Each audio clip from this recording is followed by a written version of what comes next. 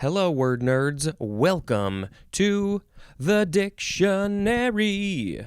It's my podcast. My name is Spencer. Let's talk about the words in this episode.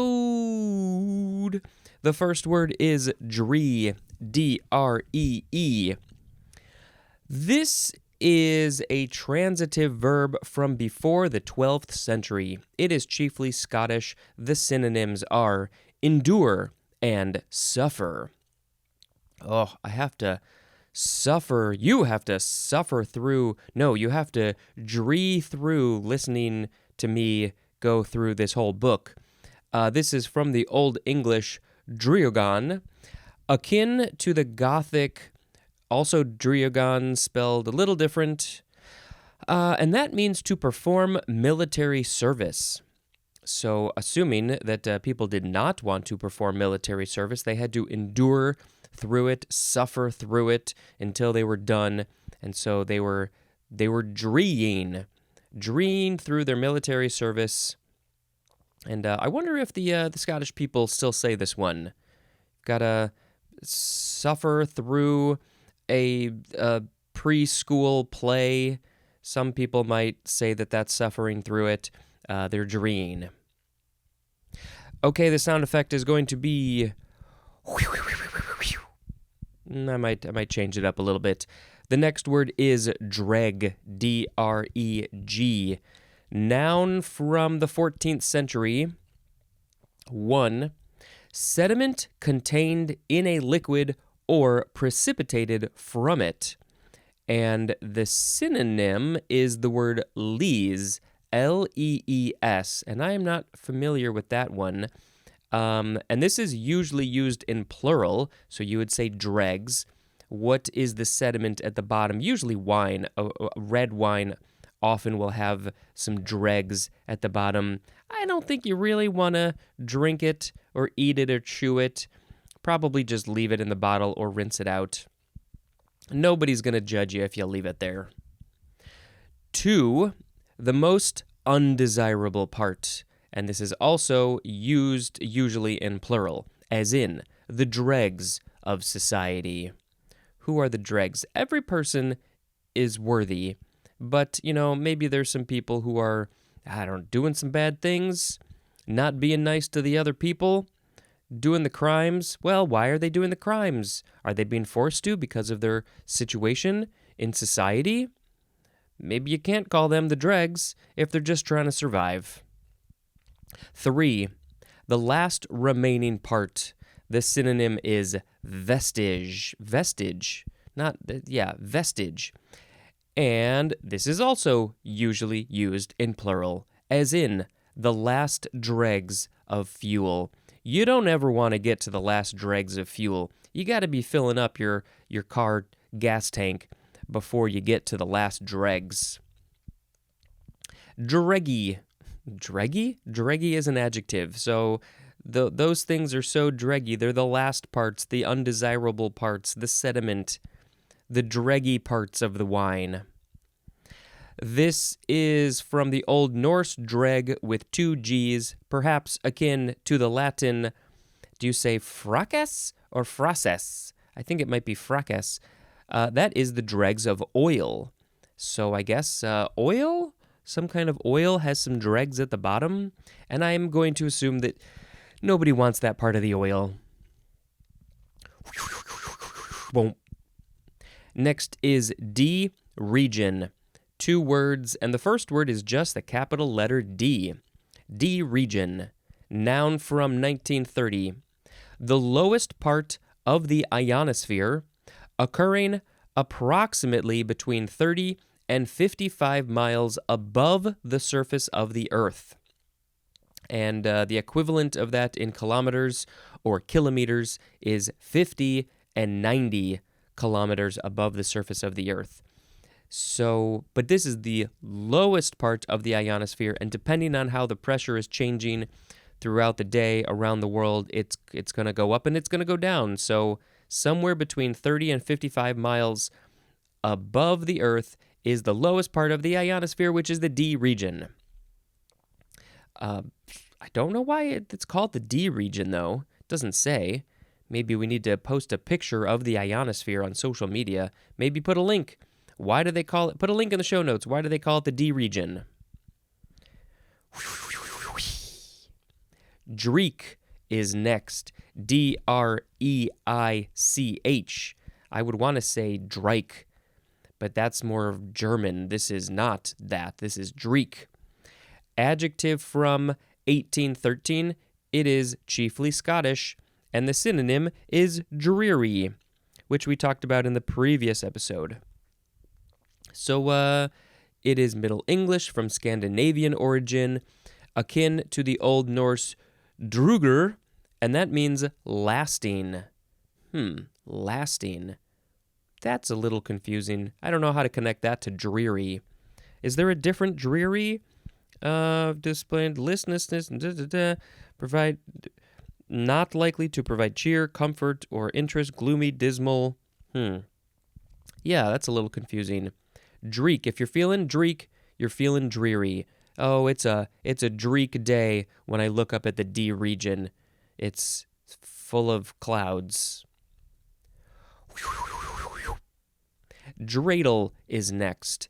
You can spell it D-R-E-I-D-E-L, or you can take out the last E, so it just goes D-L. Dreidel. Noun from 1916. 1. A four-sided toy marked with Hebrew letters and spun like a top in a game of chance. And then also number 2, a children's game of chance played especially at Hanukkah with a dreidel. So the game is dreidel, and the toy is dreidel, and there is a picture of a dreidel, which it's a top, it's got the pointy bottom and then the little dowel on the top so you can spin it. But the difference between this and a regular top is that the sides have been shaved down to be flat. So there's 4 sides, and so when the top falls, it's going to show one of those sides facing up. And the way that you play the game, I don't remember the specific exactly. I'll put a link in the show notes. But each one of the symbols means something else. So it's like, it's kind of, they say it's a game of chance. And so it's kind of like poker where you like put money into a pot in the middle. And so it's like if it falls on one side, you get the whole pot. Or if it falls on another side, you have to put in like half your money, or you take half the pot. And I don't remember the specifics, but it's something like that. I've never really played the game, but I have sure spun many, many dreidels in my life. My mom's side of the family is Jewish, and so, we did Hanukkah, we did all that stuff, and dreidels were just around. We just had them strewn all over the house.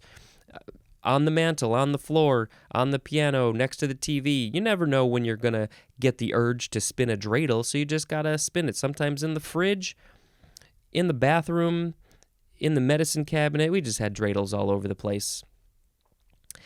This is from a Yiddish word, dreidel, spelled with a Y instead of an I, from drehen, which means to turn. That's why it's called dreidel, because it's turning and spinning. And turning and turning and turning and falling. Also, from the Middle High German drehen, from Old High German drain, and there's more at the word throw. Now, I don't. So does the Old High German and the Middle High German, did that come first, and then Yiddish spun came from German? The Middle High German? Maybe it did. I don't know. I don't know enough about Yiddish. And then Hebrew, I'm a little confused as how Hebrew and Yiddish are connected. Is Hebrew a form of Yiddish, or is Yiddish a form of Hebrew, or are they separate? What's the connection there? I don't really know enough about those. But clearly they must be related. So you throw the dreidel down, and you spin it, and you win or lose money. And usually, I think when you're playing with kids, you're playing with the gelt, the foil-wrapped chocolate coins. Man, I'll just eat those. I don't need to play no game. I'll just take the gelt, please and thank you. And yes, I mentioned there's a picture of a dreidel. It shows the flat sides. The bottom is pointy, but it's kind of curved. It's a soft point. And then it shows a couple of the Hebrew letters. It's just showing two of the sides, and I don't know what they are. One of them kind of looks like a backwards L, a very fancy backwards capital L. And the other one, it's a little harder to see. It also looks kind of like a backwards capital L, but there must be something different about it because they can't be the same. There's only 4 spots. Has anybody made like a 6-sided dreidel or an 8-sided dreidel? And then you can have more complicated ways to play the game. That should happen. And the dreidel sounds like... The next word is drench. First form, noun from before the 12th century. 1. A poisonous or medicinal drink. Specifically, a large dose of medicine mixed with liquid and put down the throat of an animal.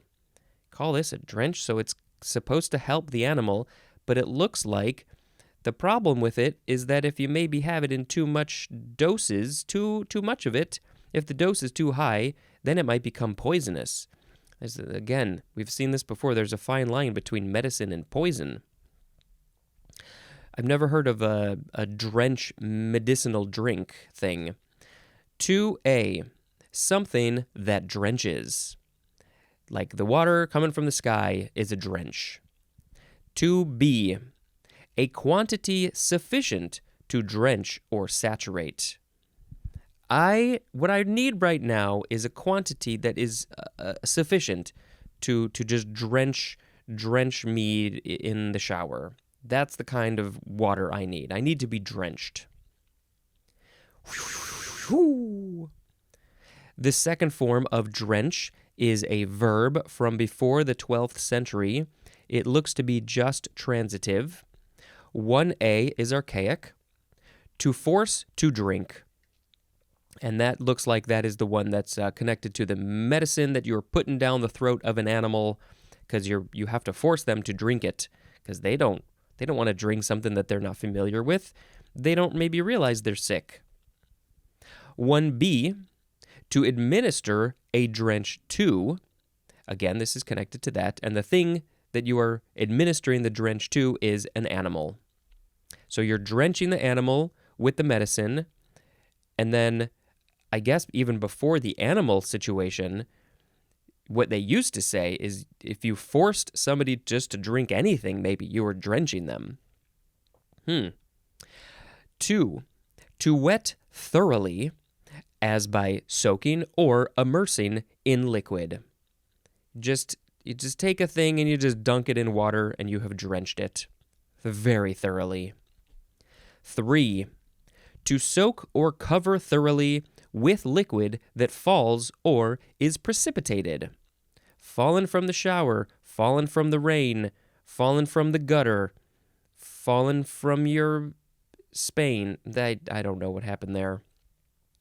Number 4, to fill or cover completely as if by soaking or precipitation, as in the quote, was drenched in furs and diamonds. And that is a quote from Richard Brautigan, or Brautigan. So I guess somebody had a whole bunch of furs and diamonds on them, and it was as if that they came from the sky. It was raining furs and diamonds. It's raining furs and diamonds, it's raining furs.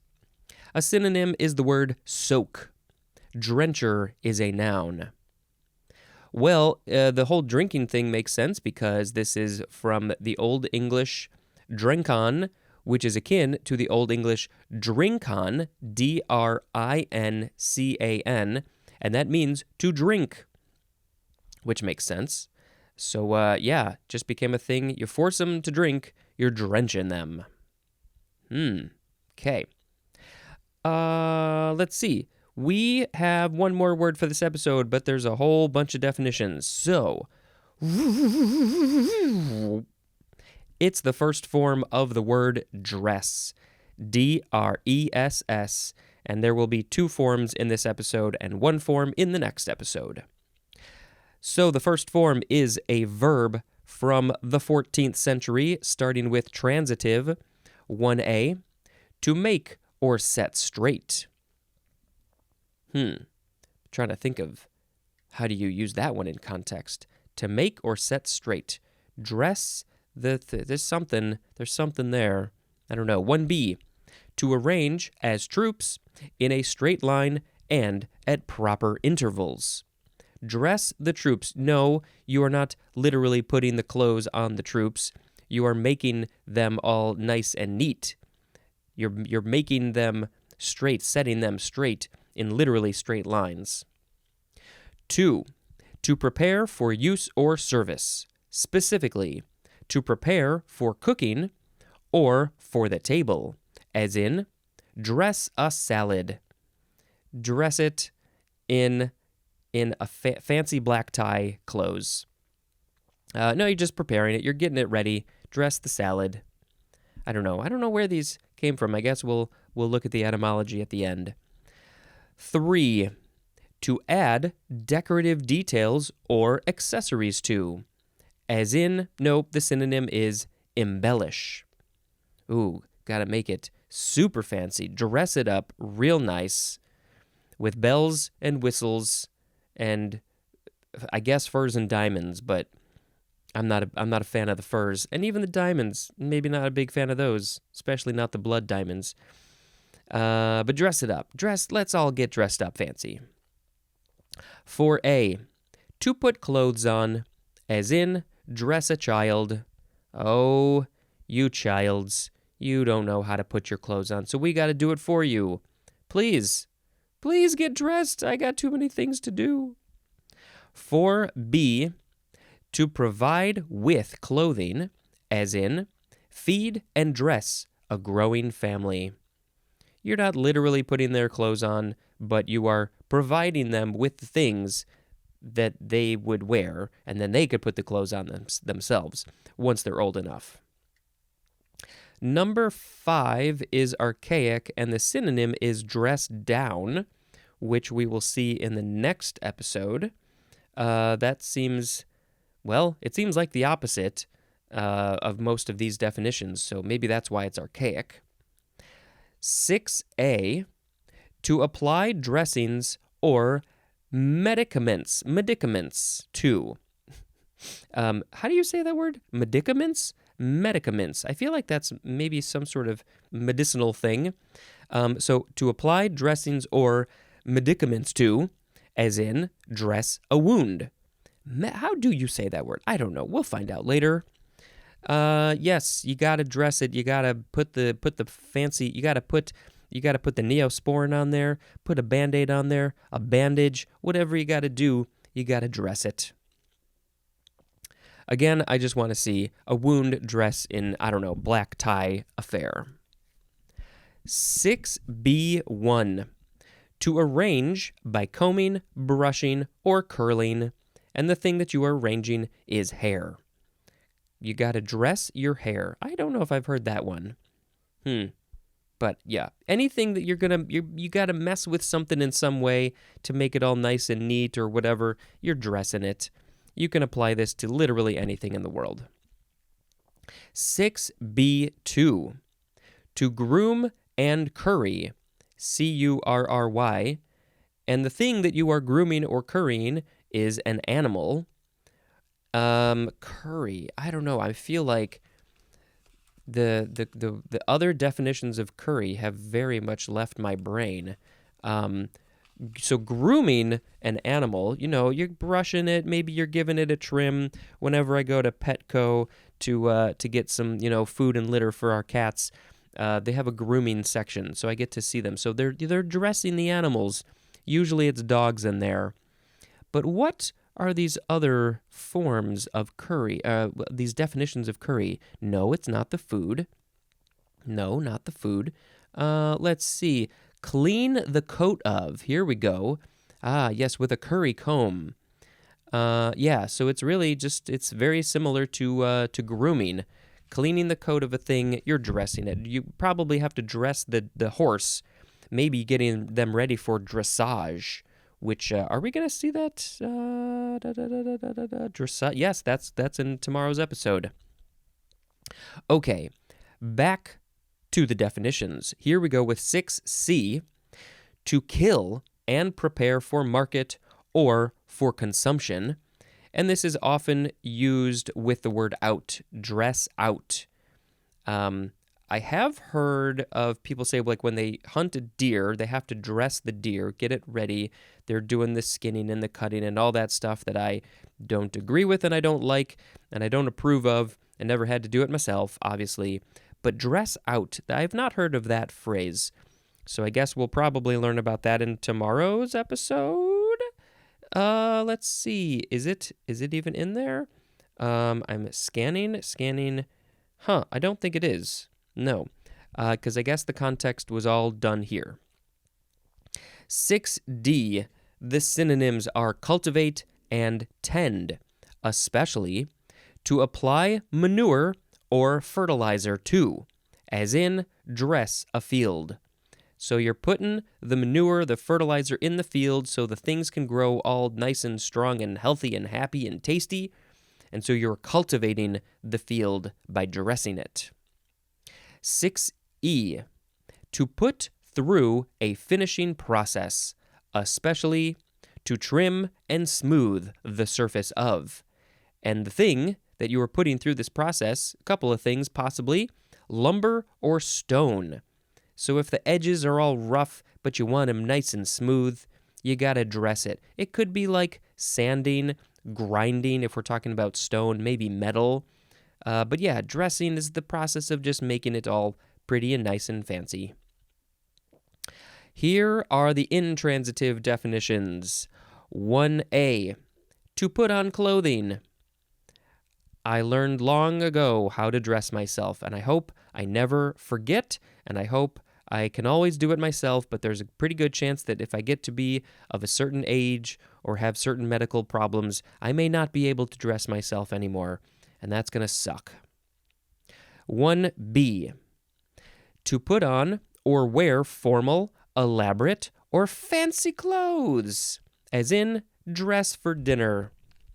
I very rarely go to a dinner where I have to dress formally, elaborately, or fancily. What is elaborate clothes? Ooh, that might be fun though. You know, let's put on some elaborate clothes just to go to dinner at a fast food restaurant. Number 2 is talking about a food animal to weigh after being dressed. And this is often used with the word out. So yeah, dress out. We talked about this before. So to weigh after being dressed. So I guess this is the dressing, I think, is when, like I said, skinning it and getting it ready, getting rid of all the blood probably. And then you have to weigh it. Why do you have to weigh it? I don't know. So you know how much meat you have. 3, to align oneself with the next soldier in a line to make the line straight. So the sergeant general guy is probably like, dress yourself. And then all the soldiers have to look at the guy in front of them, the guy or girl or woman or whoever it is, and they say they got to line themselves up with that person, and then the person behind them lines themselves up and back and back and back, and they also probably look to the left and the right, make everybody nice and straight, because we can't have messy lines in the military. Soldiers all have to be straight, because that's what they say. There is a phrase, dress ship, and this is to ornament a ship for a celebration by hoisting national ensigns at the mastheads and running a line of signal flags and pennants from bow to stern. So this is the equivalent of a black tie. You know, the ship is going through. It's being dressed. It's going to a black tie affair, but instead of wearing a fancy gown or a bow tie and a cummerbund, they're putting flags on it. Flags, all the flags, flags everywhere. Flags for the ships, ship flags. It's flag time, baby. Okay, the etymology says this is from Anglo-French, dresser, which means to direct or put right. From the Latin directus, which means direct. from the verb dirigere, which also means to direct, or it means to direct. The other word was just direct. This verb is from dis plus regere, and regere means to lead straight. And then there's more at the word right, R-I-G-H-T. So it's when everything is done rightly, correctly, perfectly, nicely, straightly, all of those things. So that's feels a little subjective, but, it evolved into putting on clothes, which in our current society is the right thing to do. That's what they say. Maybe not everybody wants to wear clothes, so for them it would be the wrong thing to do. Let's say the very last word, and first we will make a sound effect of a dreidel spinning. Why is there no dreidel here in my office? Aren't there supposed to be dreidels everywhere? Boom. I won the pot. The second form of the word dress, noun from 1606. 1. The synonyms are apparel and clothing. It's literally just the things that you put on your body, your dress. 2. An outer garment, usually consisting of a one-piece bodice and skirt. And the example of who is wearing this outer garment is, I really hope that this is not a thing that is used in future versions of this, but it says, as for a woman or girl. And no, that is unequivocally not true. I get that this is just an example. The part in parentheses is not, this is always the case of this thing that we're talking about, but why even say it? Anybody can wear a dress if they want to wear a dress. It doesn't have to be women or girls. It can be men or boys or non-gendered people. And so, yeah, just get rid of that. Please and thank you. Okay, so I guess the difference between a dress and a skirt is that the dress also has a bodice, which I think would be the part that goes over the torso. A skirt is just a thing that you wear waist down, and then the bodice is the part that is up higher above the waist, but it also has the skirty part, and it could go super short, it could go super long, could go all the way down to your toes. Number 3, covering, adornment, or appearance appropriate or peculiar to a particular time.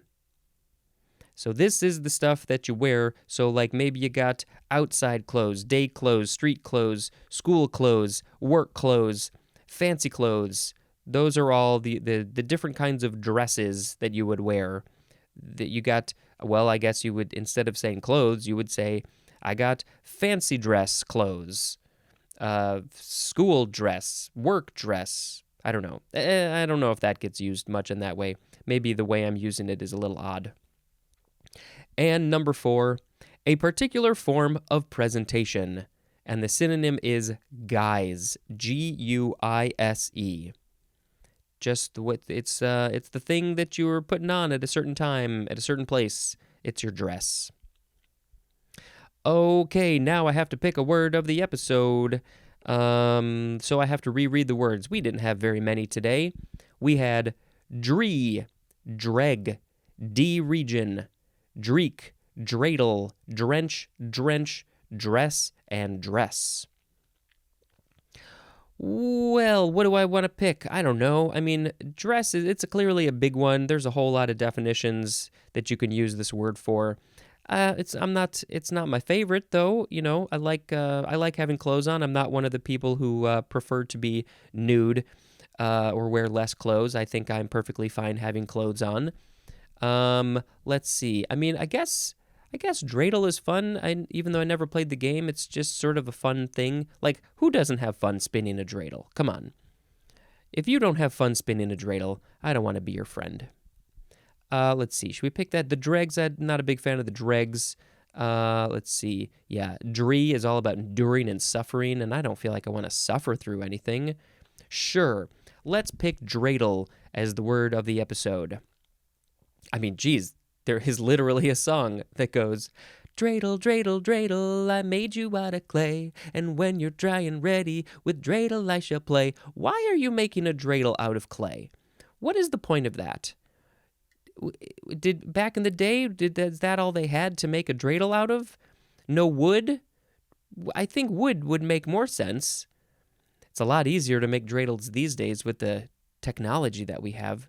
Dreidel, dreidel, dreidel. Oh, there's more to the verse. You know what? I think I might have to put I don't know if I'll be able to I'll see if I can do this. There is an old home movie of my family when we were doing Hanukkah. I think it was 84? I think it might have been 1984. I would have been 4 years old, and could have been 85. Might have been 84. Doesn't matter. And so it's a whole family is all together. And I don't know if I'm going to be able to get permission from other family members to like put this out. But anyway, it's just a super cute video of the people in the front are me, my cousin, who is 6 months younger than me, and my mom. And I think my mom was like, does anybody know any Hanukkah songs? And my cousin goes, I do. And we start singing dreidel. And it's just the cutest little thing you've ever seen. Maybe someday you'll get to see it. You know any Hanukkah songs? I do. What? Let's hear them. Which song should we sing? I could do a dreidel song. All right, let's sing dreidel. Let's hear dreidel. Oh, no, I was singing. All right, go ahead. Oh, dreidel, dreidel, I made it out of clay. When it's ready, I will teach you how to play. Oh, dreidel, dreidel, dreidel, I made it out of clay. And when it's dry and ready, oh, dreidel, I will play. Oh. Dreidel, dreidel, I made you out of clay. And when you're dry and ready, with dreidel I shall play.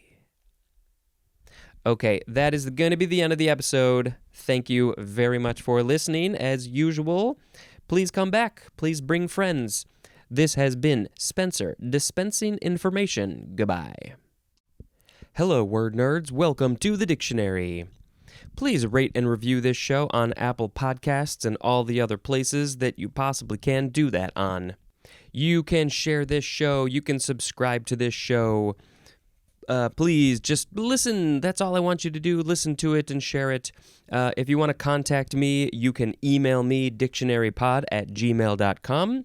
If you have come up with a joke for any word that starts with E through Z, the majority of the alphabet, go ahead and email me the joke, and then when I get to that word, assuming it's in the book, I will go ahead and read your joke. And if you want me to credit you or not, tell me which way I should do that. Let's see. Twitter, Instagram, you can follow this show at dictionarypod. I post pictures. I try to do at least one a day. I'm pretty behind on my posts there. Let's see. My personal is at Speedjampar, and if you want to see short little videos, TikTok videos, you can go to TikTok at Speedjampar, and they're all so far currently dictionary related, and they're less than 60 seconds, and I put a silly filter on my face. If you want to buy merchandise for this show, if you are just such a big lover of this show, then you can buy some merchandise at the TeePublic link in the show notes. And if you want to also, if you enjoy the show so much, you can join the Patreon for as little as $1 a month. You will get early episodes. Let's see, anything else? I think that's fine. Oh, there's a Google Voice number. You can call it and leave a message, 917-727-5757. All right, we have to talk about all of these dress words. We have, let's see, there's one more dress word in the next episode, but the majority of them are going to be right here in this very episode. So the first one is the third form of the word dress. Adjective from 1767, 1, suitable for a formal occasion, as in dress clothes, also as in dress shoes. I'm not sure why they had to give us both of those examples. I think dress shoes are part of dress clothes. I really don't wear clothes like this very often. Every now and then, if I'm feeling fancy, maybe I'll just throw on some dress clothes and dress shoes as I'm sitting down to watch some TV or movie shows. But yeah, no, I'm usually in my my shabby chic clothes. Number 2, requiring or permitting formal dress, as in a dress affair. Ooh, that affair is so formal. Yeah, I don't think I've ever heard of it, a dress affair. Maybe I've heard a dressy affair? Dress? Dress? It just sounds a little weird to me, but that's just me. A dressy affair, gotta put on my button shirt, tuck in my shirt into my pants, my dress pants, put on some dress socks below my dress shoes. What are those things called? Shoes? Maybe some shiny shoes, some fancy shoes, not my blah blah shoes. Maybe even I gotta put on a jacket and a tie. 3, relating to or used for a dress, as in dress material. Yes, literally the material that you will use to make a dress. Okay, I think this sound effect, I always like to do something that's semi-connected to a word in the episode if I can come up with something. And of course, the sound effect is telling me and you that that word is done, and here comes the next word. So I'm going to do a sound effect that is kind of, sort of, an audio example of what this next word sounds like in my head. I don't know if any of that is English. Okay, so the sound effect is going to be ba-doop, ba-doop, ba-doop, ba-doop. And the next word is dressage. You can say dressage or dree, kind of dressage. It's close enough. Dressage. D-R-E-S-S-A-G-E. Yeah, so what I was trying to say was the sound effect is sort of how I think of the sound that's making when the horses do the dressage, which is a noun from 1936. The execution by a trained horse of precision movements in response to barely perceptible signals from its rider. This is French from dresser, which means to train or drill. So there's a ton of training that has to go into getting the horse to learn what to do, how to do the things that the person wants them to do. I'm sure they go through lots of drills. So it's dresser, which became dressage, which just sounds so fancy. Maybe the dressage horses are wearing dressage clothes and dressage shoes. No, dress clothes? Which would it be? 1936. They've been doing this since 1936. I didn't learn about this until, God, I think probably most of America learned about it. Was it the Colbert Show? Was it the Daily Show? I think it was one of those shows that talked about it. I had never heard of it, and I've seen videos, and the sound that comes from the videos in my brain, if you turn it off, is ba-doop, ba-doop, ba-doop, ba-doop. Dress circle is next. 2 words, noun from 1822. The first or lowest curved tier of seats above the main floor in a theater or opera house. Okay, so is this there's the main floor, and then I guess this would be in a balcony. Right now, they don't call it the balcony, I guess. They call it the dress circle. The first or lowest curved tier of seats above the main floor. So yeah, there's a balcony, and then the first one is called the dress circle. Now, I don't know why either of those words are being used. Maybe dress is being used because maybe you got to be in your dress clothes if you want to be in the dress circle, because the actors are going to see you possibly, and they want to make sure that you look nice for the actors.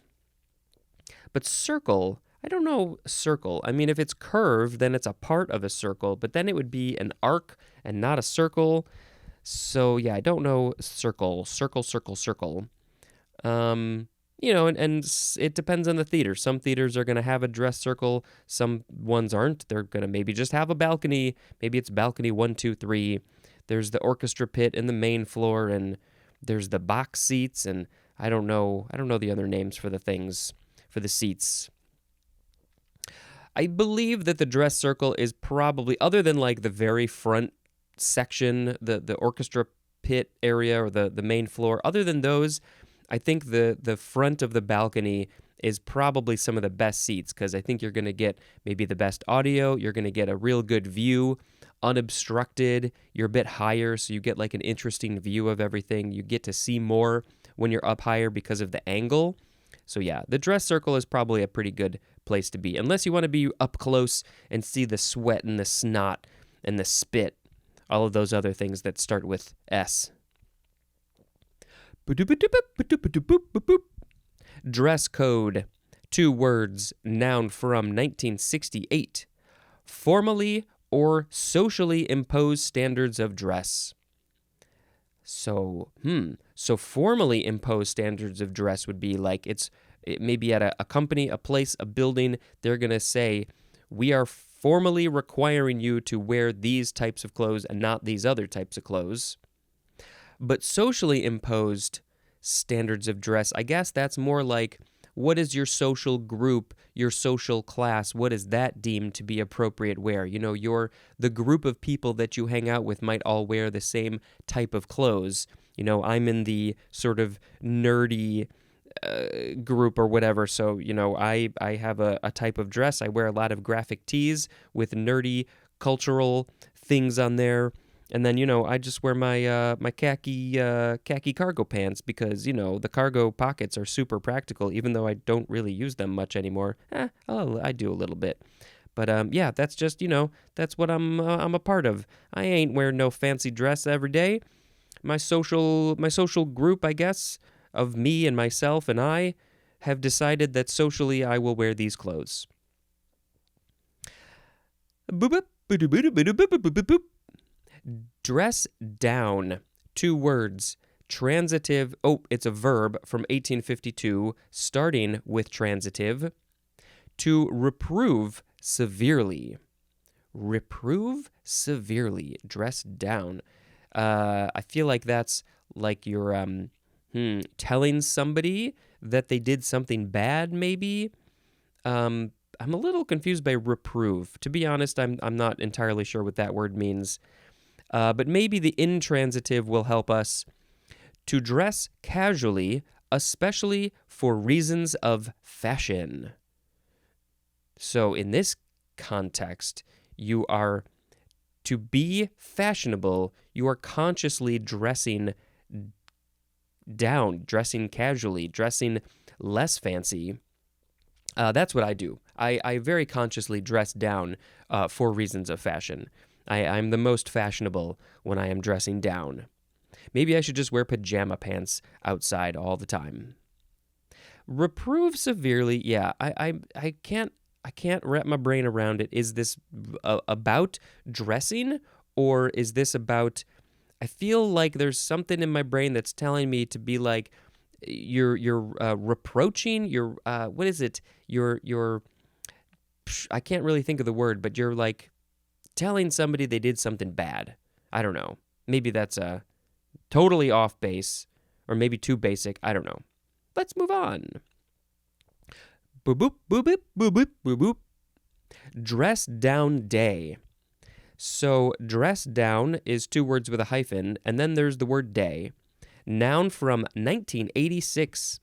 A day during which employees are allowed to wear casual attire at work.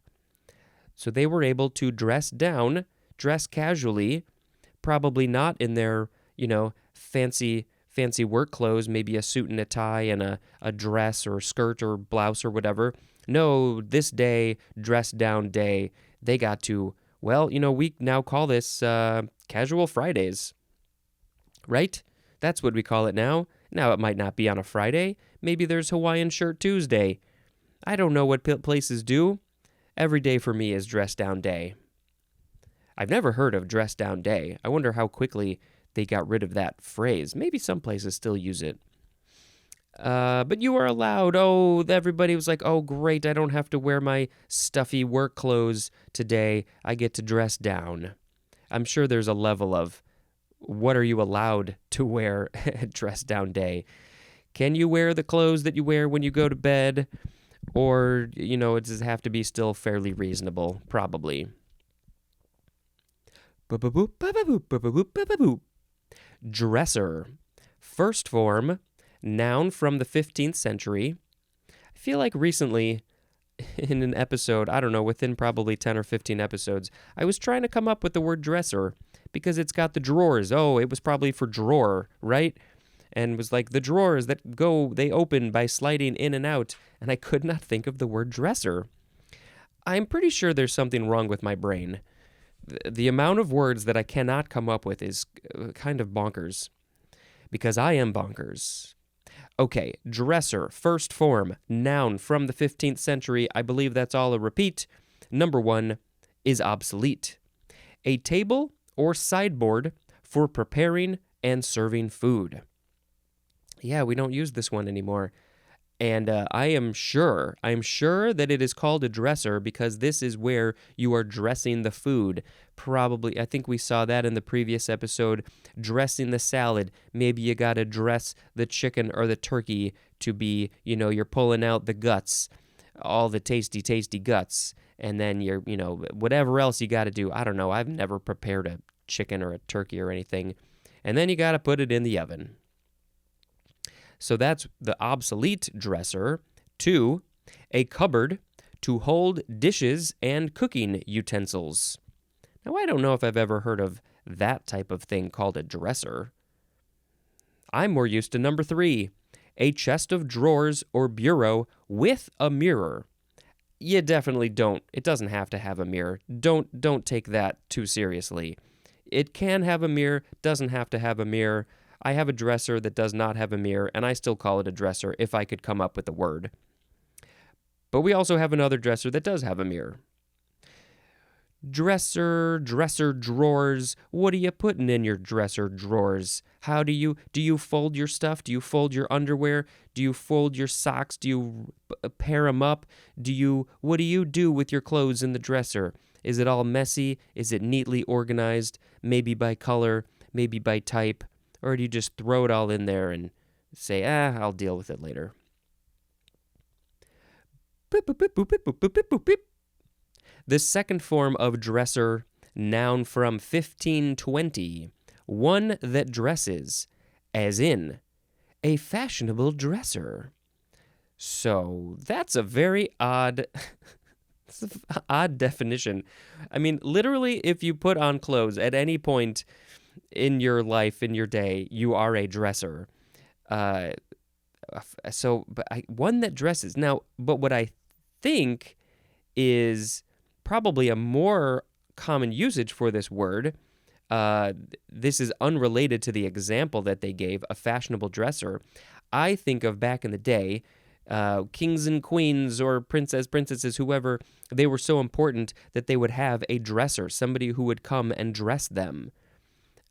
Because that's one who dresses. They're putting on the clothes on another person because they can't do it themselves. Now, granted, some of those clothes were pretty hard to put on properly by yourself, so you did need some assistance. But then the example, a fashionable dresser, I mean, yes, people say that, but it's like anybody's a dresser, fashionable or not. Boop, boop, boop, beep, boop, boop, boop. Dresser set. 2 words, noun from circa 1934. A set of toilet articles, including hairbrush, comb, and mirror, for use at a dresser or dressing table. So this, I think, is a set of toilet articles. So these are the types of things that you would have when you're sitting at the type of dresser that is probably usually for a lady. We're going to just say that as a generalization. It's got a chair, a little table. You see these in movies and TV shows all the time. They got a few drawers on the left and the right side, and then a big ol' mirror, maybe an oval, maybe a circle, whatever it is. It's probably a little fancy. And, this is the type of dresser that you do have a mirror. But I don't know if this thing where you can sit down and do this, is that still called a dresser, or does that have another name? But that's not what we're talking about. We're talking about the things that you use at the dresser to get yourself all fancy and done up and ready to go for the day. Hairbrush, comb, mirror, or maybe, it's the end of the day and you're getting rid of all of the makeup or whatever. You're putting your hair up so you can sleep in it. Those are the things. That's the dresser set.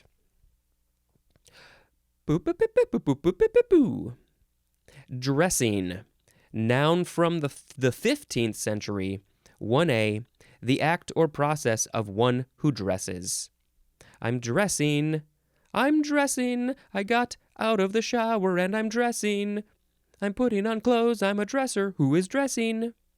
1b. An instance of such act or process. It is a dressing when you are dressing. 2a. A sauce for adding to a dish as a salad. You can't eat a salad without a dressing. I mean, what's going on if you're not putting a dressing on? I know that you're supposed to not use that much dressing, but I like the flavor so much. I like flavors and tastes. And so I like a lot of dressing. I'm sorry, that's just me. I pour on probably too much. But that's how I roll. I like a lot of dressing. I like my salad and my veggies to be just utterly drenched in dressing. You gotta drench the salad in dressing.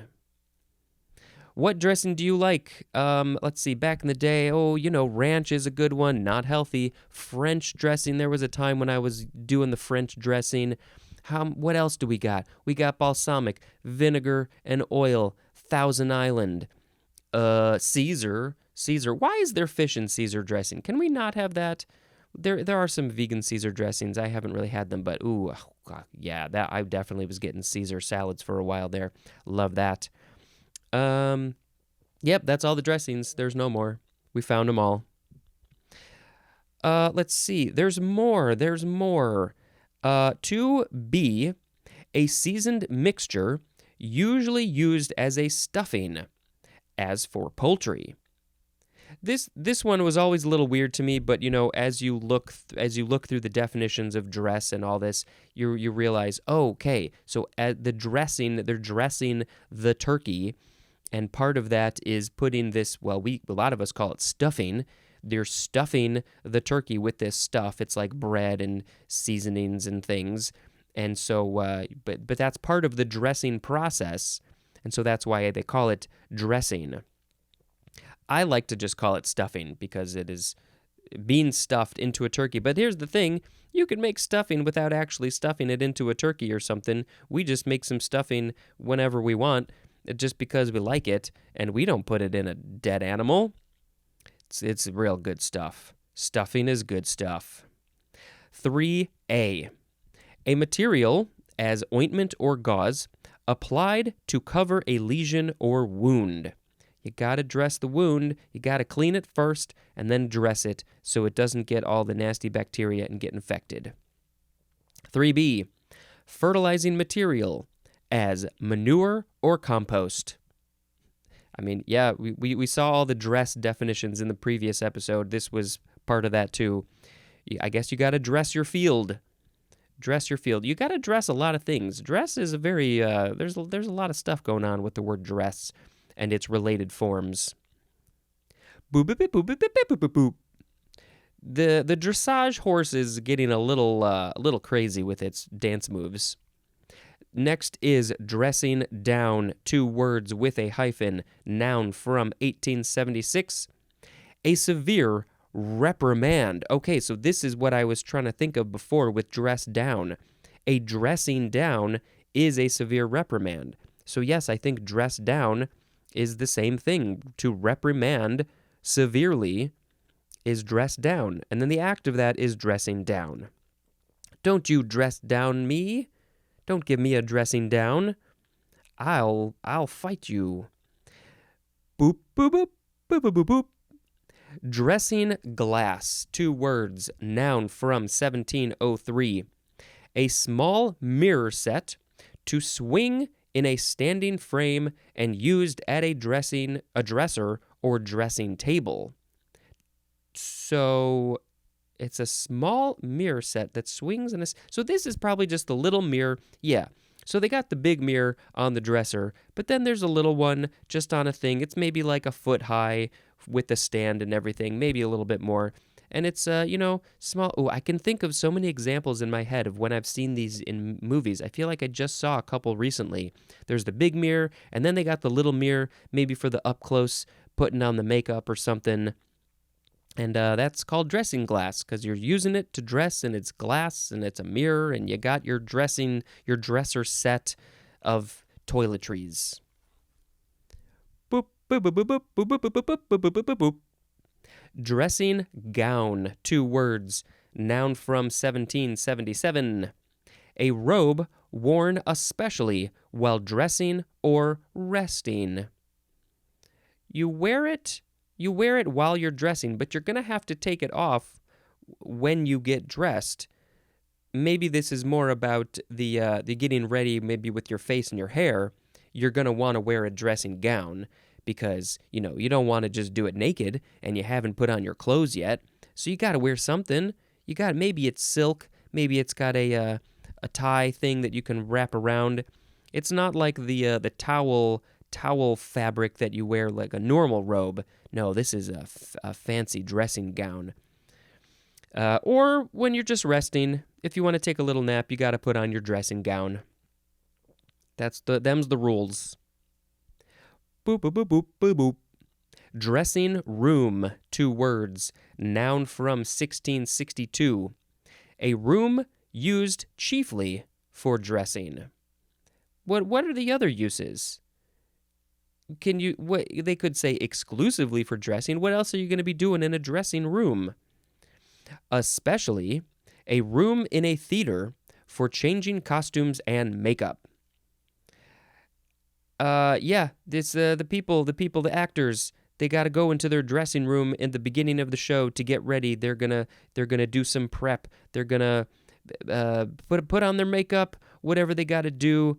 Maybe do some meditating, run through their lines. It's a very important place for them. I've never had one of those. I mean, I guess I did do a high school show where there was a dressing room, but it was not like for individual people. It was just a bunch of people putting on their clothes and makeup. It was a big room. The dressing room that I think of is when you got to go to the clothes store, which I try to do very infrequently, and you don't know if the clothes are going to fit, so you got to go into the dressing room.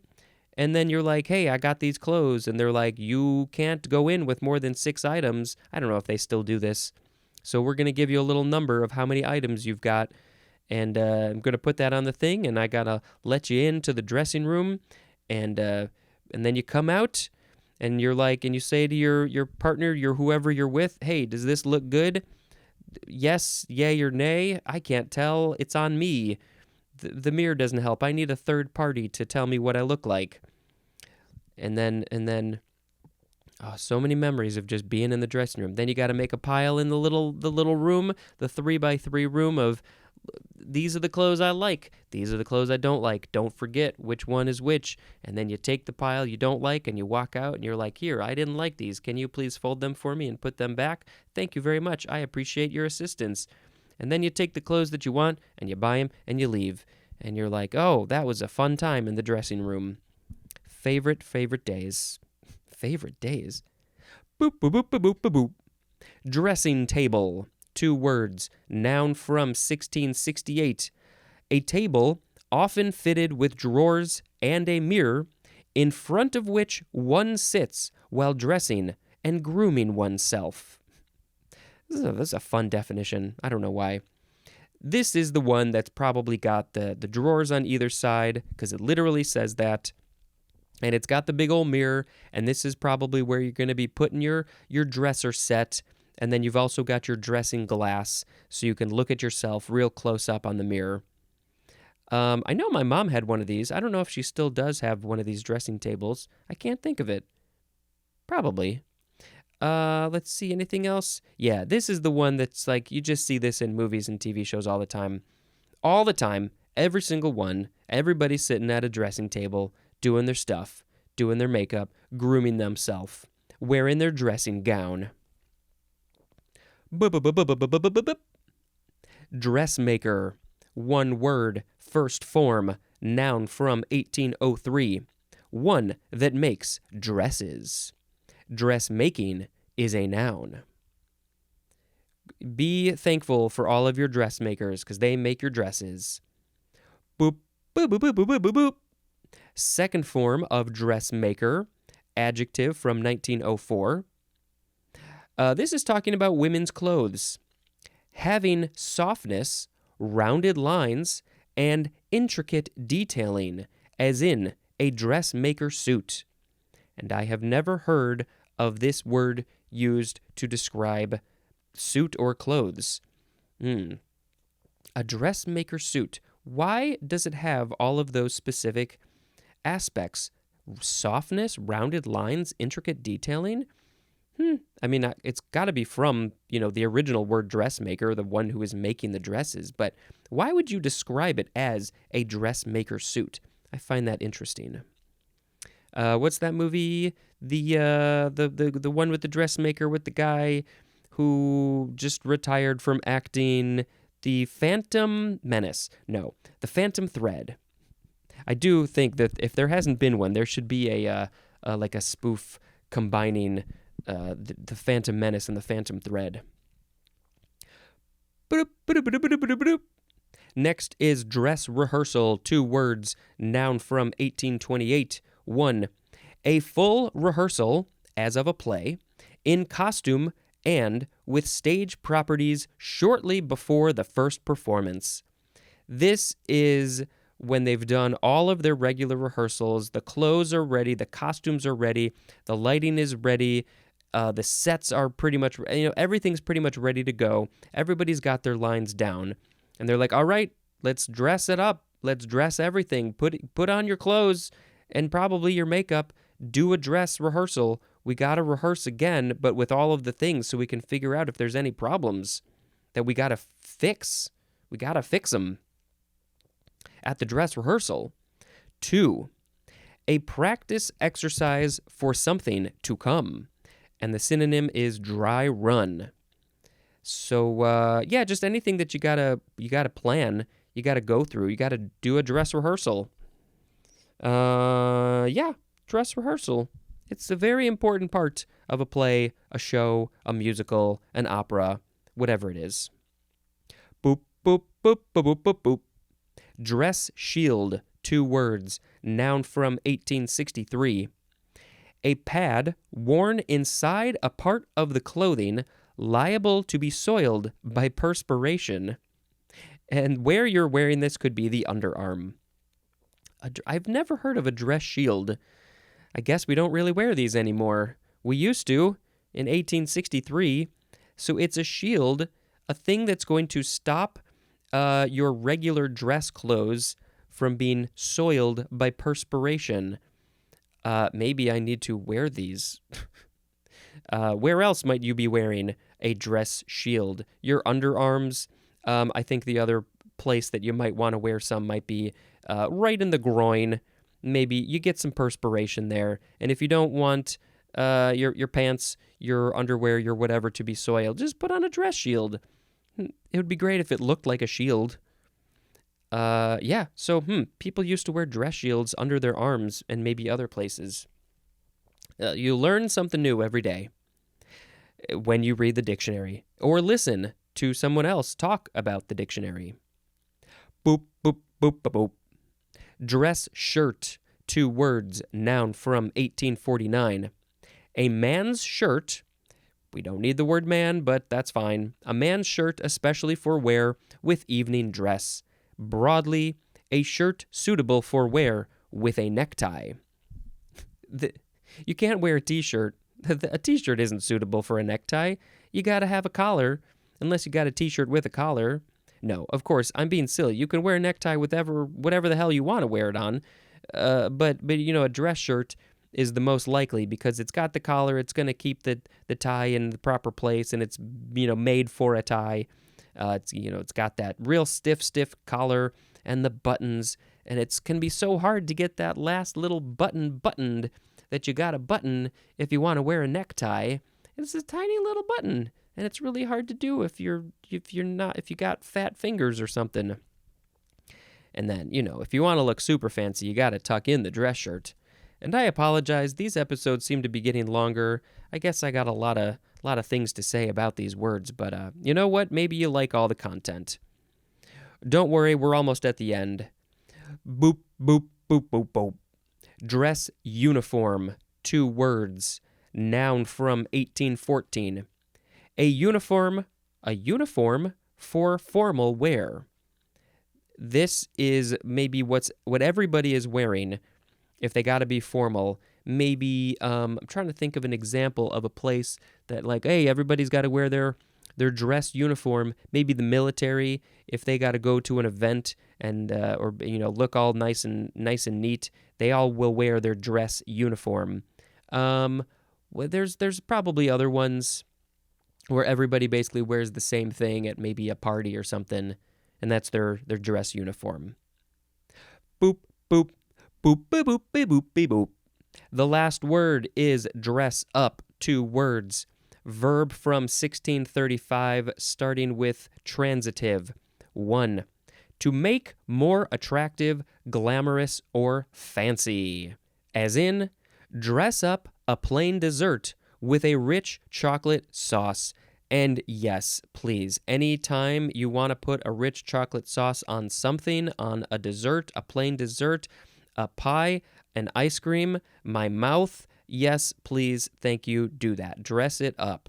Make it more attractive, glamorous, or fancy.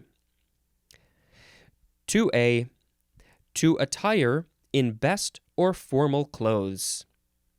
This is pretty similar to the previous one, but I guess the first one is not literally about clothes. It can be, but not necessarily. It's just anything to make it fancier is dressing up, and clothes are often the way to do that. I probably need to dress up more. 2B, to attire in clothes suited to a particular role. So this is not about the best or formal clothes. This is about, a specific thing. Dress for the role you want. Dress for the job you want.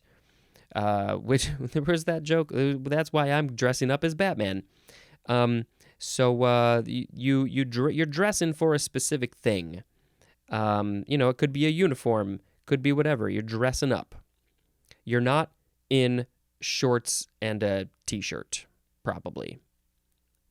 3, to present in the most attractive or impressive light, as in a fiasco dressed up as a triumph. Oh, well, yes, that's finding the positive. That's seeing the silver lining. Oh, it was a fiasco, but you know what? We're gonna talk it up so good. Oh, and it wasn't a fiasco. Everything went swimmingly. It was wonderful. We're dressing this up as a triumph. We're trying to find all of the attractive things, the impressive things, and just talk those up and dress it up. The intransitive verb definition is to get dressed up. That's it. All right. So many things to say. I just did all of that. Now I have to pick a word of the episode. We had today dress, dressage, dress circle, dress code, dress down day, dresser, dresser, dresser set, dressing, dressing down, dressing glass, dressing gown, dressing room, dressing table, dressmaker, dressmaker, dress rehearsal, dress shield, dress shirt, dress uniform, and dress up. This is hard. Let's see. Well, I'm leaning towards... What am I leaning towards? Dress rehearsal or dressing. Like a salad dressing. It's a very important part of food, the salad dressing. I don't know, but the dress rehearsal, even though I don't really have a lot of experience with this, for people who do shows, this is a very big time. They've gone through all of the rehearsals. There's a lot of work that goes in to making a show, and the dress rehearsal is like the end of all of that before the actual show begins, where you're going to have a live audience. So yeah, let's just pick dress rehearsal. It's time for the dress rehearsal. We've been working so hard every day. Rehearsing, building sets, making costumes. Now let's put it all together in the dress rehearsal. The show's coming up, but first we gotta do a dress rehearsal. All right, that is going to be the end of this episode. This has got to be one of the longest episodes I've ever done by myself. I gotta go do some stuff.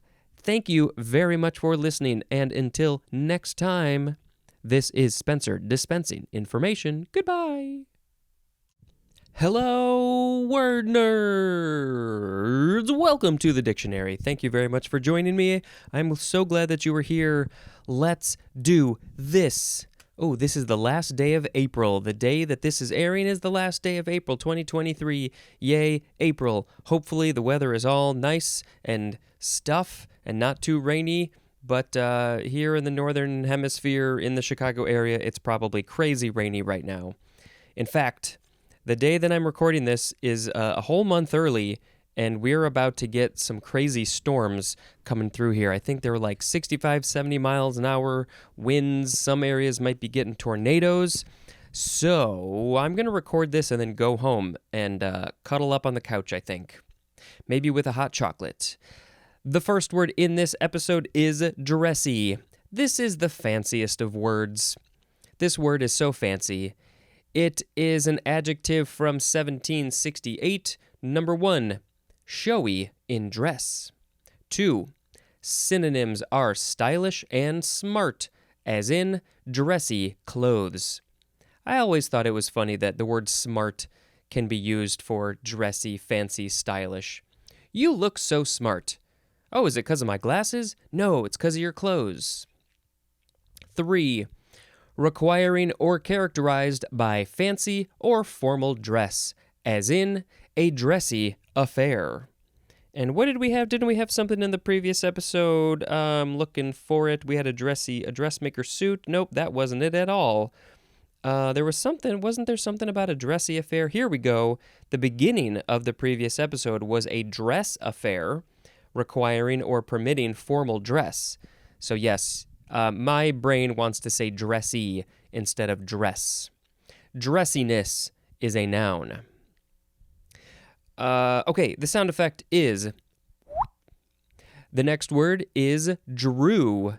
D-R-E-W, and this is the last of the D-R-E words. It's the past form of draw. That's it. Nope, that was bad. Next is DRG, all caps. Noun from 1980. Okay, so it's a long definition. It is any of the payment... You know what? I'm going to do something different. I'm going to read the last part first because I think that might help us have some context. This is called also diagnosis-related group. DRG is diagnosis-related group. So keep that in mind, Spencer and everybody else, as we are reading the definition. I probably won't be able to keep it in mind because I have to read and pay attention to the definition, but I'll try. Diagnosis-related group. So this is any of the payment categories that are used to classify patients, and especially Medicare patients, for the purpose of reimbursing hospitals for each case in a given category with a fixed fee regardless of the actual costs incurred. Something about money and insurance, right? These are categories. These are groups, diagnosis-related group or groups. So they are used to put patients in different categories, these different groups, typically Medicare patients, and so then they use that to figure out how to reimburse the hospitals based on the different categories, because different medical needs might have different finances in relation to that. So that's that. Sharon actually works sort of in this world, and so if she has additional information or if she knows anything, maybe I'll add some more stuff later or possibly just in the show notes. Also, it just might not be a bad idea for me to put a link in the show notes anyway. But, you know, is this a thing? This is from 1980. It's over 40 years ago. So is this a thing that we still Use? I would assume so, but I'm not sure. Drib is next. We went from DRE to DRG, and now we are on DRI, which will go for a while. Drib, noun from 1709. A small amount, and this is usually used in the phrase dribs and drabs. What are drabs? Did we have drabs? We must have had drabs. I don't remember anything that I read, because why would I? Drab, well, there's a lot of prostitution stuff written here. Let's see. No, wait, there's 5 forms of drab. Yes, here, a small amount, a drab. I vaguely remember this. And yes, also used in the phrase dribs and drabs. Dribs and drabs. So they're just, what's the difference between a drib and a drab? They're both small amounts. That's it. Can we just do dribs or just do drabs? Can we do drobs or drubs or drebs? Let's do all the vowels.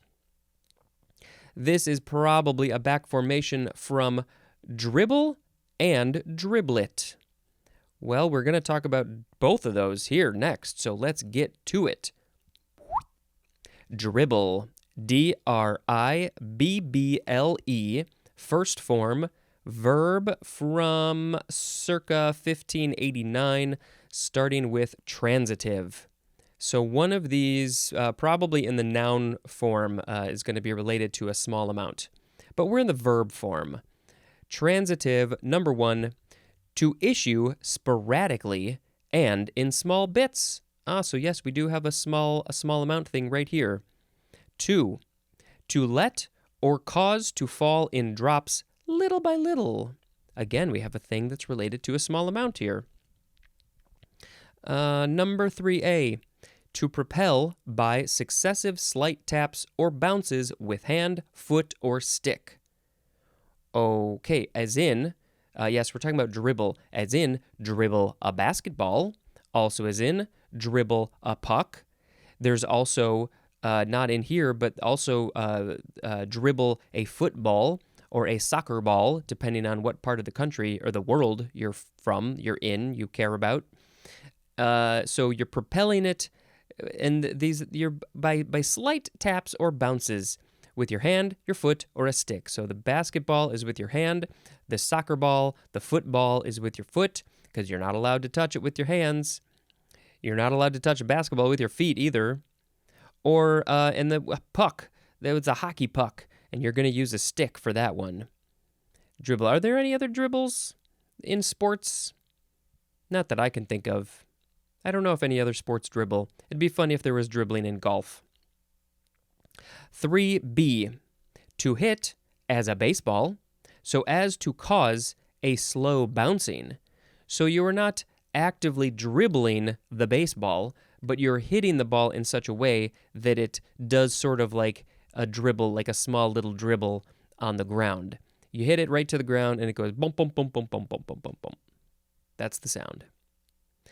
Intransitive verb, number 1, to fall or flow in drops or in a thin, intermittent stream. And the synonym is trickle. Like maybe your sink is broken and it is dribbling from its mouth. Number 2, to let saliva trickle from the corner of the mouth. And the synonym is drool. Drooling, dribbling. I did actually have to do this in a show. I was only in a few high school plays, but one of them, I played a person in a mental institution with a straitjacket on, and at one point there were like 3 of us, I think. We all had to dribble from our mouths. That was one of the funnest things I ever had to do. Number 3, to come or issue in piecemeal or desultory fashion. Dribble. So it's, just things that are coming in piece by piece, little by little. Dribble here and there. 4a, to dribble a ball or puck. Now, let's see. The transitive was to propel by successive, but isn't that the same? I feel like the intransitive and the transitive are the same thing. To dribble a ball or puck, I mean, you're using the word in the definition, which I hate. Wouldn't it be like the ball or puck is being dribbled? To be dribbled. I feel like that's what the intransitive should say. To be dribbled by a human because you're a ball or a puck. Be a ball. Okay, for B, to proceed by dribbling. And 4C is talking about a ball. To move with short bounces. Look at me, I'm a ball. I'm proceeding by short bounces. Woo, woo, woo. If a basketball could talk, they might say something like that. This is from drib, which means to dribble. But then drib also said it's from dribble. But does back formation mean that it's the first one that went to the other one? I don't know. Something about, dribs and dribbling, because it's all about a little thing. So yeah, there was lots of things about small bits, piecemeal, little by little, and then a dribble for like a ball, it's bouncing usually in like small little bits. That's why it's a dribble. Dribbler is a noun. The second form of dribble is a noun from circa 1680. Number 1, a tiny or insignificant bit or quantity, and you can just shorten it to drib. 2, a small trickling stream or flow is a dribble. 3, an act, instance, or manner of dribbling a ball or puck. So the actual dribbling is a dribble. You're dribbling the dribble. Dribbly is an adjective. And I really hoped that we would see something about like the saliva coming out of your mouth is a dribble, but they didn't put that in here. I really think that's the most important one. Let's see. Sound effect, I'm going to flick my mouth this time, my cheek. It's worse. Well, how is it worse? It's been a while. The next word is driblet. Noun from 1617. 1, a trifling or small sum or part. It's just not that big. It's not that important. It's like, it's just a little part. It's a driblet. A driblet is dripping from my mouth. 2, a drop of liquid is a driblet. A droplet and driblet. I didn't really think that driblet was a word, but I guess it is. So, just a drop of liquid is a driblet. I can't make the sound anymore. Close enough. Dried up is next. Let's see. You can emphasize either syllable. Dried up is 2 words with a hyphen. Adjective from 1821. Being wizened and shriveled, or wizened and shriveled. It's like your fingers in the tub, your fingers and toes get all dried up, get all shriveled. I mean, I guess they're not technically dry because they're totally saturated with water. Raisins, prunes, they're all dried up. The moisture has been taken away from them, but then they're very smart and wizened, like an old person. An old person is all dried up. Hopefully I won't be all dried up when I'm old. I'm going to stay hydrated, stay active, hopefully not have very many wrinkles. The next word is dryer, D-R-I-E-R, first form. It's the comparative of the word dry. I don't know, why would they put these in here? So dry, something's dry. What's more dry than dry? It's drier. And yes, we're going to see the third form here. This is the first time I think I've seen these things in here. The comparative, the next one's called the superlative. I wonder why they put those in here. Interesting. The second form of dryer could be spelled with an I or a Y. Noun from 1528. 1, something that extracts or absorbs moisture. It's pulling the moisture out, or it's taking the moisture from something else. It's a dryer. Now this is not the machine. I didn't know that things that pull the liquid out is called a dryer because it's making something else drier, but it's making itself wetter. So that's a weird name. 2, a substance that accelerates drying, as of oils, paints, and printing inks. It accelerates. You need a dryer to speed up the drying, maybe like a fan. Number 3 is usually spelled with a Y, and it is a device for drying, just drying anything, usually clothes. Driest is next, and this is the superlative of the word dry. Dry, drier, driest. And how did I do this? Oh my God, I really screwed this up. My sound effect was based on the word drip, but we're not going to see the word drip for 2 more episodes, right? 1, 2, and maybe I guess I read the word drib, and I thought it was drip. Well, anyway, it's a sound effect. It doesn't need to be connected every time. All right, here is the last word. It's drift. D-R-I-F-T, first form, noun from the 14th century, and there are a lot of definitions. Okay, so I'm just going to try and get through this quick. Number 1A for drift, the act of driving something along. 1B, the flow or the velocity of the current of a river or ocean stream. Where is it going? The speed of it, that's the drift. 2, something driven, propelled, or urged along or drawn together in a clump by or as if by a natural agency. As 2A, wind-driven snow, rain, cloud, dust, or smoke, usually at or near the ground surface. All the snow has piled up on the side of the road. It's a drift. 2B1, a mass of matter, as sand, deposited together by or as if by wind or water.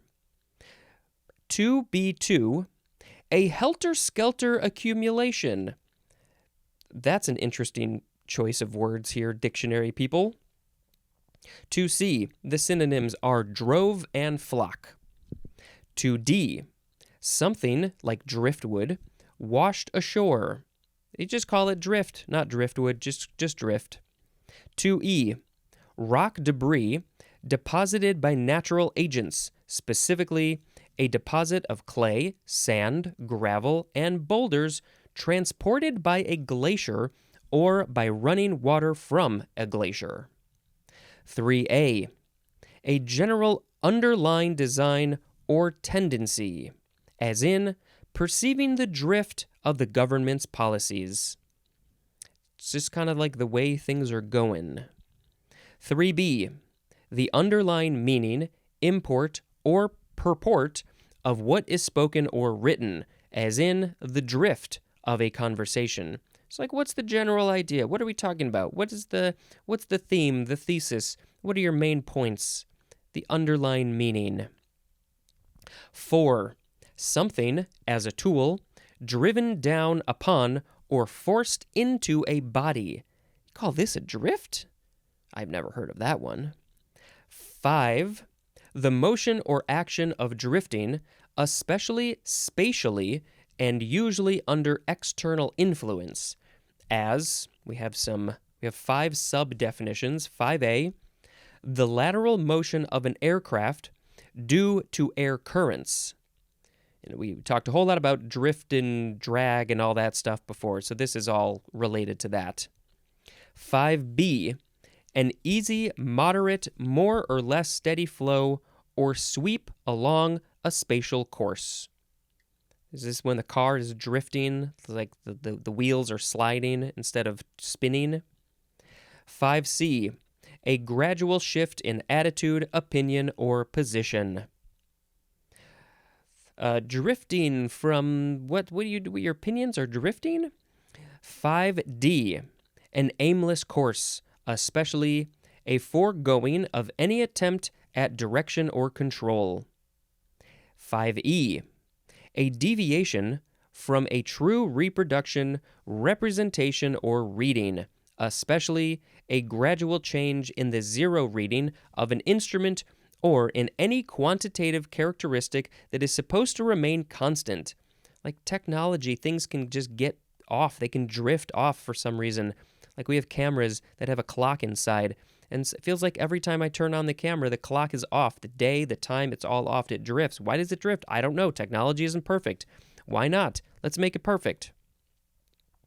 6A. A nearly horizontal mine passageway driven on or parallel to the course of a vein or rock stratum. 6B. A small crosscut, I read that as croissant first, a small crosscut in a mine connecting two larger tunnels. And now I want a croissant. 7A. An assumed trend toward a general change in the structure of a language over a period of time. And,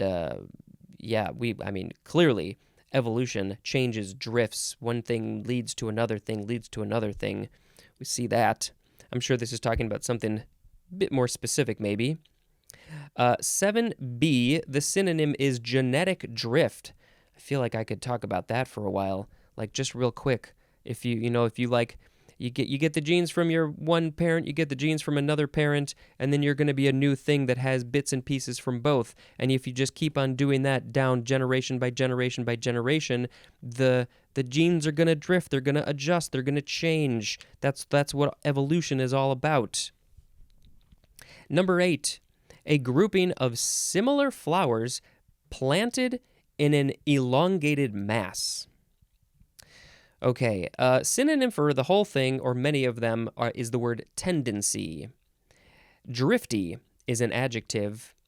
This is from the Old English dreifan, which means to drive. Like, let's go over there, let's drift the conversation in that way, let's steer it over there. That's the whole thing, that's all of it.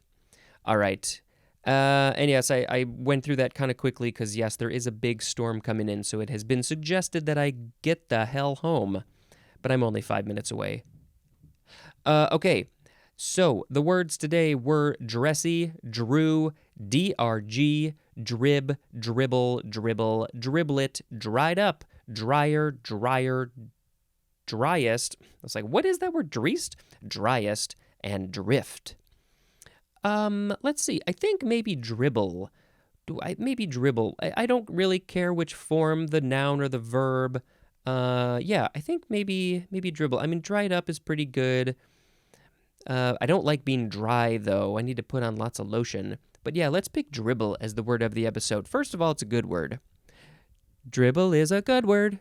Dribble is a good word. Dribble the ball. Dribble the ball. Dribble, dribble, dribble, dribble, dribble, dribble the ball. That's fine. That's all I got to say. This has been... Thank you for listening. I need to say that every time. Thank you very much for listening. I appreciate it. Please send more people my way and write a review. This has been Spencer dispensing information. Goodbye. Hello, word nerds. Welcome to the dictionary. My name is Spencer, and I am reading you the dictionary. It's just like little story time. All right, the first story in this episode is the word drift, D-R-I-F-T. This is the second form because, of course, the first form was in the previous episode. This one is a verb from circa 1600, and we are starting with intransitive.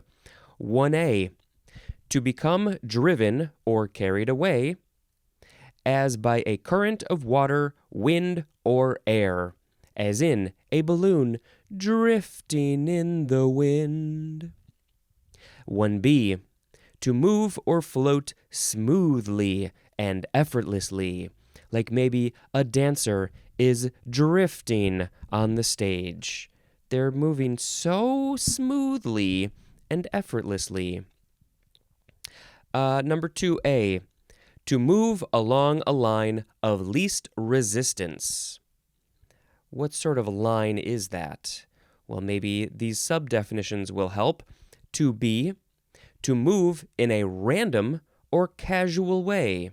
Just drifted along like, you know what, I don't have any plans. I'm just walking down the road. Oh, look at this shop. This looks interesting. Let me just drift over here. And okay, I'm now done with that shop. Let me just wander around. Let's walk down this street. We're just drifting down this street. We're drifting down that street. No plans, just whatever sparks our interest. Let's go there. 2C. To become carried along, subject to no guidance or control, as in, the talk drifted from topic to topic. When I have a guest on, the topics also drift. They often drift from one to the other. We might be talking about one thing, and then we drift over to another thing because the context led us there. Maybe it sparked some memory in us. And then maybe we drift over to some other thing, and then we're like, whoa, we got to get back on track, baby. Let's talk about the words. Drifting from topic to topic. 3A. To accumulate in a mass or become piled up in heaps by wind or water, as in drifting snow. And I do believe in the previous episode, which has been a while since I recorded that one, I believe we mentioned, a drift of snow or wind, not wind, sand possibly has been drifted up because of the wind or water. 3B. To become covered with a drift. Maybe you're just laying on the ground next to the street, and as it's snowing, maybe the snowplow comes and plows the snow right over you, so you have been drifted because you are covered with a drift of snow. 4. I can't tell you how many times I've been in that situation. 4. To vary or deviate from a set course or adjustment. Here are the transitive verb definitions. 1A. To cause to be driven in a current. To cause to be driven in a current. So what current is this? Is this you're being forced into a current? You're forced to drive into a current? You drift... Oh, no, this is, I think, where you're drifting behind a thing. But this is to cause to be driven in a current. So is this where somebody else... I don't know. My brain broke on that. Number 1B is talking about the West. Just, the general West. Over to the left there, the West. It is to drive slowly, especially to allow grazing. And the thing that you are driving is livestock. So yes, in the west of America, the western part, this is where we have most of the livestock and things. We just typically think of the West as, cowboys speaking with a drawl, making their livestock drift. Just drifting the livestock so they can graze, but then they can slowly drift to this other pasture and graze there, let the other pasture grow for a while. You got to drift them. 2A, to pile in heaps, because a heap is a drift. 2B, to cover with drifts. Driftingly is an adverb. And I think my sound effect is... actually, no, I think I'm going to do that one. Or should I do that one? Maybe I should do it in that... okay, let's do this. Let's do a drift sound. Did I do that in the previous episode? No, I did a drip, even though drip was not in that episode. Drip is coming up in 2 episodes from now, I think. Yeah. So let's do... The next word is driftage, with an AGE. Noun from 1768. Drifted material is driftage. Maybe like a wood from the driftwood, which is coming up. Maybe that's called driftage. Anything that maybe drifts out of the water is driftage. Drifter. Noun from 1897. One that drifts, especially one that travels or moves about aimlessly. I'm just a drifter walking down the road. I got nowhere to go. Oh, look, there's a toad. Drifter drifting around. Oh, that would be such an interesting, fun life. Drift fence. 2 words. Noun from 1907. A stretch of fence on rangeland, especially in the western U.S., for preventing cattle from drifting from their home range. You can let them drift on your home range, but you can't let them drift off of their home range. Home, down on the range, that's where the home is, where the cattle chew the grass. You got to stop them from drifting. It's a drift fence. That's what we're talking about. Drift net. 2 words. Noun from 1662. A fishing net, often miles in extent, arranged to drift with the tide or current and buoyed up by floats or attached to a boat. Miles? Miles in extent? Does that mean that the net is miles long, or it is put out miles away from the shore? I'm a little confused by that part, but yeah, it's just a big old net that just drifts in the water, and then if it's not attached to a boat, it's floating. It's got things attached to it that keep it afloat so it doesn't sink, and it's catching the fish, and I'm not a big fan of that, but this is a thing that people do. And then you got to go out and find it and grab it and then release the fish, probably into the boat, and then put the drift net back out. Driftwood. 1 word, noun from 1633. 1. Wood drifted or floated by water. It's the waves are pushing the wood onto the shore, little bit by little bit, and eventually it just gets up on the shore, and then somebody picks it up, and they're like, oh my God, there's this wood. It's been softened and smoothed out by the erosion from the water, and it looks so cool, and I'm gonna hang it up on my wall. I got some driftwood. Thanks, water. Number 2, the synonym is the number 2 definition for the word flotsam. Flotsam. Flotsam. I think they usually put the other word with it. Jetsam? Is it jetsam and flotsam? Jetsam, something like that? It's just the stuff in the water. We are now on the last word, just because of the way that the words fell on this page, specifically the word drift, the first form of drift. It's a big chunk of text, and it went well over the halfway mark, which is where I usually stop my episodes. But because of that, I've adjusted. I'm still doing 4 episodes on this page. They actually do go well onto the next page.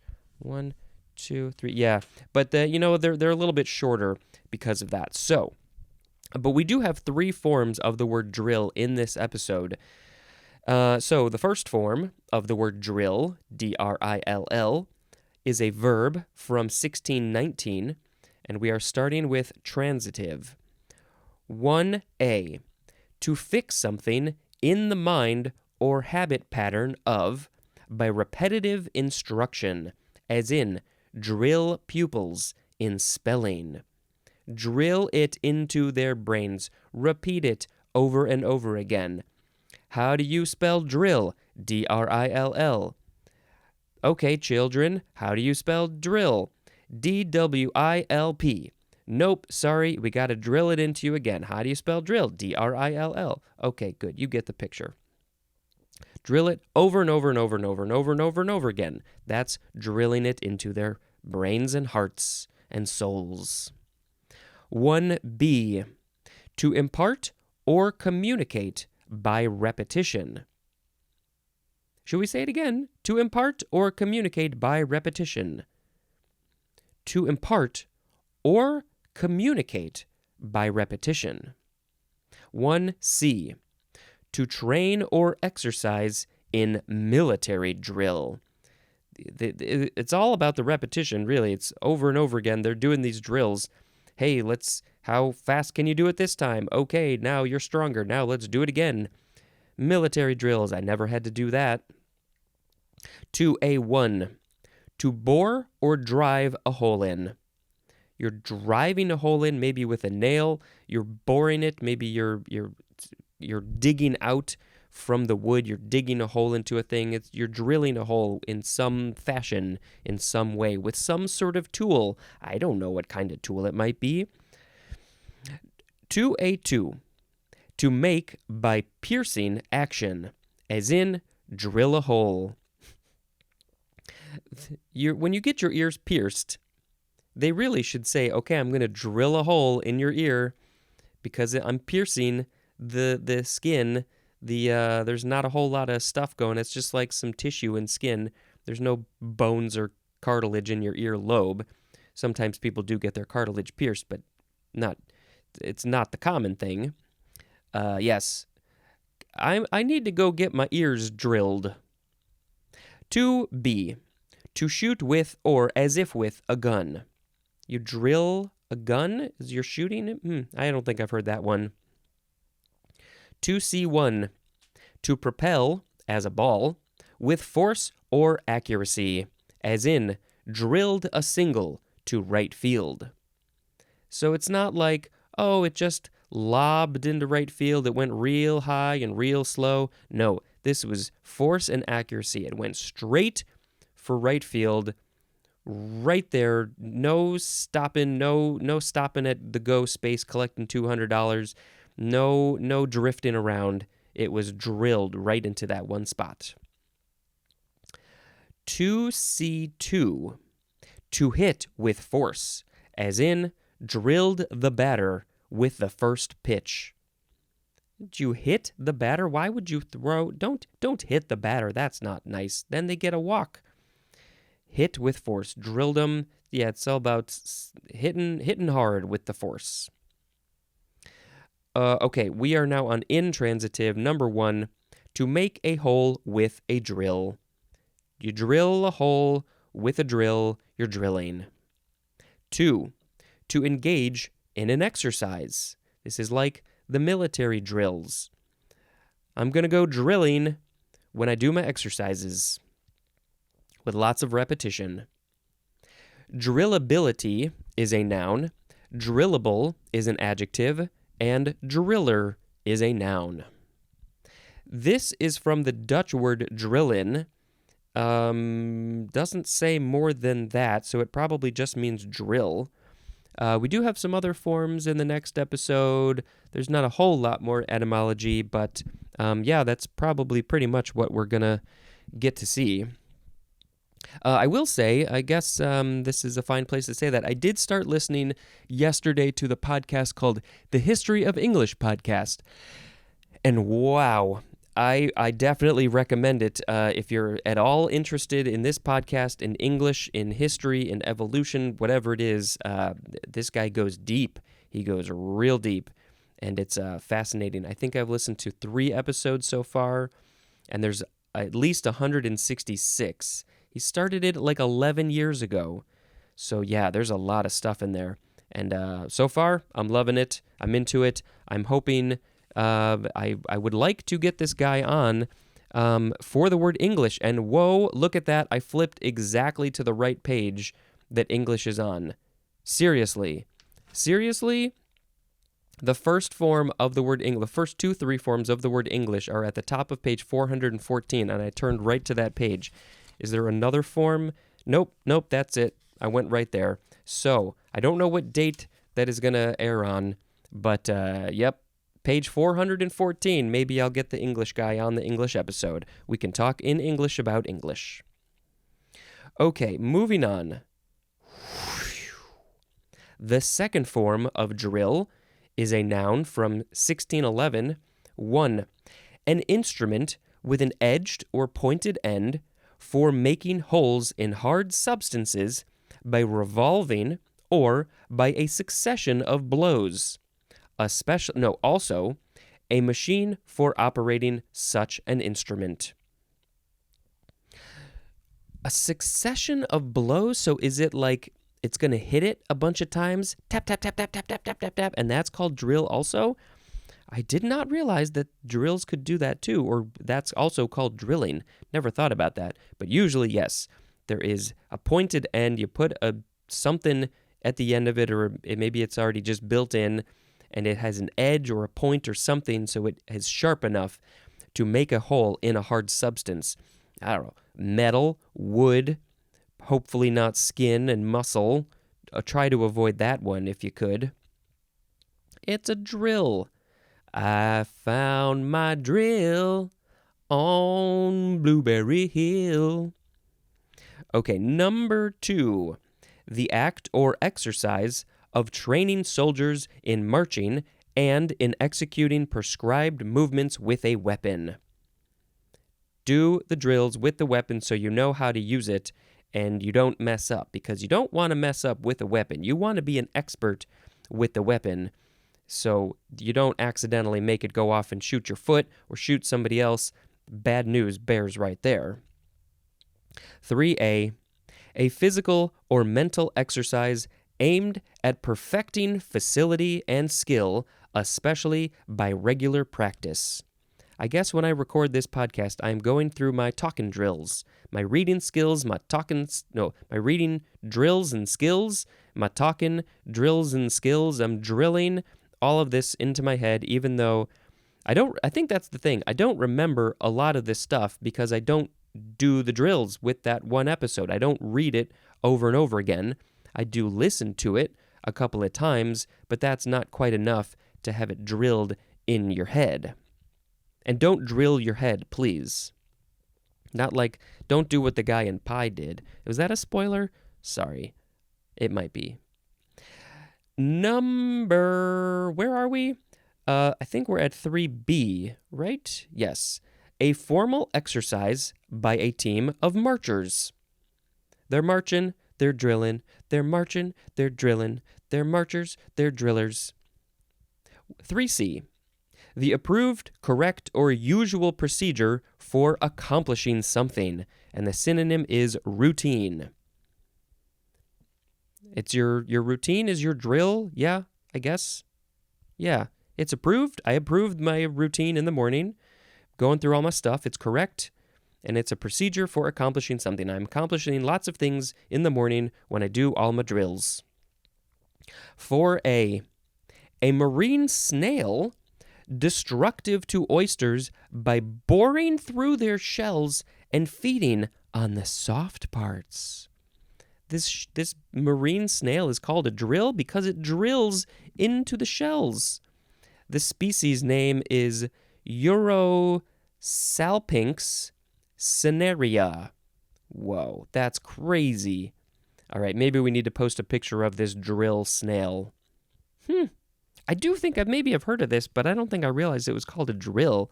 But yeah, and how do they drill? Do they eat the shell in little bits by little bits? That's interesting. But then they eat the soft parts. That's the ooey gooey center of an oyster. That's everybody's favorite part. 4B. Any of several mollusks related to the drill. So there's other ones called drill, and maybe they drill in other things too. 5. A drilling sound is a drill. It could be, or it could be, I don't know, maybe because it's a succession of blows. The last word is the third form of drill, noun from 1644. A Western African baboon having a black face and brown coat, and closely related to the typical mandrills. Ah, that's why it's called a drill, because of mandrill. The species name, it looks like there's a couple of them, Mandrillus leucophaeus, or also Papio leucophaeus.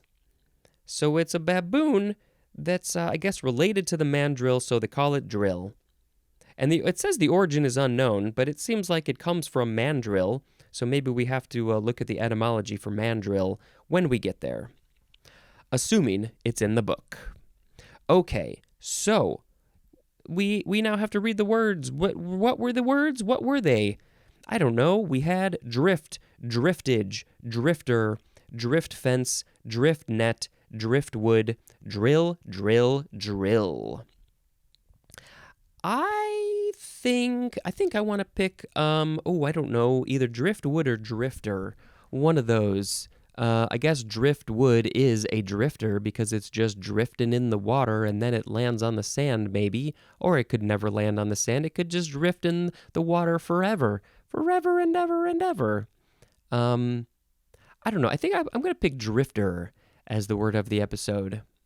There was a time in my life where I wanted to be a drifter. I drifted a little bit in Hawaii, and then I came home. I wasn't a drifter anymore. That's the end of that song. That's the end of this episode. Let's see. I guess I could quickly just talk about another movie I watched. Let's see. I need to bring up my list. I don't remember which one did I leave off at. I think I mentioned Happy Texas. Did I? If I didn't, I'll mention it now. Happy Texas. It's late 90s. Oh, I think I did mention this. Didn't I? Did I? I can't remember. It's just a fun movie. We rewatched the Bob's Burgers movie.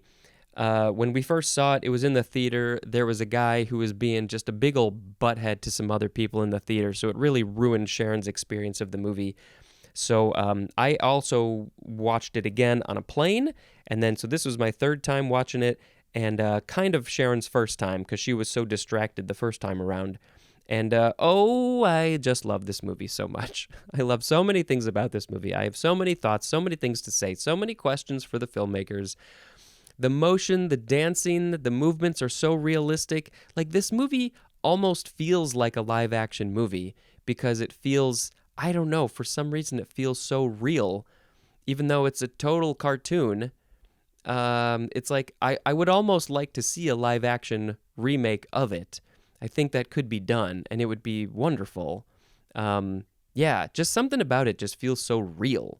And I don't know if they did rotoscope, like did they use live action footage for a lot of the movements and the dancing and stuff, or what? I don't know. I don't know if they did. I haven't heard that they did, but it seems like maybe they did. I don't know. It's also just funny, and it's Bob's Burgers, and it's so real, and it like digs deep into all like the 5 main characters. It digs deep into like who they are as people and what makes them go, and it's good stuff. Okay, I think that's fine. Thank you very much for listening, and until next time, this is Spencer dispensing information. Goodbye. Hello, word nerds. Welcome to the dictionary. Thanks for joining me on this journey of edutainment called The Dictionary. It's the podcast. I'm the host. My name is Spencer. I'm reading the dictionary. That's all it is, and I talk about it. All right, the first word in this episode is the 4th form of the word drill. Noun from 1727, number 1A. A shallow furrow or trench into which seed is sown. So I guess this is where if you're farming and you dig a trench to put all the seeds in, that trench is called a drill. The etymology is going to help out here. But before we get to that point, we have to go to 1B. A row of seed sown in such a furrow. So the furrow or the trench is the drill, and then all of the seeds that are put in the furrow or trench or ditch is also called a drill. 2. A planting implement that makes holes or furrows, drops in the seed, and sometimes fertilizer, and covers them with earth. Well, this is a very fancy machine. Who invented this thing? It does all of those things. It creates a hole, or it creates a furrow or trench. It puts the seed in, and maybe it puts in fertilizer. Maybe it depends on the type of model machine you have. And then it also covers them up with the earth that's probably sitting there right on the side in a little hill. That's called a drill. Fascinating. This is perhaps from the word drill, which means small stream, which, I don't think that's in the dictionary. I don't remember seeing anything about a small stream in the first 3 forms of drill, and I don't think I'm seeing anything about a small stream in the next 2 forms of the word drill. It doesn't say what language. I guess it's just modern English. Also from the obsolete word drill, same word, but this one means to trickle or drip. Wow. So why why do we have all these definitions that aren't in the book? You could put them in here and just say they're archaic. But wow, interesting. Okay. So a small stream, that if you fill this furrow or trench that has the seeds in it, if you fill it with water, it will create a small stream. And I guess the water's trickling or dripping, I guess. Okay. We got to move on. The sound effect is going to be zzz. The fifth form of drill is a transitive verb from 1740. 1. To sow by dropping along a shallow furrow. And the thing or the things that you might be sowing that you're dropping in the shallow furrow are seeds. So you're drilling drills into the drill. And maybe you're using a drill. 2a. To sow with seed or set with seedlings inserted in drills. And 2b. To distribute seed or fertilizer in by means of a drill. So clearly, the fourth form and the fifth form are all incredibly related. It's all about sowing the seeds and making stuff grow. Zzz. The sixth form of drill, noun from 1743. A durable cotton twilled fabric. It says that it is short for the word drilling, which is next, so I think we just got to go to that one. Zzz. Drilling. Noun. It's not a verb. It's not the act of drilling, because that would have been in the verb forms. This is a noun, drilling. From 1640, well, this is not helpful at all. The synonym is just the sixth form of the word drill, which we just read, which is a durable cotton twilled fabric. A drilling or a drill. This is modified of the Greek drillik, which is from the Middle High German drillik, which is a fabric woven with a threefold thread. Also from the Old High German drille, which is made up of 3 threads. And then that is from the Latin trillic or trillix, which is from the prefix tri, and then the word lycium, which means thread. So 3 threads in Latin, thread, became drillich in Old High German, which means made up of 3 threads. So the tri in Latin became dri in German, Old High German, Middle High German, drillick, which is the fabric woven with a threefold thread, and then it became a different German word, drillick, and then it became drilling. So that's the dri is 3 threads. Don't know if it's still with 3 threads, but I don't know. I don't know my fabrics. Zzz. Drill master. Noun from 1833. 1. An instructor in military drill. That's it. The guy, the person, the lady, I don't care who they are. They're the ones they're making the other people do all the drills, so they are the drill master. 2. An instructor or director who maintains severe discipline and often stresses method and detail. So they may not actually be making people do drills. This is just someone who is a teacher, a director, an instructor, someone who is in a position of authority, but who they like their severe discipline.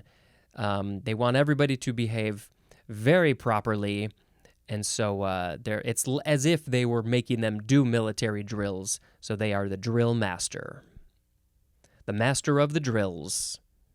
Sowing seeds. Zzz. Drill press, 2 words, noun from circa 1864.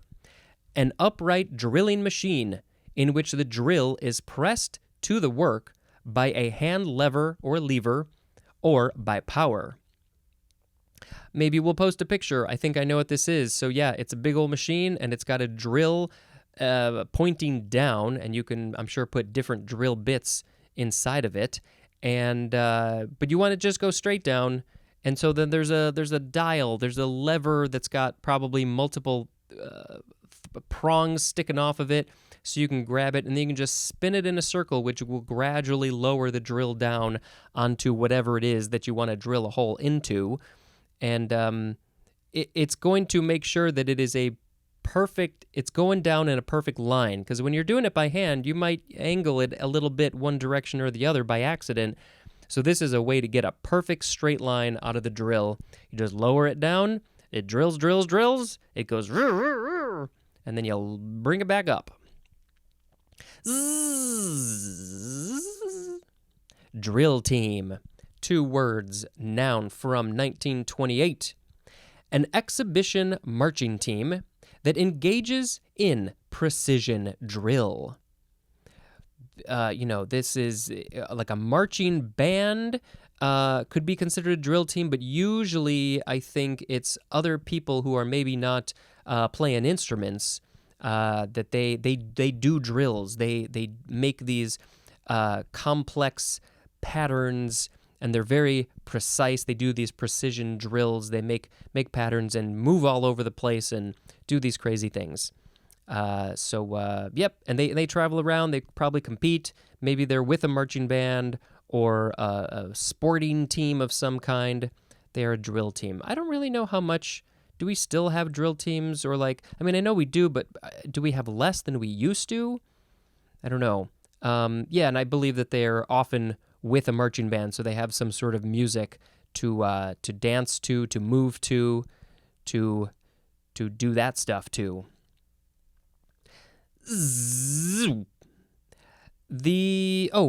One more thing for drill team. I don't remember if I've mentioned this before. There's a good chance I have. My parents had a whole big group with their friends in the late 60s, 70s, 80s, into the 90s, and they would march in our town's parade. They were called the Fabulous All-America Marching Drum and Bugle Corps, and they had a drill team. They were not the most precise, probably. I think they did do some dances together, but it was usually just 3 or 4 guys who would dress up in silly costumes, because that was what they were all about. They were the drill team, and they did have some things, but it wasn't terribly complex, and I don't think that they were the most precise, but they did some fun stuff. The last word, D-ring. Capital D, next word, ring. Noun from circa 1899. This is a usually metal ring having the shape of a capital D. And where do you use these? You use these in different places, and I think the purpose of the D shape is the curved part. You can have whatever you're hooking onto it. It can move around freely along the curved part of the D. But the flat part, you don't really want it to move so much. That's why they got a flat edge there. I don't know if I've ever myself used one or put one up in anywhere. But yes, it's a type of a ring. But it's not a ring. It's a D ring. All right. Well, just because of where all the words fell, this is a pretty short episode. I'm sure you appreciate that every now and then. So, it is word of the episode time, and we got to reread the words. We had drill, drill, drill, drilling, drill master, drill press, drill team, and D-ring. I am going to pick drill team as the word of the episode because, like I said, I have this personal connection with my parents and their friends. In fact, my dad was in the drill team. If he gives me permission, I might post a couple of pictures of him dressed in his costumes for the drill team in the past, because there have been some funky costumes, and that's just what I grew up with. Dad dressing up like there was a chicken costume once, a very a very not much chicken going on in the chicken costume. So I got to sing a song about drill team. Is that what I got to do now? Okay, let's do that. There's people doing precision drills in the drill team. They're dancing, they're moving, they're doing the drills. They're the drill team. All right, that was fine. I suspect some of my songs are pretty similar, but that's all I can come up with. Oh, and you know what? Especially since this is a shorter episode, we got to talk about a movie or two real quick. Let's see. Where did we leave off? I just recorded an episode this morning, and so I should be able to remember this.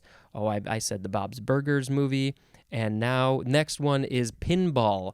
There's a subtitle which I think is called The Man Who Saved the Game? The Man Who Saved Pinball? There's something like that.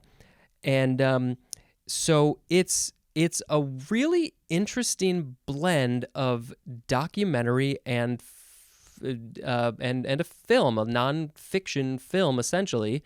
And it was really well done, and I loved it.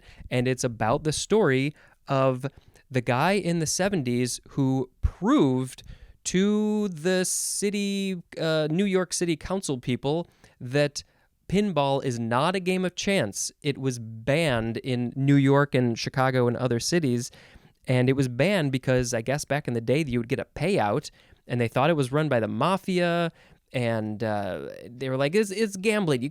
We can't have no gambling all up in here. We got to get rid of these things. So no pinball for you." And then this guy came in and he was like, "No, this is not a game of chance. This is a game of skill, and I'm going to prove it to you." And so this is that guy's story, basically. And it's super fascinating and interesting, and he's interesting, and the story's interesting, and I thought that the film was really well done. So if you can find it, go watch the movie Pinball, The Man Who Saved the Game. I think I got that title right. It's close enough.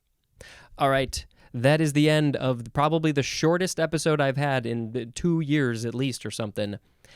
Thank you very much for listening. This has been Spencer dispensing information. Goodbye. Hello, word nerds. Welcome to the dictionary. How did you like yesterday's episode that was super duper short? It was like less than 15 minutes, I think. Probably not this episode.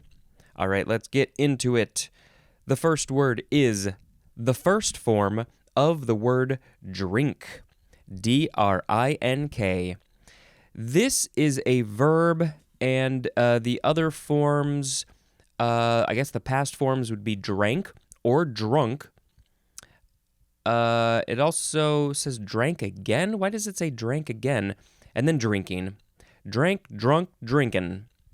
Okay, verb from, I didn't say the year, before the 12th century, and we are starting with transitive. 1A, the synonyms are swallow and imbibe.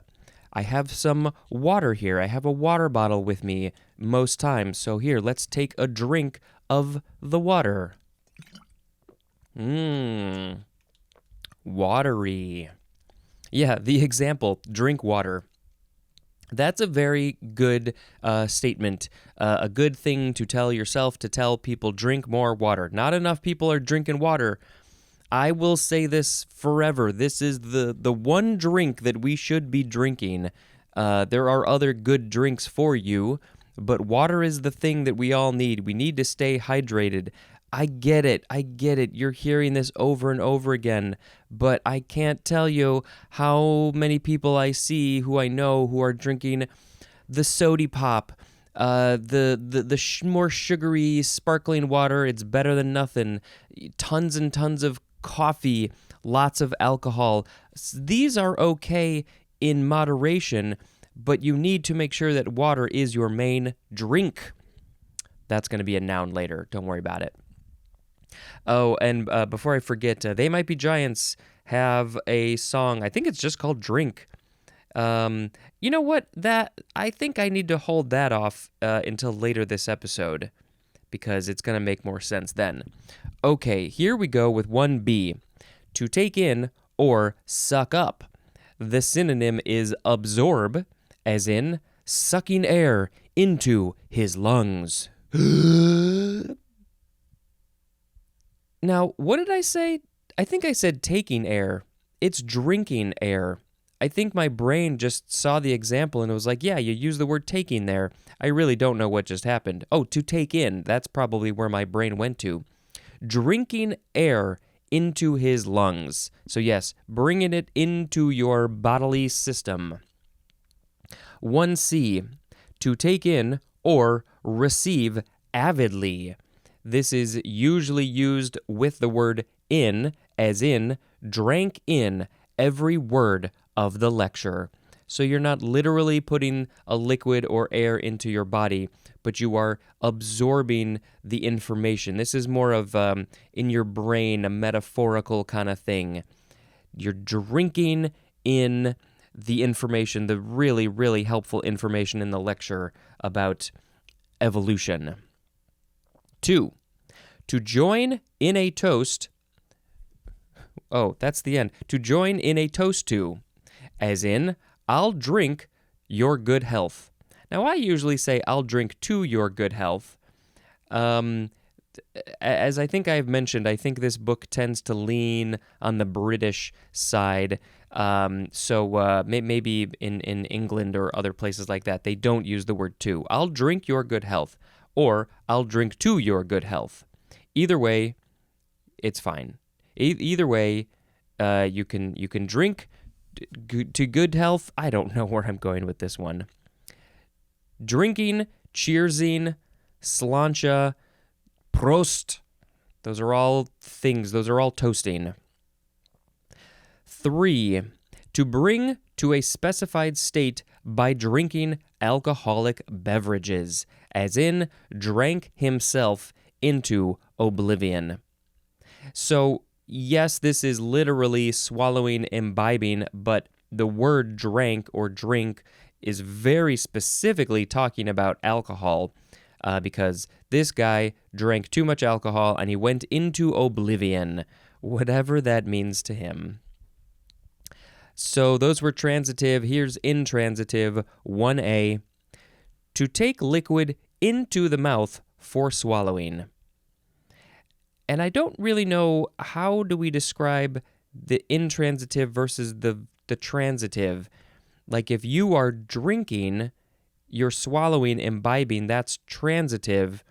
But how do you use the intransitive in context? To take liquid into the mouth for swallowing. What a funny definition.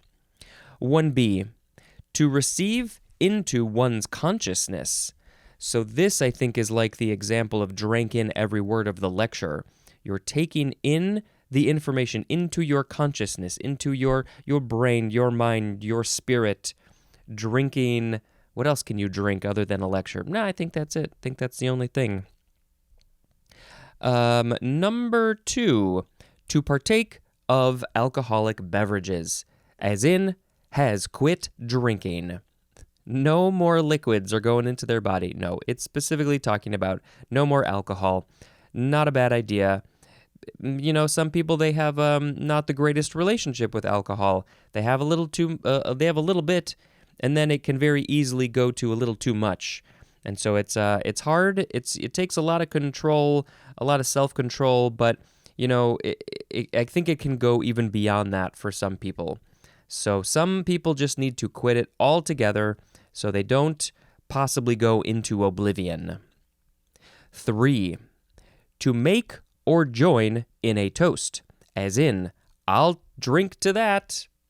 I sometimes say it even though we're not toasting or anything. Somebody says something good, I'm like, I'll drink to that.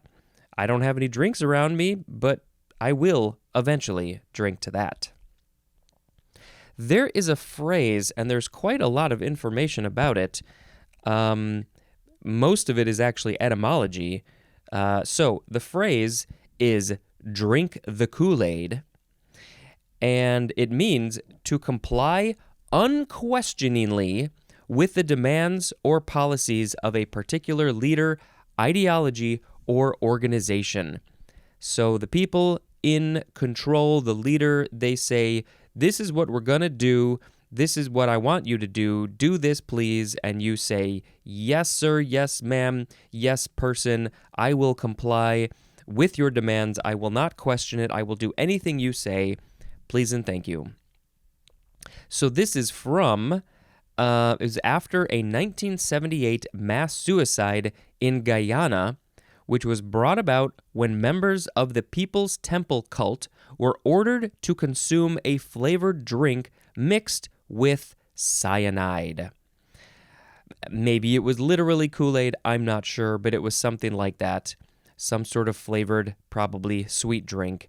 And I think I will have to put a link in the show notes. Was this was it Jim Jones, if I'm remembering correctly?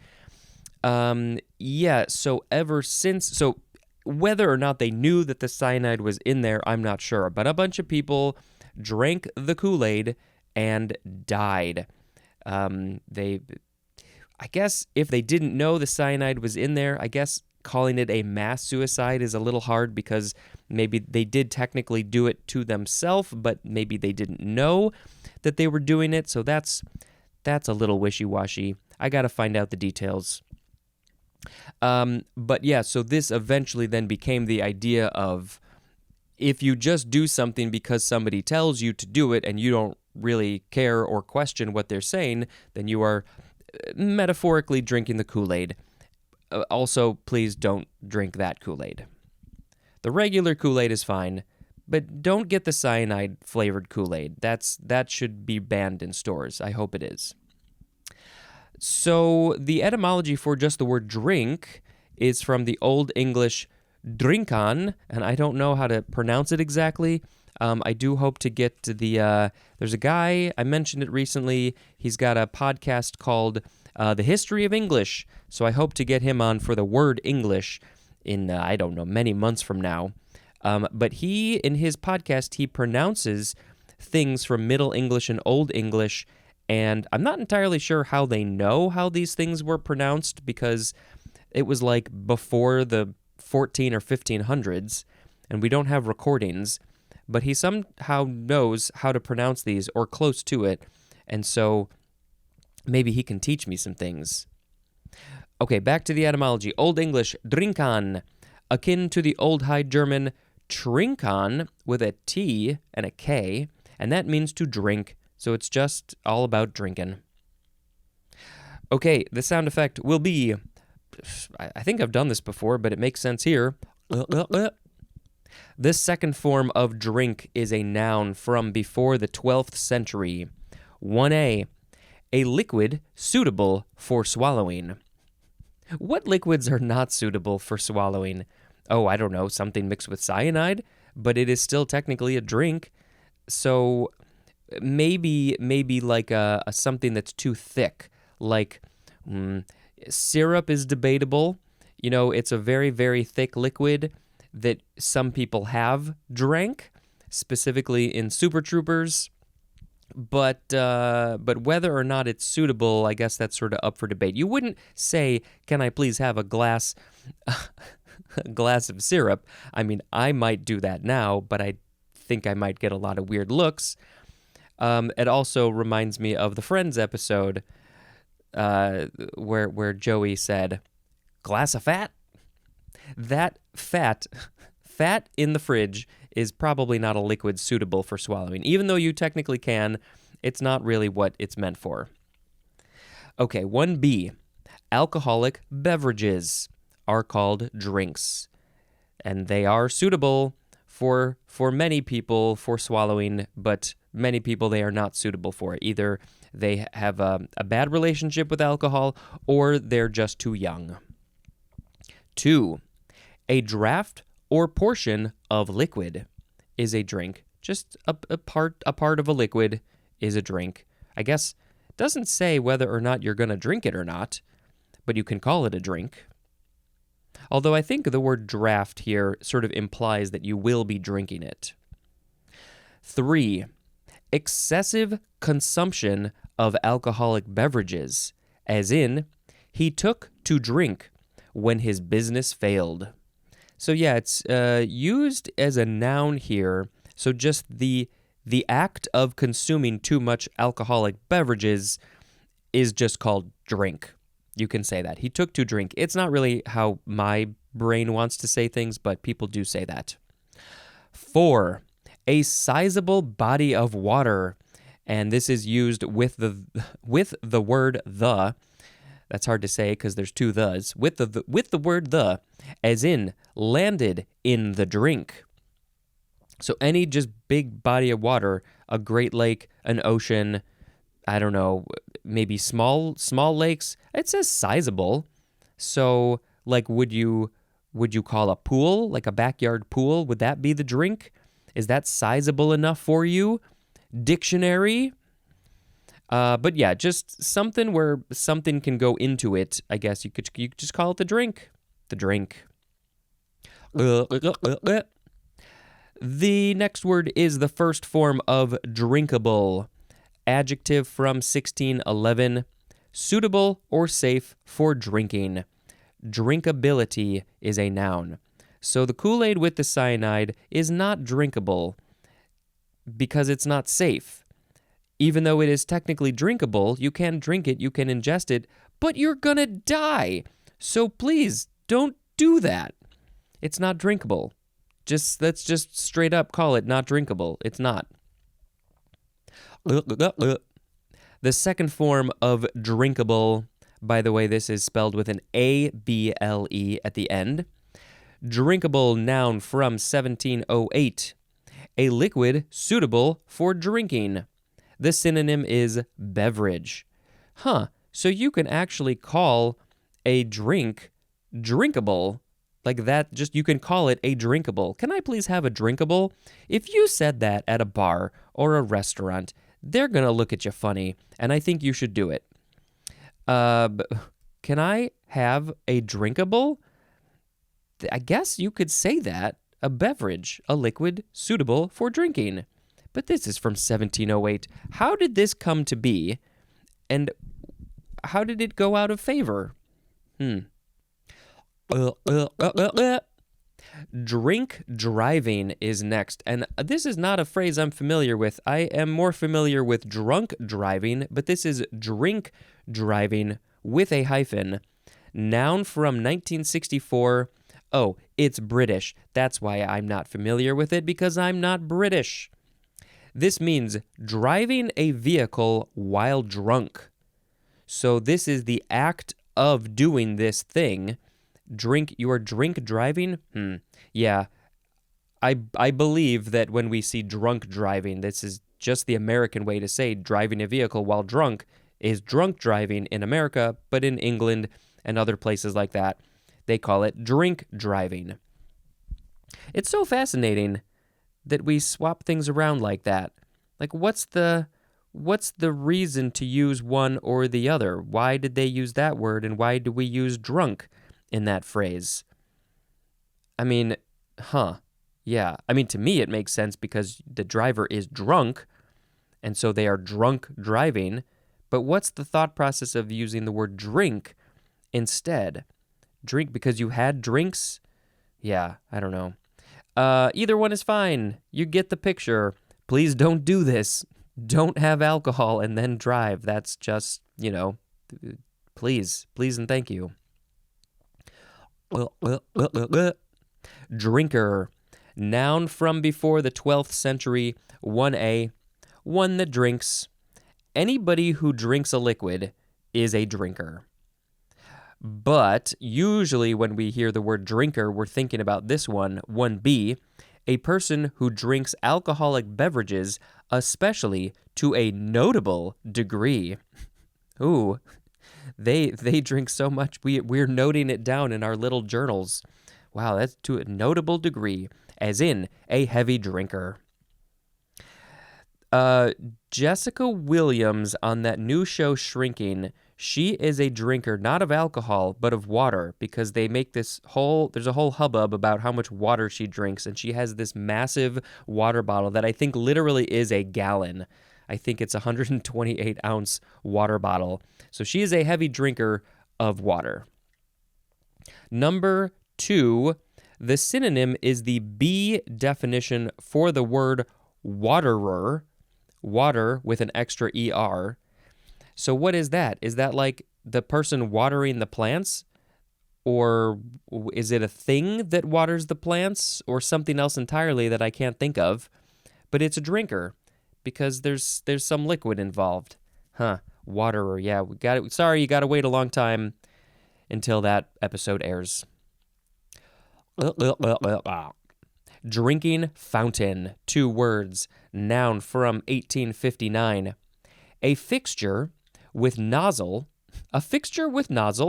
that delivers a stream of water for drinking. And yes, this feels like this is more of a British way to say something, so I feel like I should say it with a British accent. A fixture with nozzle that delivers a stream of water for drinking. I mean, that's what it is. We all know what a drinking fountain is. It could be in a park. It could be in a building. You hit a button of some kind. Either it's on the nozzle or it's in the front or the side. Maybe some even have a foot pedal. And some don't even have a button. There's just a constant stream of water.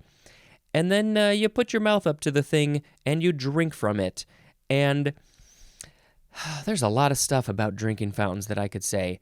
Well, I kind of feel like these are going a little bit out of favor. I think that because they're maybe not the most hygienic of things, that maybe a lot of people just really aren't using them as much. I think we're leaning towards more water bottles, which is really good. There are those drinking fountains that they have at airports and a lot of other places that there's like a drinking fountain, but then on the back of it, there is a place to fill up your water bottle. So I really love those, appreciate those, making it real easy for us to fill up our water bottles, because then you don't have to try and finagle your water bottle under the drinking fountain stream, which could be really crappy. Some of them really have a good, nice arc, but a lot of them just are super low and weak, and like, how am I gotta tip my water bottle almost parallel to the floor just to get it in there to get some water, and then you can't fill it up very much. And that's really sad and disappointing. But sometimes I do have to do that. Parks and Rec has a whole, I don't know if it's a whole episode or a part of an episode, where they talk about how the people of Pawnee, Indiana, in the world of Parks and Rec, it's the TV show if you don't know, they like to put their entire mouth over the nozzle to drink from. And I don't know who thought of this, which writer came up with this one, but oh god, it's so good and so funny. So yeah, I don't know if there's an audio clip to put in, but I think I should put in a clip in the or a link to a clip in the show notes so you can watch a scene from that. It's very silly and very funny. And then, of course, we have to talk about how in the early days of America and probably other places too, drinking fountains were kind of like, I don't know why, but they kind of feel like the perfect example to talk about. There were, and I'm blanking on the right word for this, but basically there were drinking fountains for white people and drinking fountains for, as they said back then, colored people. There were also bathrooms and restaurants and whole towns and all that too, but for some reason drinking fountain seems to be like the best example, the one thing of like, why can't we all use this drinking fountain? Oh, because the people back then, the white people who were in power, were like, no, sorry, we can't share this thing. You have to have your own drinking fountain. And for some reason, that just drinking fountain sparks that I was going to say a memory. I don't have a memory of this because I'm not that old, but it sparks that thought in my brain. So I'm glad that we have gone past that. I worry, though, that there are still places these days in the 21st century that still have that separation. But yes, there's a lot of history with drinking fountain, from putting your whole mouth on the nozzle to not being allowed to drink at a drinking fountain. I think I talked way too much about drinking fountain. So, moving on to drinking song, 2 words, noun from 1597. I feel like it might be older than that. A song on a convivial theme appropriate for a group engaged in social drinking. So this is a song where people are probably already buzzed, tipsy, drunk, wasted, and they are singing a song about the actual act of. Usually, I think they're about drinking, but not necessarily. They could just be singing a song that's way more fun to sing when you're drunk. Could be about anything. Specifically, the definition says it's about a convivial theme. Do we need to remind ourselves about what convivial means? I mean, I feel like I have the thought, the feeling in me, but I don't know. I can't think of the actual definition. But it seems very fun and happy. And let's see. Oh, we're very close to convivial. And I will have to put a clip here. Here's convivial. Relating to, occupied with, or fond of feasting, drinking, and good company. It's all about the party. That's what it is. Singing a song about partying. So yes, They Might Be Giants have a song, Drink, Drink. I can't remember the words. I'll put in a clip. Let's drink, drink, this town is so great.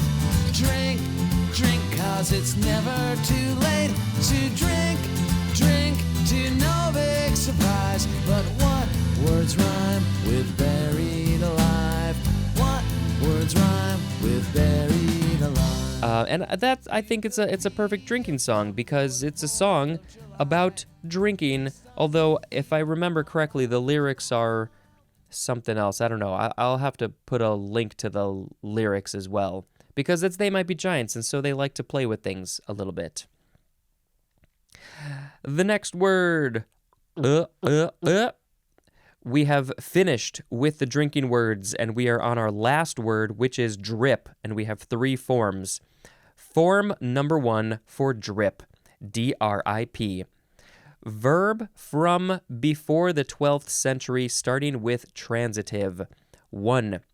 To let fall in drops, as in a brush dripping paint.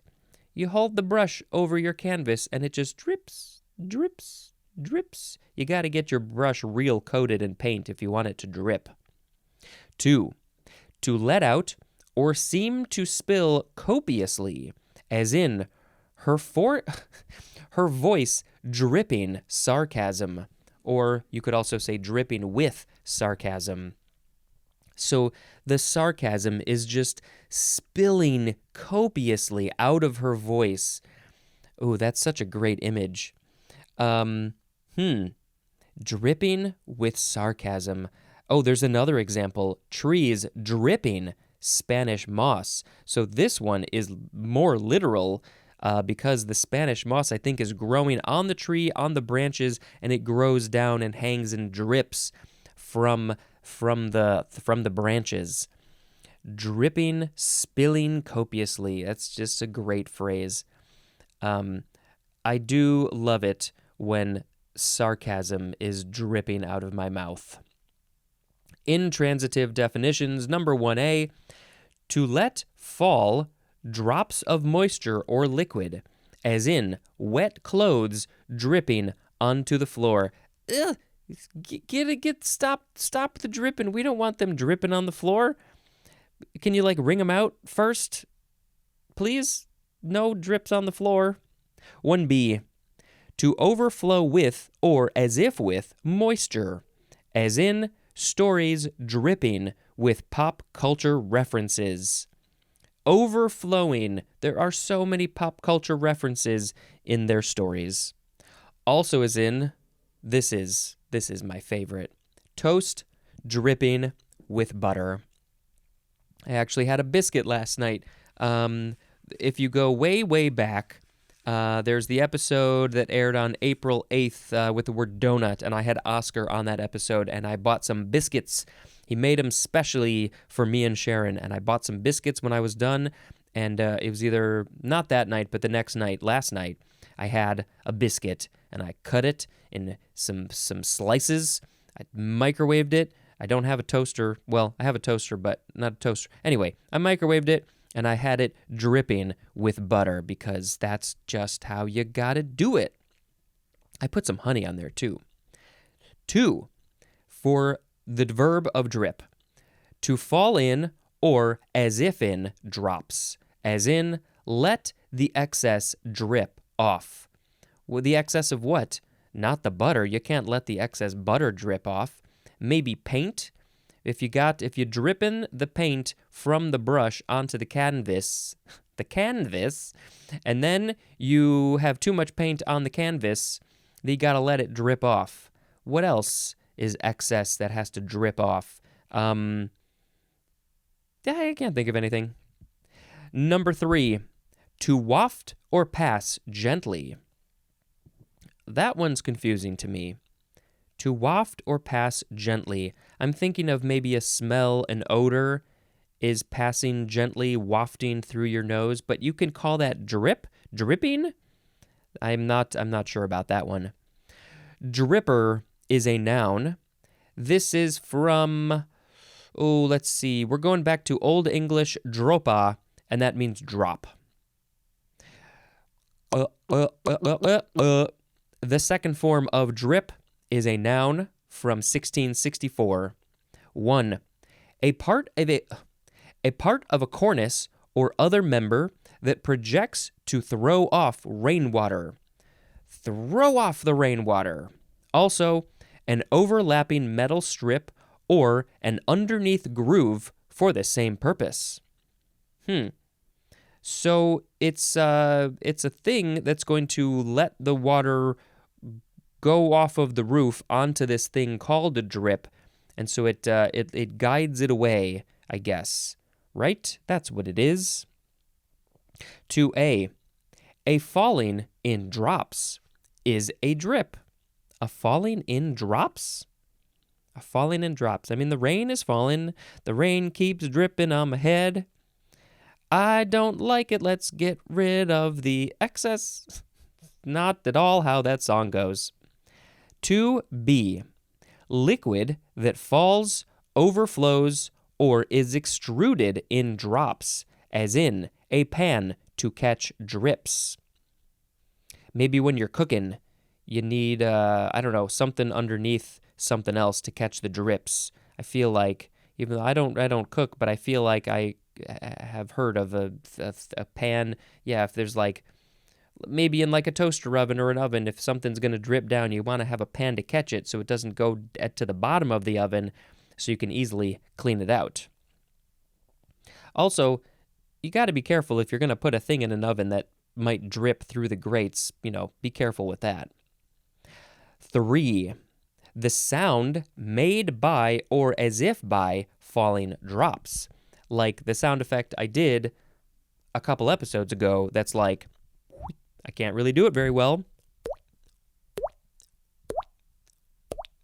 I have to flick my cheek at the same time to do it real good. Although I couldn't do that a couple episodes ago. I don't know why. Number 4.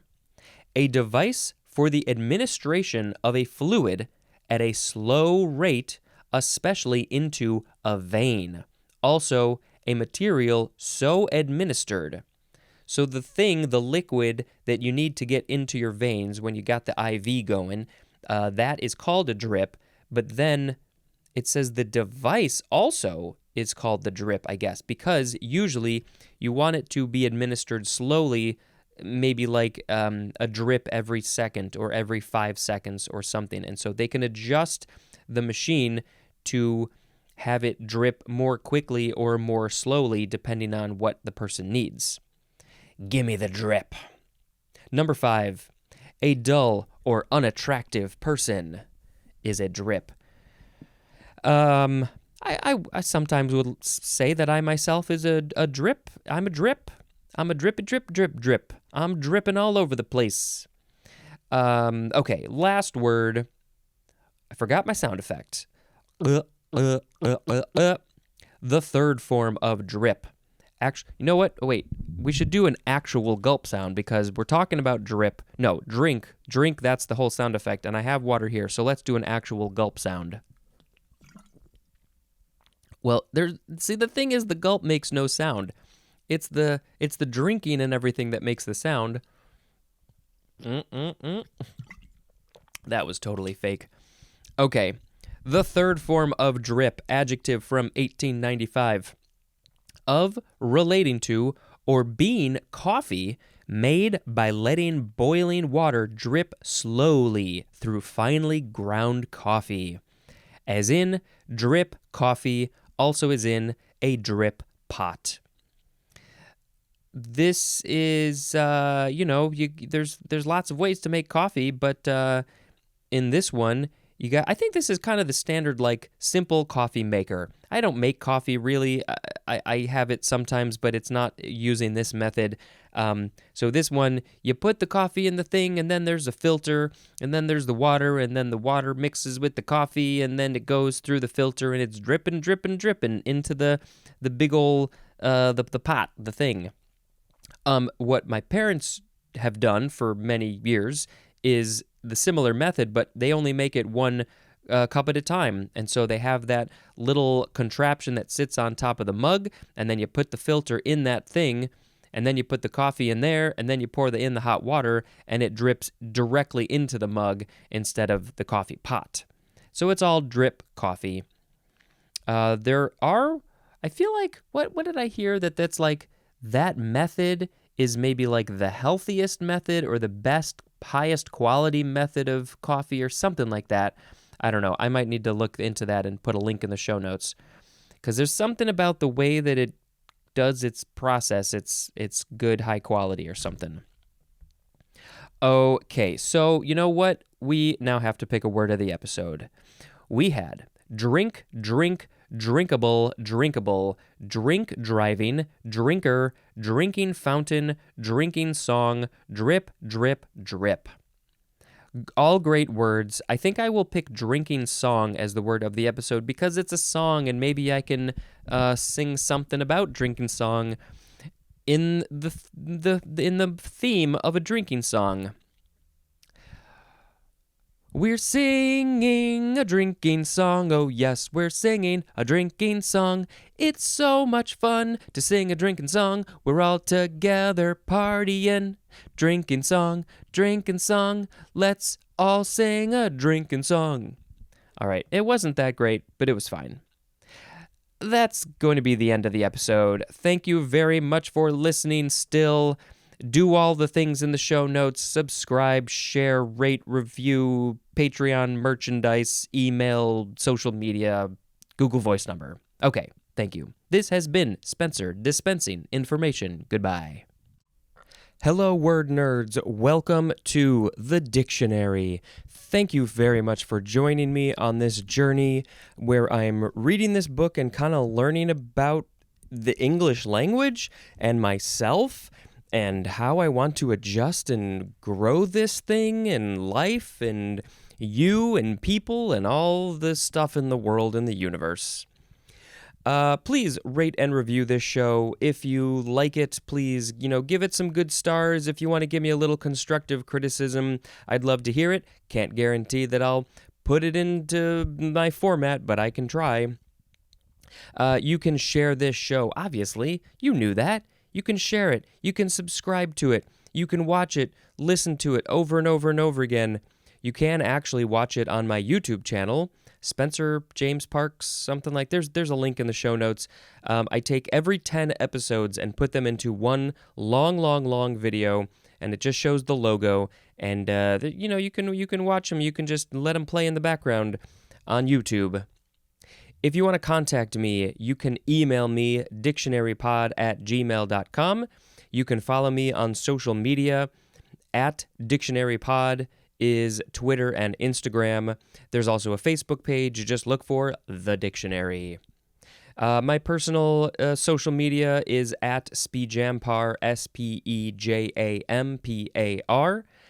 And there's a TikTok account where I haven't done one in a long time, but I have done many, a handful, a barrel of TikTok videos where I put a filter on my face and I read the first word and the first definition, and that's it. And they're really, really, really short. Let's see. Sorry for all the lip smacks. Anything else? You can join the Patreon for as little as $1 a month to get early episodes. You can buy some merchandise. Go to the TeePublic link in the show notes. It would be just wonderful and make my day if you bought something. There's also a Google Voice number, 917-727-5757. You can call it and leave a message, and then if you want me to, I will put it in an episode. All right. We're getting close. I think I only have about 5 weeks or so left of recording the letter D, so we're getting super close to the end of this thing, at least the end of this letter. So, let's talk about the words in this episode. We have, firstly, drip.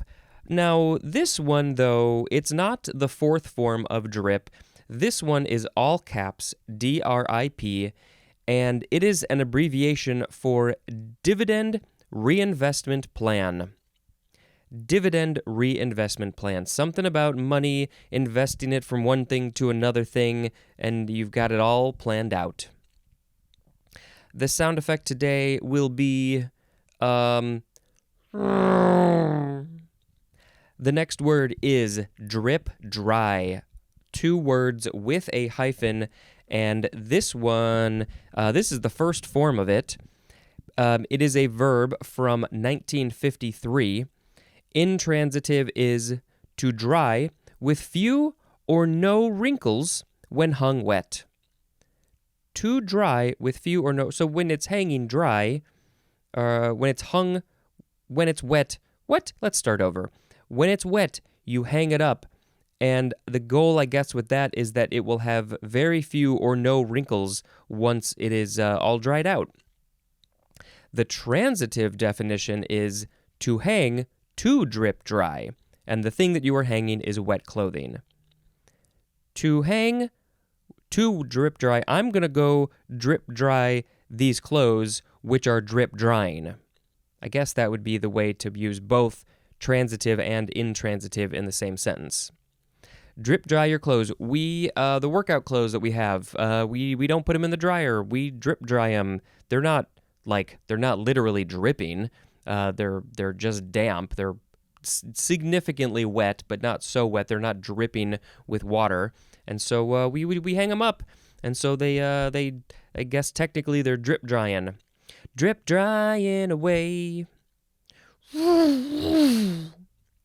The second form of drip dry, adjective from 1957, made of a washable fabric that drip dries.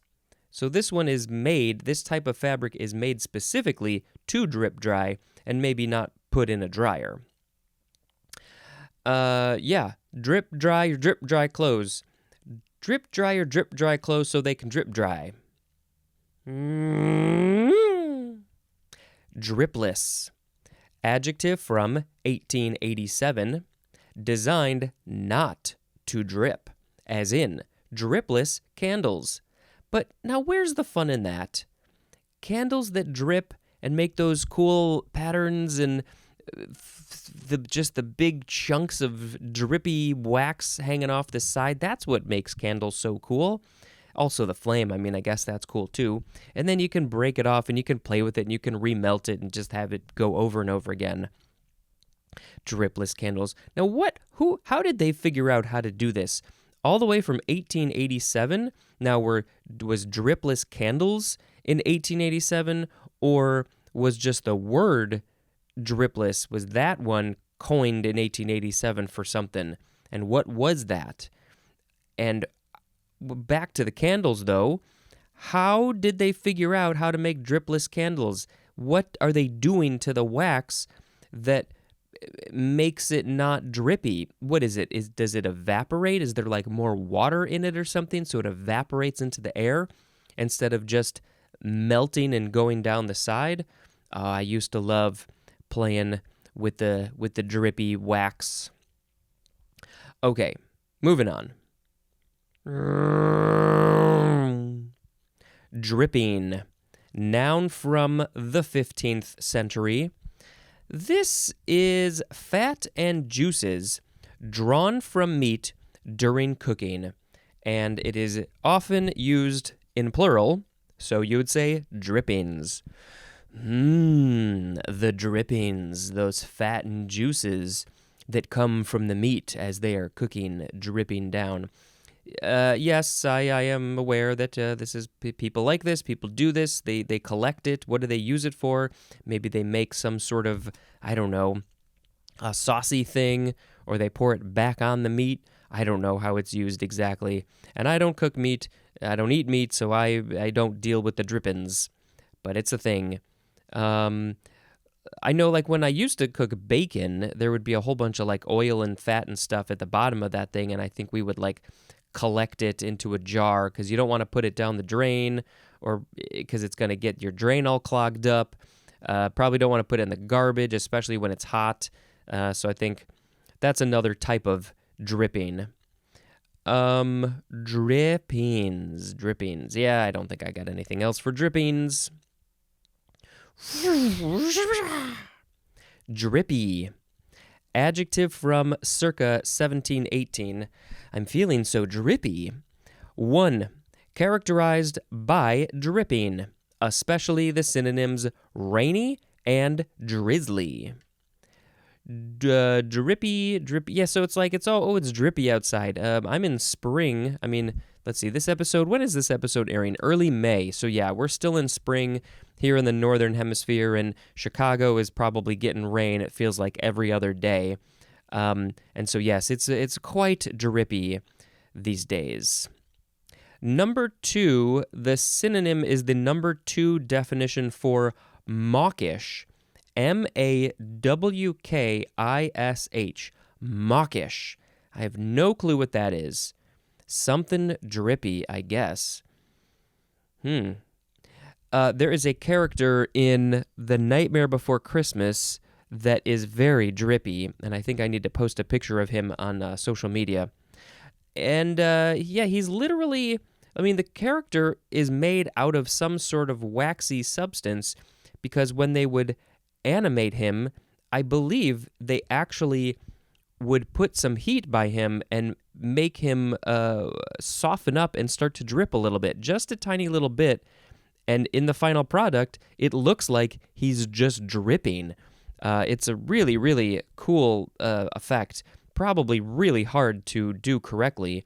And you don't, he's not in the movie a lot, but when you do see him, it's pretty effective. I think one of the characters, I think Jack puts his hand on his head and he gets stuck or something. But is a very interesting drippy character. I need to not do that sound at the end of it. Dripstone, noun from circa 1816. 1. A stone drip, and it is possibly over a window. So let's go back to the word drip.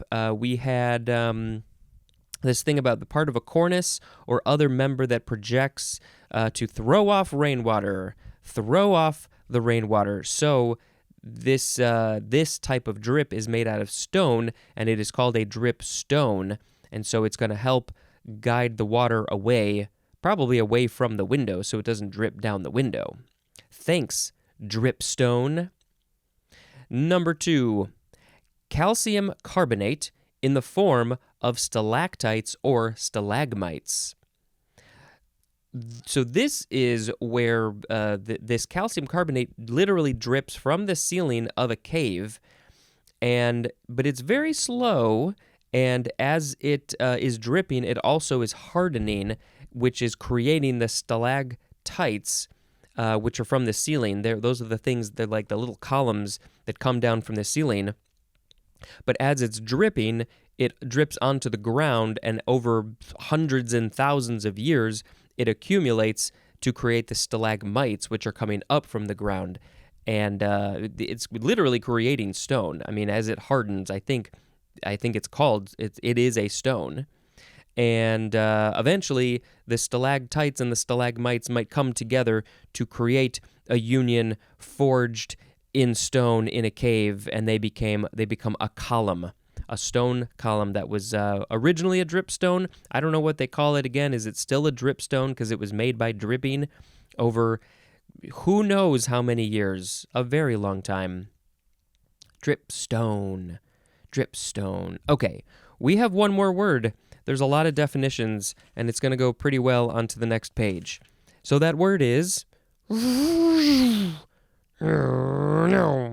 It's drive. The first form. Verb from before the 12th century. This one, let's see, drove, driven, driving, those are the other forms. So, we are starting with transitive, 1A, to frighten or prod into moving in a desired direction. And the example of what you are frightening or prodding is game or cattle. So you're driving them. So, in the West, they got the cowboys. I'm being pretty stereotypical here. The cowboys are on the horses, and they've got their cattle, and they're putting them. They're taking them through the pastures so they can eat. And when they want the cattle to move, they scare them or they push them with poles or something, prod them in some way, maybe with those dogs, the cattle dogs, the sheep cattle, the sheep dogs. And they're driving them to from one area to another area. 1B, to go through an area, driving game animals. So you're driving the animals, you're telling them where to go, but also as you're going through the area, you are driving as you are driving the animals. 2, to carry on or through energetically, as in, drives a hard bargain. I don't know if that definition really mixes well with the example here, at least to me. To carry on energetically or to carry through energetically. Yeah, drives a hard bargain. You're not letting up. You're very energetic about your bargaining skills. Yeah, that's an interesting one. 3A, to impart a forward motion to by physical force, as in, waves drove the boat ashore. Waves drove the boat ashore, hallelujah. So it's just moving it by physical force. The waves are stronger than the boat because the boat is floating on the waves and the boat is in the waves' territory. 3B, to repulse, remove, or cause to go by force, authority, or influence, as in, drive the enemy back. Push them back. Force, authority. If you have authority, if you're the one in charge, you can say, please, enemy, move back, because I have authority. I have an influence. Repulsing, removing, all different kinds of ways to move the enemy back, drive the enemy back. 3C, to set or keep in motion or operation, as in, drive machinery by electricity. The electricity is the thing that's going to make the machinery go. It's going to operate, make the machine operate in its certain way, keep it moving, keep it in motion. Driving the machinery. 3D is talking about basketball. To move quickly and forcefully down or along, as in, drive the lane. Also as in, drive the baseline. The baseline, do they have baselines in basketball or is that baseball? Are we now talking about baseball or are we only talking about basketball? I've heard drive the lane or something like that. So if somebody's got a ball, they got the ball and they got like a whole clear area in front of them. They got a whole bunch of excitement and energy. Maybe the clock is ticking down and they're ready to get the basket in the hoop, and so they drive the lane and make a basket, and everybody goes crazy. 4A, to direct the motions and... lost my place. To direct the motions and course of. And the thing that is moving, it's a draft animal. So like an oxen, a horse. To drive the motions and course of a draft animal is to drive. sorry, it was to direct the motions. I think I said drive there. 4B, to operate the mechanism and controls and direct the course of, like a vehicle, as in drive a car. There's mechanisms in the car, there's controls, you're directing it with the steering wheel. Maybe it's a manual car, so that's a lot more mechanisms that you have to control.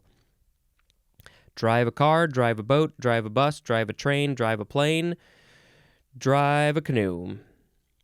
4C, to convey in a vehicle, as in, his father drove me home. Now, how is this different from the other one? To convey in a vehicle? The father is still he's operating the mechanisms and controls and directing the course of the vehicle. I don't really understand this one.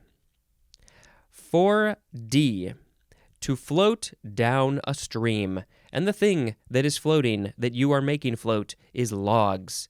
To float logs down a stream, drive the logs down the stream, just like you're driving the game or the cattle from one area to another area. You are driving the logs. I wish they had a steering wheel and tires. 5A, to exert inescapable or coercive pressure on, and the synonym is force. You are exerting pressure on a thing, that's force. That's kind of really what all of these definitions are about, is some sort of force being put on something in some way. As in the example, driven by his passions. He is driven. I guess I was driven by my passions for comedy to do this podcast. I was semi-passionate about words, not I wouldn't have called myself like a word nerd really, but I was interested enough in the words and the history and all that stuff to be interested. I don't know why I did this. There was an inescapable or coercive pressure. It's like there's something having an effect on you that you can't control. There are lots of other passions and things that I have that I am driven. I guess I'm driven by them to make projects of different kinds. So hopefully I can be more driven by my passions in the near future to make things happen. 5B, to compel, to undergo, or suffer a change. And that would be in a situation or emotional state. In situation or emotional state. Compel, to undergo, to suffer a change. As in the example, drove him crazy. Also as in, drove her out of business. To compel, to undergo, or suffer a change. Yeah, the situation is driving her out of business. The emotional state is driving him crazy. He's being very emotional. What drove him crazy? Maybe his going crazy made her go out of business. I'm not sure. I don't know these people. 5C, to urge relentlessly to continuous exertion, as in the sergeant drove his recruits, and maybe he was driving them to do some drills.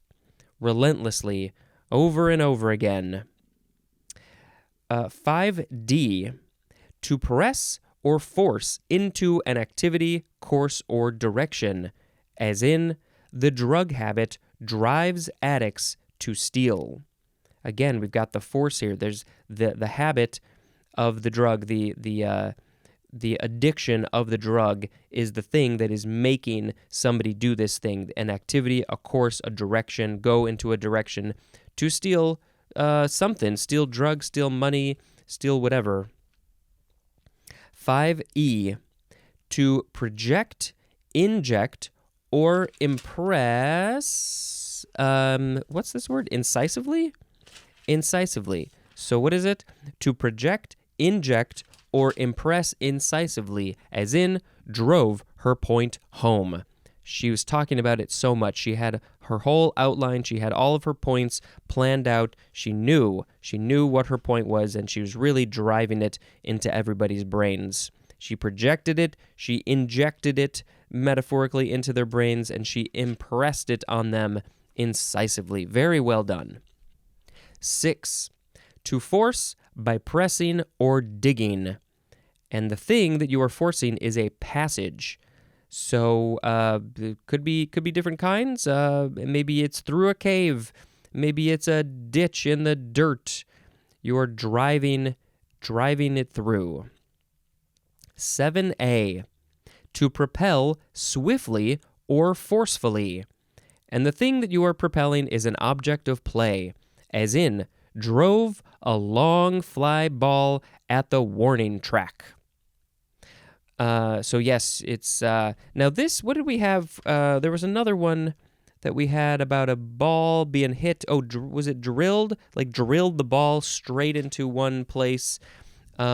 This one, though, I guess it is pretty similar, actually. Yeah, driving the ball. If you hit it real hard, I guess you're driving it into a place. But this says drove a long fly ball. So that one makes me think more it's got a high arc and it's kind of going a little slower, or it feels slower probably. But yes, either way, you're propelling it from one place to another place. 7b, to hit a golf ball from the tee, especially with a driver. You're driving the ball, the golf ball, and it says especially with a driver because usually you're hitting it with the club called the driver. I think it's like the 1 or the 3. There's a few different kinds, and that has a certain shape to it that it's going to hit the ball in a certain way. The woods, I think that's the other name for them. Those are the woods, the drivers, right? Yeah. The other clubs, there's the irons, and these are also shaped differently and have a different consistency to them, and they're angled in a different way, so it's gonna lob it up higher than a driver. I think the driver is built more to hit it more straight. Even though it does go up, it's more straight towards the thing, so you can go real far. You can drive it real far. You're propelling it swiftly or forcefully. The irons are angled in different ways, so you can lob it up higher if you need to. Also, to drive a golf ball onto a green. To drive a golf ball onto a green is drive. 7c, to cause to be scored in baseball, and the thing that is scoring is a run or a runner.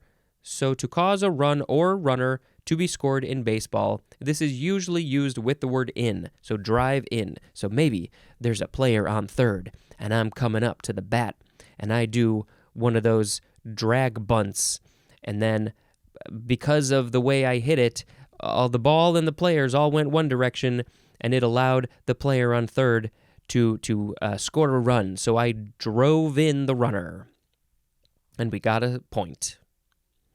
8, to give shape or impulse to, as in factors that drive the business cycle.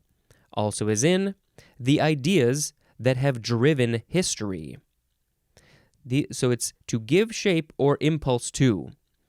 Giving shape, it's this is a kind of an esoteric, a big idea.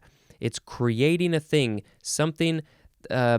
What happens before drives what happens next. It creates the situation for what is to be. Right? Right. Okay, we have intransitive definitions. Don't worry, there's not as many. 1a, to dash, plunge, or surge ahead rapidly or violently. Ooh, my stomach growled. I need to eat some food. To dash, plunge, or surge ahead rapidly or violently. Drive. I think a few of these are going to be similar to the transitive definitions as we usually see. 1b, to progress with strong momentum, as in the rain was driving hard. Just recently, we've had a few storms, and including a little bit of hail, and lots of wind, big winds. And I think that, especially when you got big winds, that's when the storm is driving, because it's coming through the area real strong and real quick. 1C, to make a quick and forceful move in basketball, as in driving to the hoop. Now, is basketball the main sport where people are driving? I mean, could you not use a similar thing for football, for American football, or even football, soccer for that matter? I feel like there's a lot of driving there. Maybe not so much baseball, except when you hit the ball. I guess golf is also hitting the ball. The players, the golfers, they're not really driving anywhere unless they're in the golf cart. They don't drive around forcing their way through the crowd or towards other golfers. Okay, driving to the hoop. Number 2A, to operate a vehicle is to drive. And it goes 2B, to have oneself carried in a vehicle. Can you carry me in a vehicle? Can the vehicle carry me? Does it have arms? Do I have to be put on top to be carried? Maybe I should be put in the trunk, the boot. Just sitting in the seat, being carried by a vehicle. Somebody else is driving, but I get to be driven. 3, to drive a golf ball. A synonym for everything is the word move. Drive, move. This is where the force is happening on the thing. Either you're moving it yourself or you are being moved. That's the transitive and the intransitive. Move out of the way. I'm driving. Drivability is a noun. You can spell that with, what's the difference here? With an E, like drive has an E at the end. So with an E or without an E. Drivable is an adjective, with or without the E. Oh, there's a phrase, drive at. And that means to intend, to express, convey, or accomplish. As in, couldn't understand what she was driving at. I couldn't understand what she was intending to express, convey, or accomplish because she was using words that I don't understand. Or she was talking like Spencer, which gets all funky when he can't think of the words.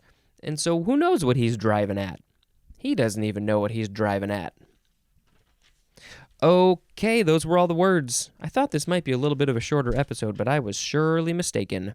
So today we had drip, which is D-R-I-P, drip dry, dripless, dripping, drippy, dripstone, and drive. I think I want to pick drippy. Drippy is the word of the episode.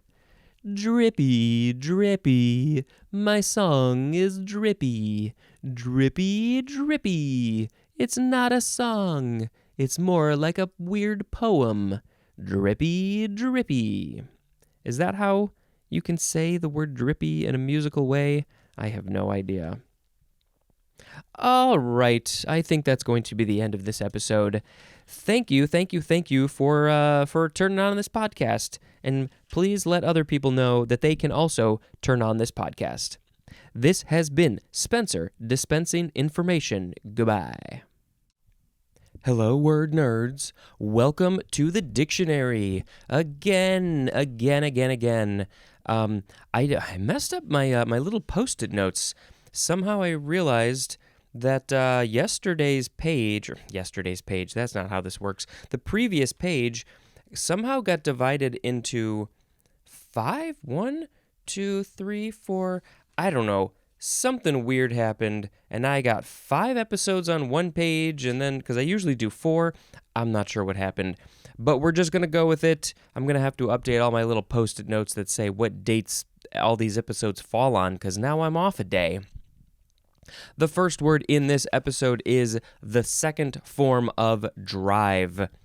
D-R-I-V-E. Noun from 1785. 1. An act of driving. 1A. We've got sub-definitions for the act of driving. 1A, a trip in a carriage or automobile, as in a short drive to the coast. What's considered a short drive? 5 minutes, 10 minutes, an hour? Where's the line? When does it become a long drive, a medium drive? 1B, a collection and driving together of animals, also the animals gathered. So you got your cattle, you got to drive them from one pasture to another pasture. That whole group, that thing, is called a drive. Let's do a drive. 1C, a driving of cattle or sheep overland. And overland is one word, and what? I mean, you're not gonna do a drive of cattle or sheep through water, underwater. It's always gonna be overland, on land. Why? What's this word specifically used for? 1D, a hunt or shoot in which the game is driven within the hunter's range. Oh, so you are forcing the animal to go where the hunter is so they can shoot them. I see. You're driving them towards the weapon. 1E, the guiding of logs downstream to a mill, also the floating logs amassed in a drive. You can basically just swap out logs and cattle and sheep. That's the same idea. You're just telling these things where to go from one place to another. But in this context, it's not overland. It's on water. 1F1, the act or an instance of driving an object of play as a golf ball. Okay, guys, get ready. I'm going to drive the golf ball with my driver, and it's going to drive down the fairway and land in a great spot so I can get the ball in the hole. 4. Here comes the drive. 1F2, the flight of a ball, as in a high drive to left field. This is baseball. It's not golf. A high drive to left field. What was, I think yesterday's episode, the previous one had another thing about like a lob flying high in the air or something. Yep, the ball is driving. 2A, a private road. The synonym is driveway. Well, yeah, I mean, there are roads called drives. Street, avenue, lane, way, boulevard. Another one of them is just drive. But a driveway, I think of a driveway as being a little thing you drive up, a little way that you drive up to park your car, or maybe at the end of it is your garage. Driveway will be in tomorrow's episode. 2B, a public road for driving, as in a park. So a drive can be a private road or a public road that you drive on. Maybe the driveway where you put your car, that's the private road. I don't know if I would call it a road, really. I don't know. It's just a smallish patch of cement. You can't drive in a park, not on the grass, but maybe there's a road, a drive next to it or through it that you can drive on with your vehicle. 3, a state of being hurried and under pressure. Ooh, okay. If I'm running late, I'm under pressure. I'm trying to get my clothes on and brush my teeth and put on deodorant and shower and take care of the cats and get everything ready and done and pack my bag and get my food and fill up my water bottle. I'm hurried. I'm in a drive. I have not heard of that one, I don't think.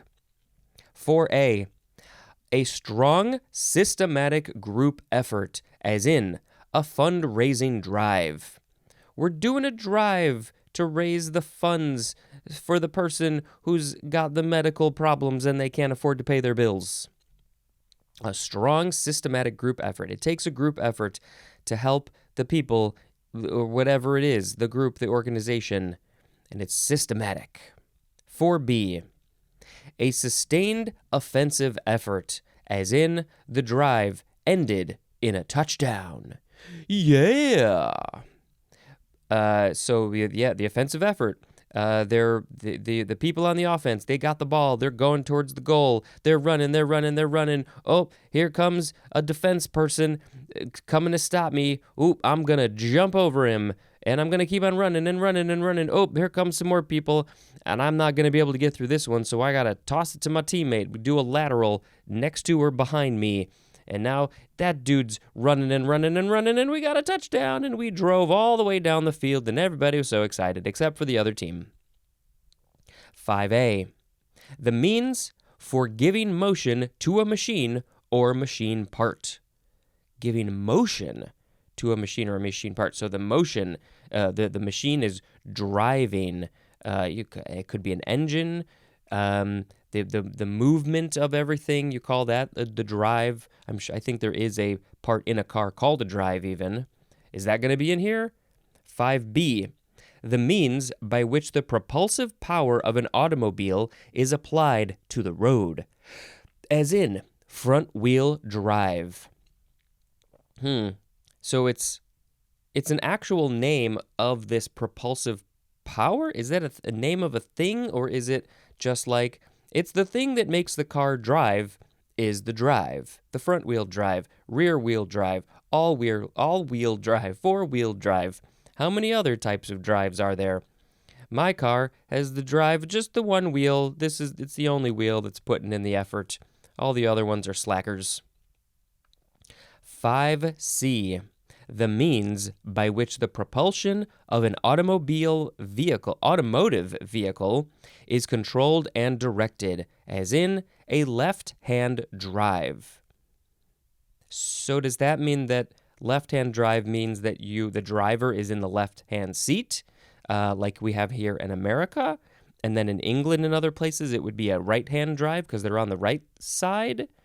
The means by which the propulsion of an automobile vehicle is controlled and directed. I think that must be what that is.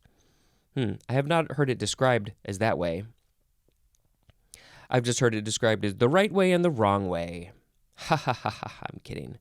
6A, an offensive, aggressive, or expansionist move, especially a strong military attack against enemy-held terrain. They're driving their troops from one place to another place so they can take over more things and kill the people. 6B, a quick and aggressive move toward the basket in basketball. You can have a drive in golf, in basketball, in football, American football. I would assume football and soccer. I feel like sports have come up a lot recently. So yeah, if you got the ball, nobody's around you, you just drive that basketball down the court and you put it in the basket. If you are talented enough to do that. 7A, an urgent, basic, or instinctual need.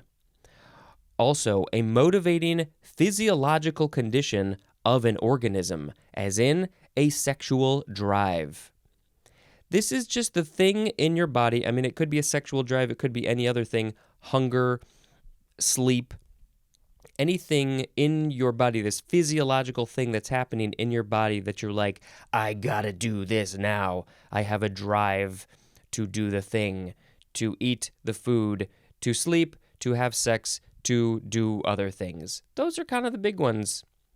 Yeah, those are the biggies, I think. But also, there's creative drives. What do you want to do just on a day-to-day basis? Do you want to sit and relax? What do you want to do spending your time? Or what are you compelled to do in life? 7B, an impelling, culturally acquired concern, interest, or longing, as in the drive to succeed. Yeah, that one definitely, you have to be very driven, and you need to drive through your opponents, through the people who are also trying to succeed, and you're trying to get to the top. 7C, dynamic quality. Dynamic quality is drive. So like, is this in a person? What's their dynamic quality? Is their drive? Not entirely sure how to use that one in context though. 8. A device for reading or writing on magnetic or optical media as tapes or discs. Well, a hard drive. That's what I use all the time in work and personal life. I got lots of hard drives. Now it says a device for reading or writing on magnetic or optical media, and I guess that would be magnetic probably. I don't know. There's lots of different kinds of drives. Yes, I think one of the newer ones, newish, that you can buy like just as a consumer is an SSD, a solid state drive. So there's no moving parts, there's no spinning things, and so it's a much safer type of drive, and lasts longer, and it's safer. You're less likelihood of something failing and breaking. So those are good. They're more expensive than the other drives, but the prices have come down a lot. That was it for drive. That was a lot of this episode. Now I need to make a sound effect. Let's go beep, beep. Something like that. Now we have the first form of drive-by. 2 words with a hyphen. Adjective from 1986. 1. Carried out from a moving vehicle. So anything that's carried out, anything that's happening while the vehicle is moving is a drive-by, as in a drive-by shooting. This is probably the most common example of something that we think of when we hear the word drive-by. It's the standard, I don't know what I'm trying to say. That's the first thing that people think of.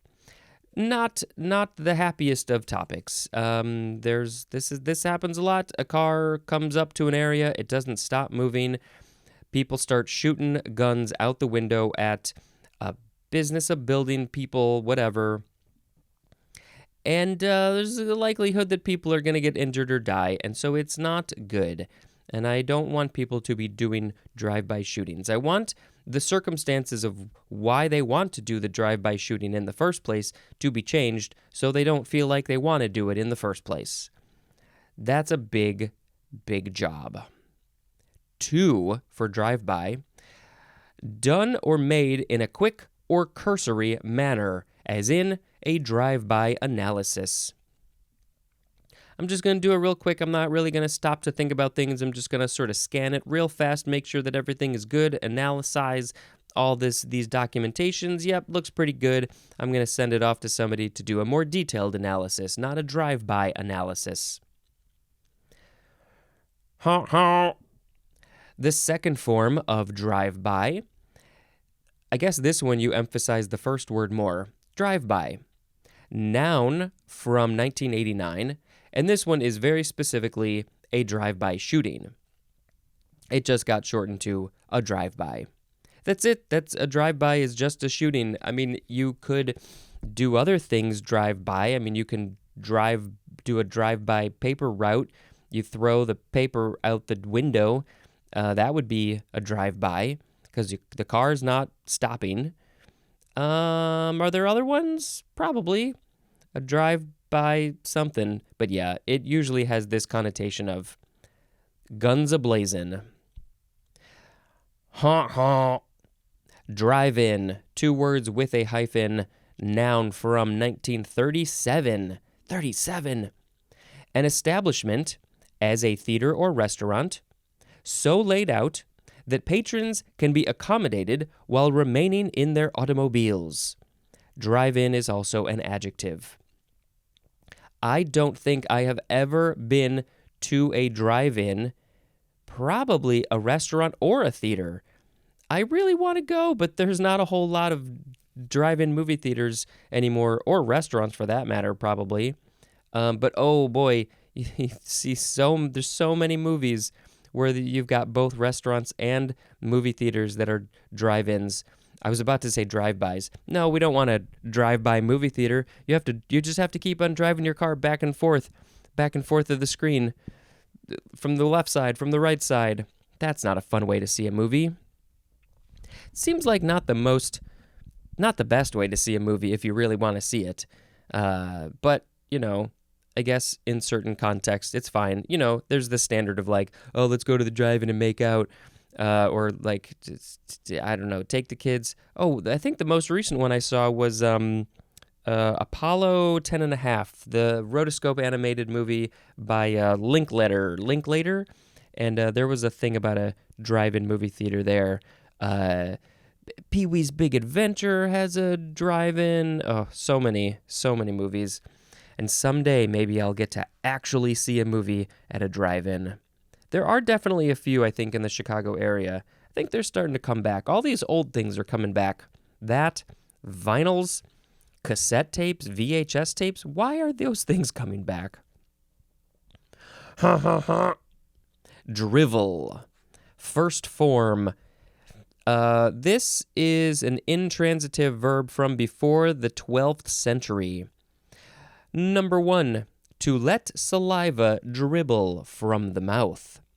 And the synonym is slaver? Slaver? I'm not sure about that one. Drivel is the action of letting the saliva dribble from your mouth. 2, to talk stupidly and carelessly. Driveler is a noun. To talk stupidly and carelessly, I guess sometimes I could probably be a driveler. And I try not to let the saliva dribble from my mouth, though. I don't like to be that kind of driveler. This is from the Old English dreflion, which is perhaps akin to the Old Norse draf, which means malt dregs. The dregs of the malt is the draff, and then somehow that became drivel. Interesting. Well, we have another form, honk.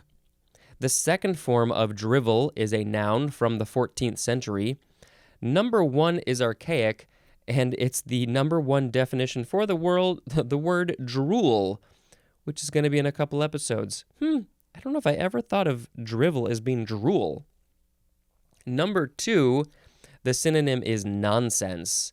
So if somebody is talking stupidly and carelessly, there's a whole bunch of silly stuff coming out of their mouth, and it's all just nonsense. That is drivel. Ugh, listen to the drivel coming out of that guy's mouth. Now I'm starting to see a connection between saliva and this nonsense stuff. It's the stuff coming out of your mouth is as worthless is worth drool. It's worth the same. It's got the same worth as drool. We don't want it coming out, really. We don't want to hear it or see it. Drivel. The next word. Honk. Drive line. Noun from 1949. The synonym is drive train, which is in the next episode.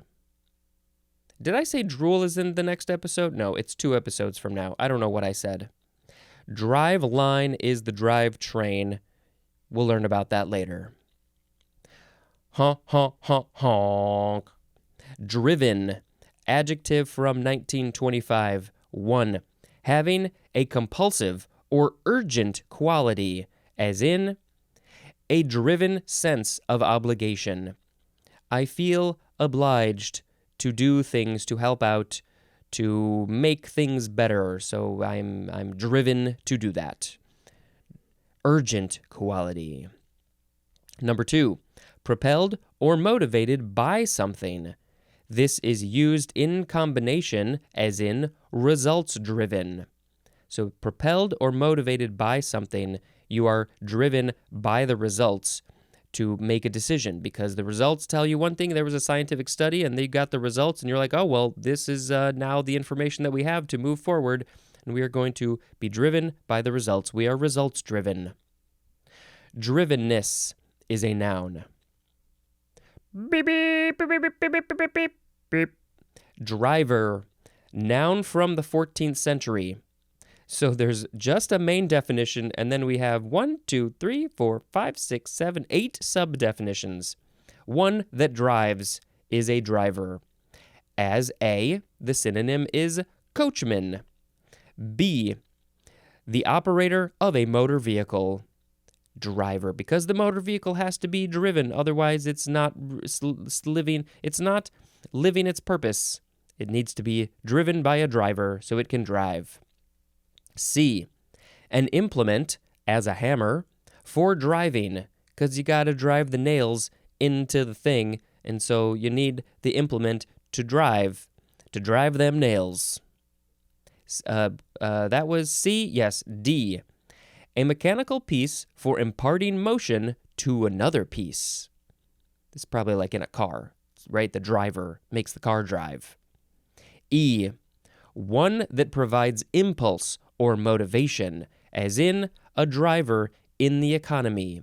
Maybe the results are the driver that are making us results driven. Maybe we should look at the science of climate change, because we have a lot of really good results about that, and that should make us driven to make some changes. That can be our driver, because we need to make some changes real fast. Otherwise, we're screwed.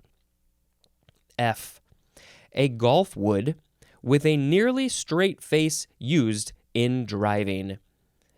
Please, caddy, give me my driver, so I may drive this golf ball down the drive. G, an electronic circuit that supplies input to another electronic circuit. Also the synonym loudspeaker. That's called a driver? I don't think I know enough about electricity. H, a piece of computer software that controls input and output operations. Oh yeah, sometimes you got a problem with your technology, with the program, with the thing that you plugged into your computer, and you got to update the driver. Hopefully, usually this happens on its own, but not all the time. You got to dig in. Where are my drivers at? Come on, drivers, here we go. Let's update the driver. Oh, now everything works like a charm. Driverless is an adjective. Well, oh no, we have one more. I'm sorry. It's a very short one. Honk, honk, honk, honk. Driver ant, 2 words, noun from 1859. The synonym is army ant, but specifically any of various African and Asian ants that move in vast numbers.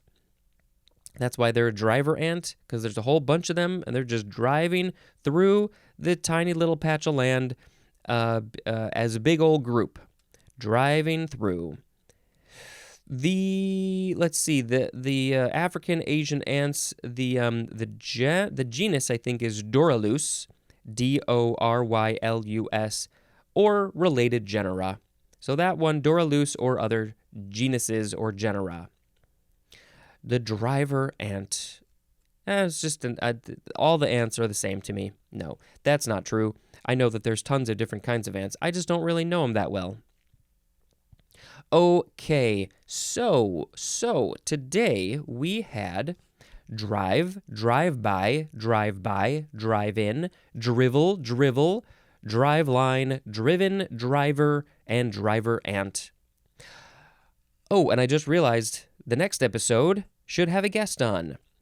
So, I need to pick a word of the episode, and I'm going to pick drive-in as the word of the episode because I so want to go to a drive-in movie theater. Oh, baby, I want to go to a drive-in theater. Let's go see a movie while sitting in our car. We're going to take the speakers and put them in the windows, because that's how you hear the movie. Also a restaurant. I've never been to one of those, but you see sometimes they got the people on the roller skates coming up bringing your food, and they got that little tray that like hooks onto your open window, the door, and they bring your food, and so you never have to get out of your car because we are lazy Americans.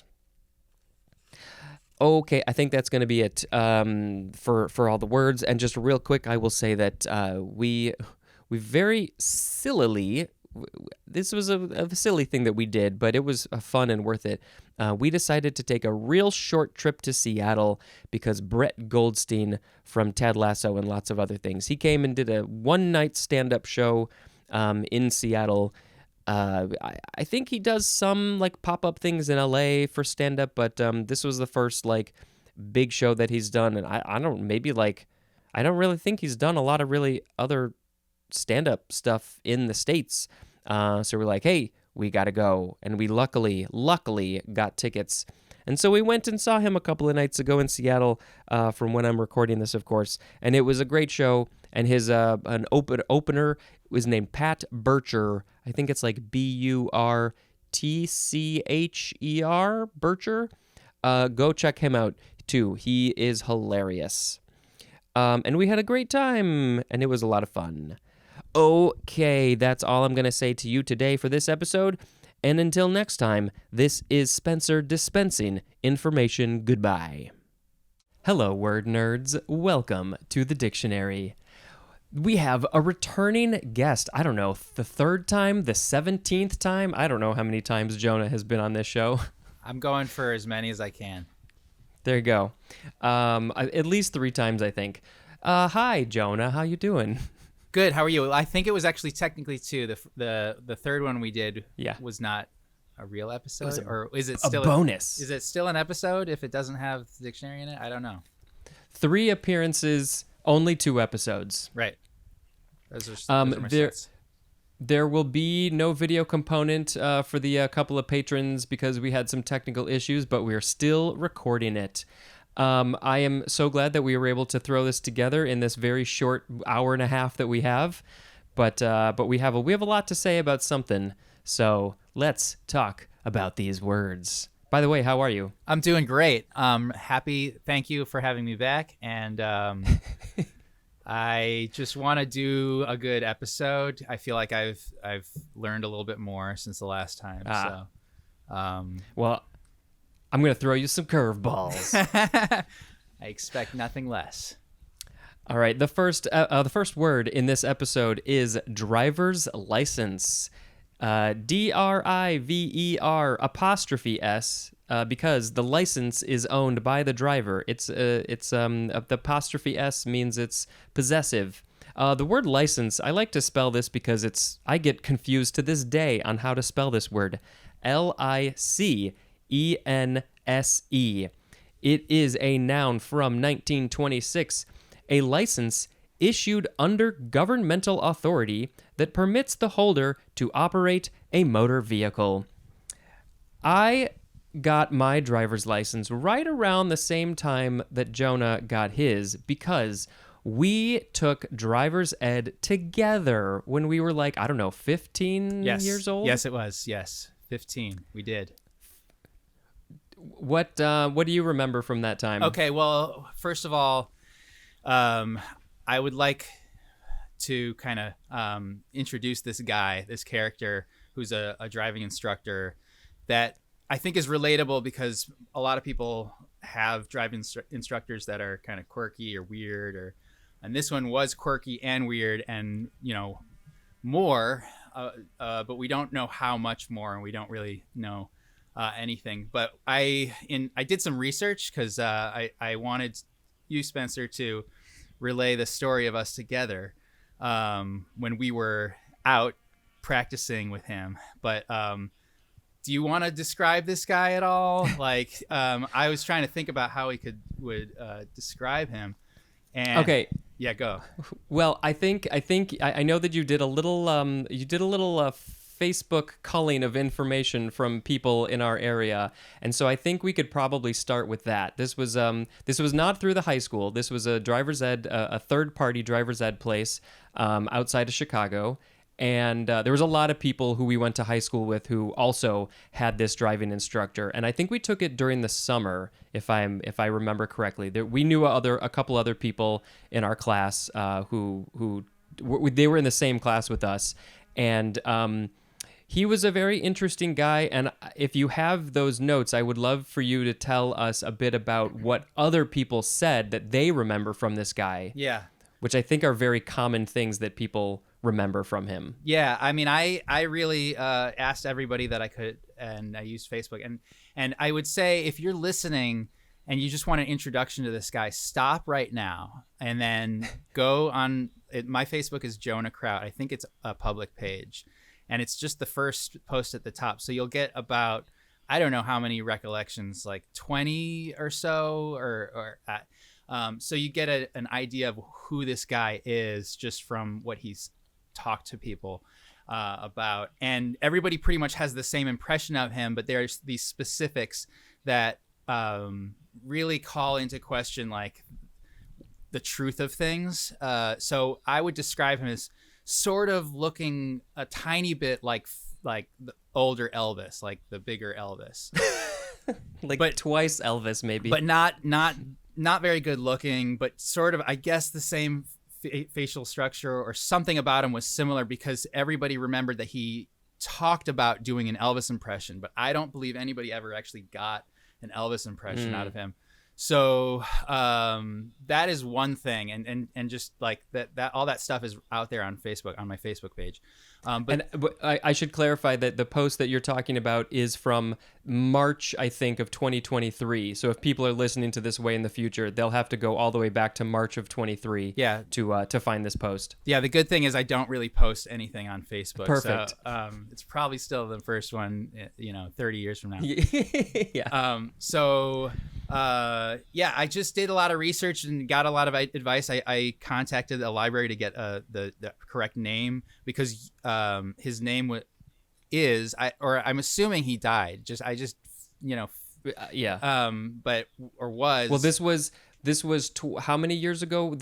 Almost 30 years ago, Yes. Over 25 years ago. Yes. And he was already pretty old and very unhealthy. So I feel very confident this guy is dead. Yeah, I mean, yes, exactly. And so his name is there. His Jim K is what everybody knew him as. And the specifics that I got that aren't on Facebook, one of them is from Rebecca, and she says that he said that his wife was decapitated in a car accident the day after they got married, and that he took out this picture of her that was like clearly cut out from a magazine. Other people have verified this, and he talks about his dead wife or ex-girlfriend, and he talks about like serial killers like John Wayne Gacy. So very dark stuff. And but then also like I would talk about just silly stuff, and also I would point out did his job, because some people were like, I learned how to drive from him. So I remember going on the highway for the first time with him, and he's like, you're in a spaceship. And so it's just like felt he just took you in his world, I guess. And then I don't know. There's all these allusions to like accidents. He's like trying to get you to think about accidents all the time. He clearly had a problem with women, and would have his attention basically on like the better looking women of the two women that were taking with him, and completely ignore the other person. So he definitely had a dark side looking back on it. The thing is that none of us thought about this at the time. That's what I keep thinking about, is that like this was just normal creepy behavior that we didn't know. We thought things, but we didn't know things. And now 25 plus years later, like we definitely know things and know that things come from other things. So it's not difficult to like connect the dots and get a picture of this guy. But we really don't know anything about him. But why don't you say what happened when we were on our Yeah. Were there any other specific stories that you wanted to mention from your? There were 99 comments on this this one post. Yeah, it goes on for a while, and it unfolds, and then it kind of concludes, and I'm satisfied if nothing else happens. Like I would actually hate to find out any more about it. Assuming that it's a bad thing that he didn't like. He seemed like you were saying he definitely had a thing about women, attractive women, and somebody mentioned that I think he came to their house once just to congratulate her about her driver's license. It seems like he was fairly innocent, but that's not good, and obviously a whole lot worse these days than it was then. But yeah, this was the 90s, so it was a little bit of a different time, but definitely not good. And yeah, I think him being a liar, a fibber, a tall tale teller is kind of the big thing with this guy. Yeah, so Jonah and I, because we were very good friends, we took a number of rides. We have to do the practical driving. We drove around at least a few times together with him, right? Yes, a few times. Definitely, like 2 or 3 at least. I mean, I don't know how many it was back then, but yeah. I have some memory of like we stopped at a fast food place so he could either get some fast food or like had some candy or something. That seems like a big thing with him. He would often make people go to drive-throughs with him. His car was filled with candy wrappers and just like junk, and he would stop at Fuddruckers was, I think, a choice destination for him. Some people, that's all on the Facebook stuff. Like, so yeah, what else do you remember happening? Yeah, so we were driving through, we were not very close to home. I feel like we were like a number of suburbs away, probably at least 15, 30 minutes away from where we live, a place that neither one of us knew at all, and we did not have any smartphones with maps or anything. And Jonah was driving, I was in the back seat, and of course the instructor is in the passenger seat. And all of a sudden, I feel like there was woods involved too, like there were woods on either side of us. So we felt like we were in the middle of nowhere. And all of a sudden, he starts going, oh, my chest. Oh boy. And of course, Jonah, innocent little Jonah, is in the driver's seat. From my perspective, what I remember is like, oh, what do we do? Where should we go? Or do you need to go to the hospital? And I have a little information. I can see Jonah right now through this remote recording device that we're not using, but I see him laughing his ass off right now. There might be tears streaming, I don't know. And so he's like, this hurts so bad. I'm trying to think of like where the closest hospital is. Oh my God. And of course we do not know what to do. We are high school kids. We just finished like sophomore year of high school or something. We don't know the area. We don't know what to do, where to go. We don't know where any hospitals are. Is this guy having an actual heart attack? Is he doing this just to fuck with us? What if he dies in the car? What the hell do we do? And I can't even imagine what is going through Jonah's head as he's the one who's actually driving. Yeah. Does that sound about right to you? I've blocked so much of that out. This is why I wanted to go over this on air. Yes, that's exactly what happened, and I don't know. I don't think I ever fully unpacked it because I remember telling our circle of friends. Dan remembered, and I just it just like had a flashback to me that happened. It was like clearly something that at the time was believable, but because this guy is so full of shit, you get out of there and he's like, no, I'm fine. I think it was just some heartburn, but he's like, he came down from that like pretty hard, you know? I mean, he didn't come out of that being like, oh, I'm fine. I mean, go ahead. Yeah. It seemed like it might have been legit. Like he definitely. I think it went away, and then maybe it came back a couple of minutes later, possibly. Yes, thank you. Yes, it did come back. Yes, he did it again. Yeah, it was like, okay, I think I'm feeling okay. Okay, and then I was like, oh no, it's hurting. So he literally may have actually had a heart attack in the car with us, and then it eventually went away, and it never came back. But wasn't like I got you guys, and you. I think I was driving first because you kept asking him. You're like, "Are you okay?" And like I was asking you or him. I don't know. I think he kept saying, must have been a little heartburn. Like he kept saying that while you were driving, and you were being like, I don't know, just like extra. Are you sure this isn't gonna come back? Yes. Do you like now that you're okay? Should you take us to the hospital? Perhaps. Right. Like, Can you please direct us because we don't know? Yes. I think that was it. It was so because I haven't thought about it, but being that far away from home, was probably the scariest part of it. Assuming it was real. But yeah, I mean, I can't. Yeah, that's why that's sort of why we had that sort of lifespan bet earlier about him.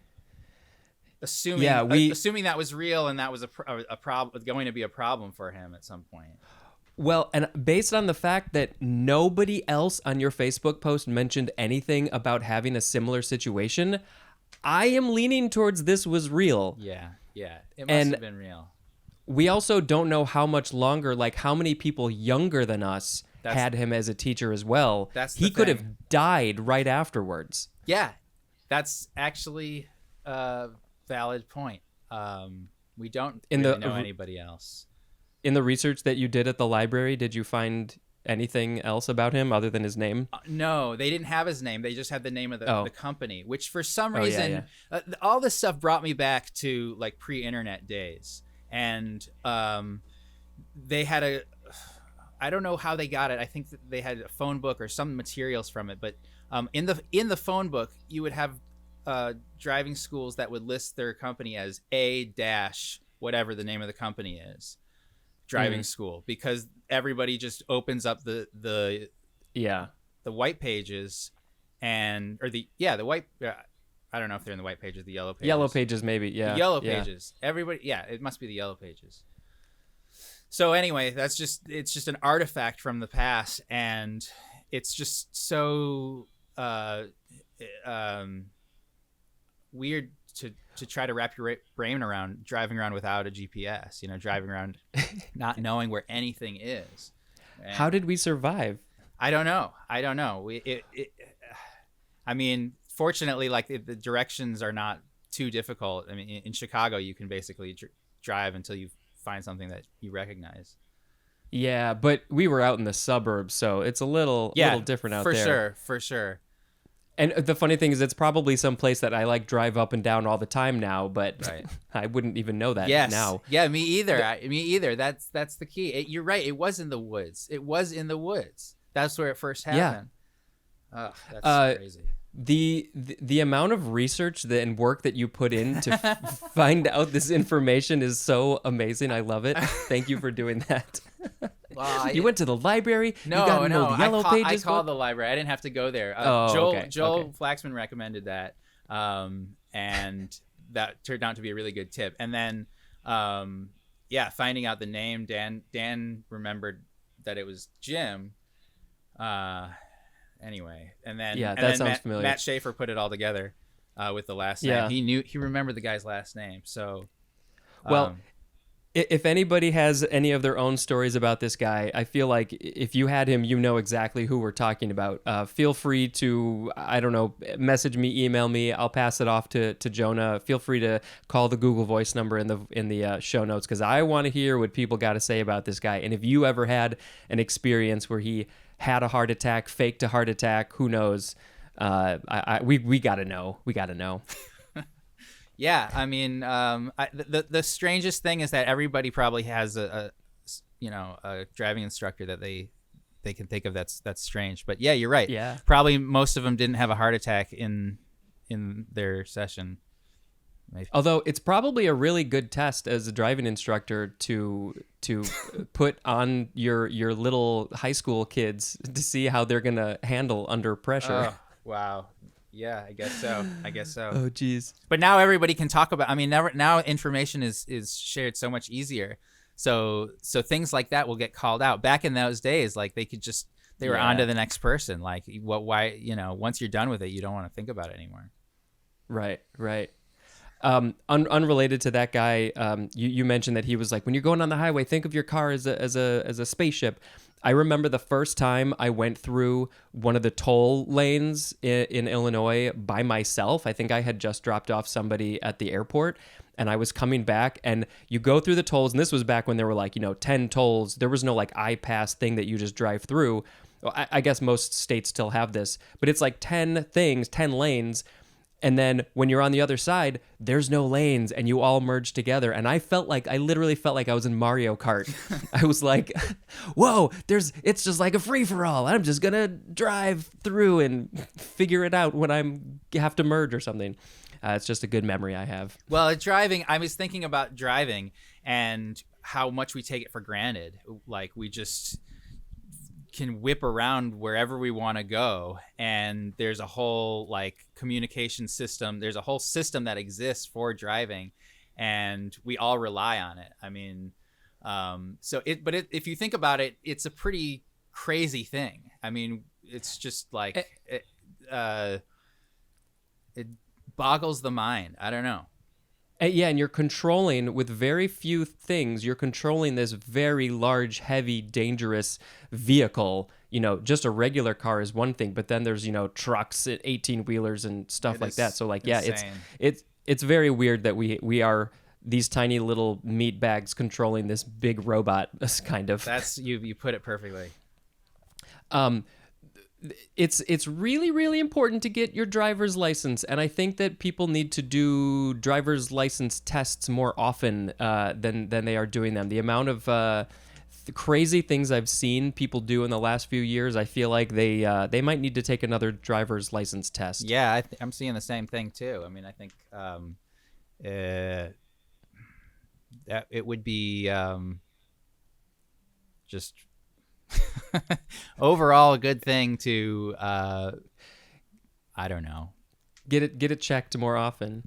When I did my driver's license test, there were a number of things that I felt like I screwed up, and then when we got back to the DMV, I was totally convinced he was going to say you failed, and I guess I hadn't quite gone below the threshold of points, and I passed. What was your? Do you remember? I had a good experience because somebody pulled out, and she was like, "No, they don't do that," and then she's like, "Honk at them." so I honked.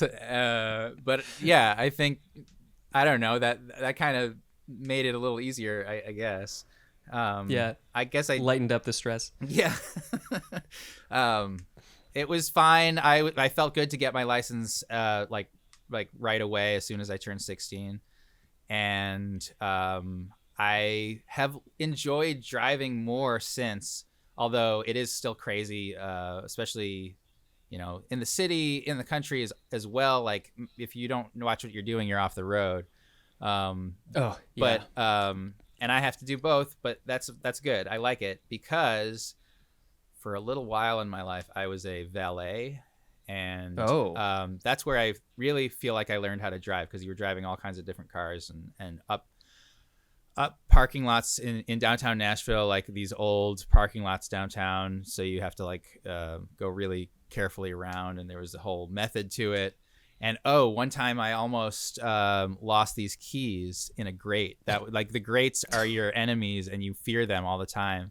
But once I accidentally dropped them, and I stepped on it, and I stepped on it. It was like hanging over. So man! But I caught it, so I never did it. I never lost the keys, which is the one thing you can't do as a valet. But that's when I learned to like really be confident how I drive. And that's what you got to do. Really, you have to drive around a lot. But really, I think that these crazy people, like, they're just thinking of themselves. And really, when you do that in an environment where you're flying around at 80 miles an hour, like, that's just not good. So not safe. Not safe. There should be more policemen out there. I know they're stretched thin, but that would save a lot of lives. Yeah, I feel like it's like you see these crazy things, people speeding past you on the highway, and you're like, where is a cop when something like this is going on? Yeah. And whatever. Yeah, they can't be everywhere all the time. I get it. But it's like if you're what they say, and I think it's true if you're a defensive driver. And actually, one thing Jim talked about all the time was the reaction time. People thought about like there's a funny thing that Josh said about sneezing, your reaction time to a sneeze, but you know I have another memory that I'd like to add. He had a brake on his side, correct? He could always brake the car. We always drove in his car. Oh, yes. He had controls. Yes. He would sit in the front, always. Yeah. He may have had a steering. No, he just had the brake, I think. Just the brake. All right, and maybe gas. Yeah. Okay. What's your memory? Oh, Did you forget it again? well, he's just the reaction time. I think that I almost hit a biker on one of our tests. Oh, wow. And I think if I'm remembering correctly, he grabbed the wheel and swerved it around the biker for me. Oh, wow. Yeah, talk about reaction time. Wow. That was fast. Wow. He did do a good job. Yeah. Wow, that's awesome. So if you play, I think if you're what they say is defensive driving. If you drive defensively and you look out for other people, then it can be a very enjoyable experience. Yeah, for sure. And obviously, like you said, drive a lot. Throw yourself into the fire, do a lot of driving. You'll get better fast. Yeah. Don't, put yourself in situations, be safe, but you gotta learn how to do it. Yeah. And I feel pretty confident now. I've been doing it for all these years. Yeah. You always look for space, the space around you, the space you can go if you need to. Always try to have space around you. The faster you go, the more space you want. You should. Oh, you yeah, should for have. sure. Yeah. Well, I know that I could talk about driving for years and years because I've done it for so many years. I have so many things to say about it, but we do have to move on. Yeah, unless I you know. have anything really important. Well, I'm sure I do, but no.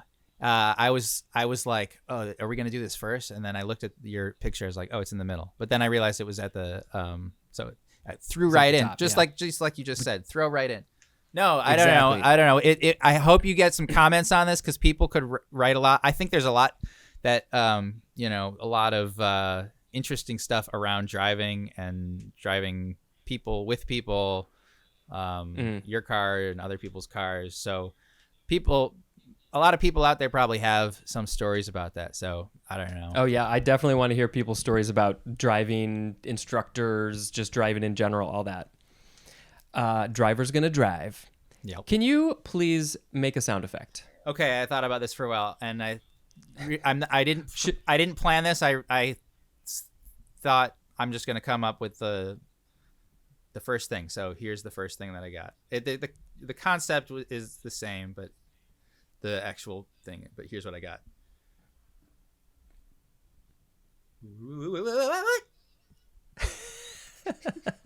It's awesome. It's like somebody being, I don't know, thrown off a cliff, running into something. I don't know. Yeah, it can be a lot of things. Okay.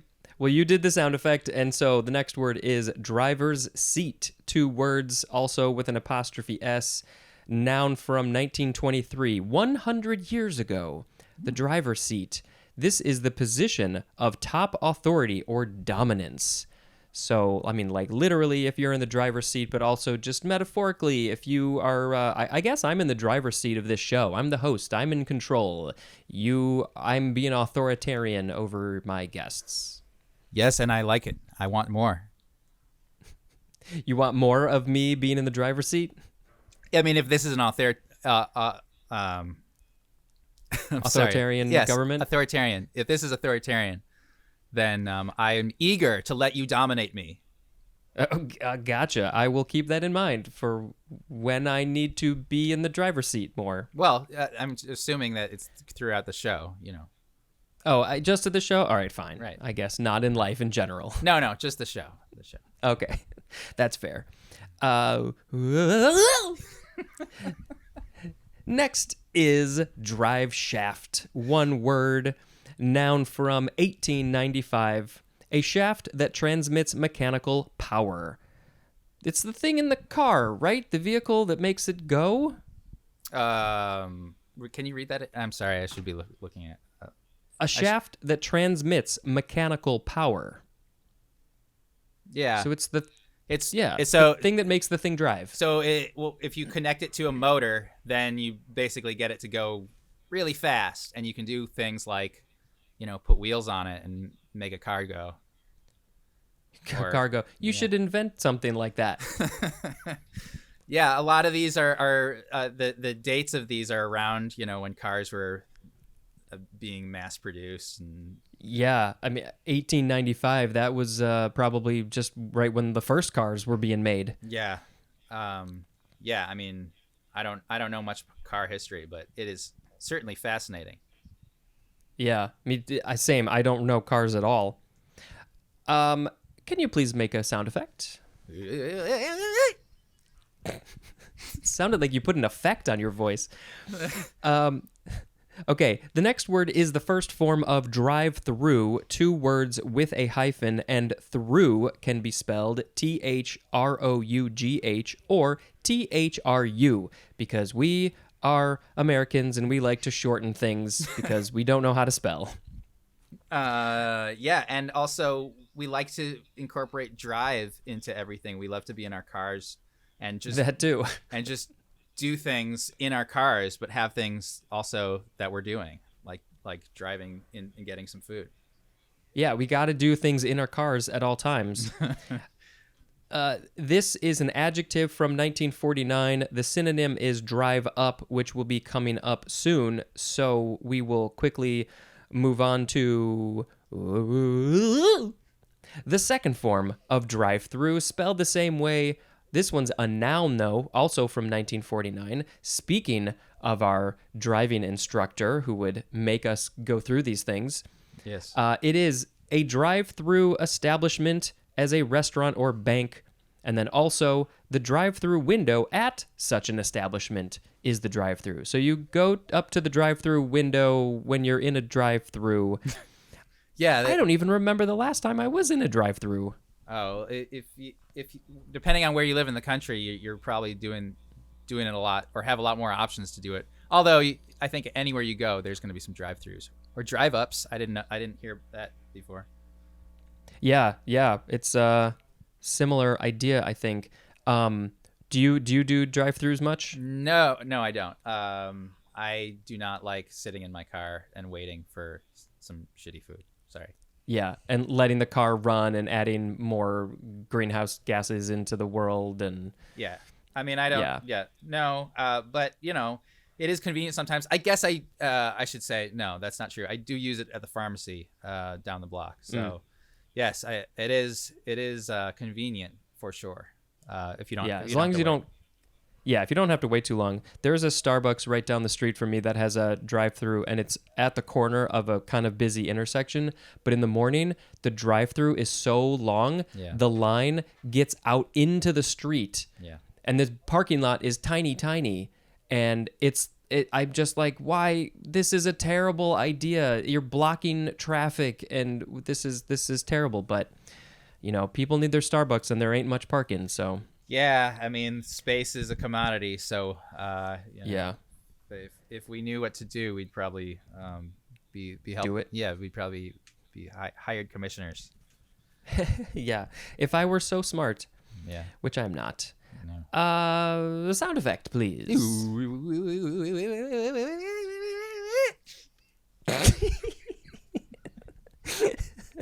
The next word is drive time.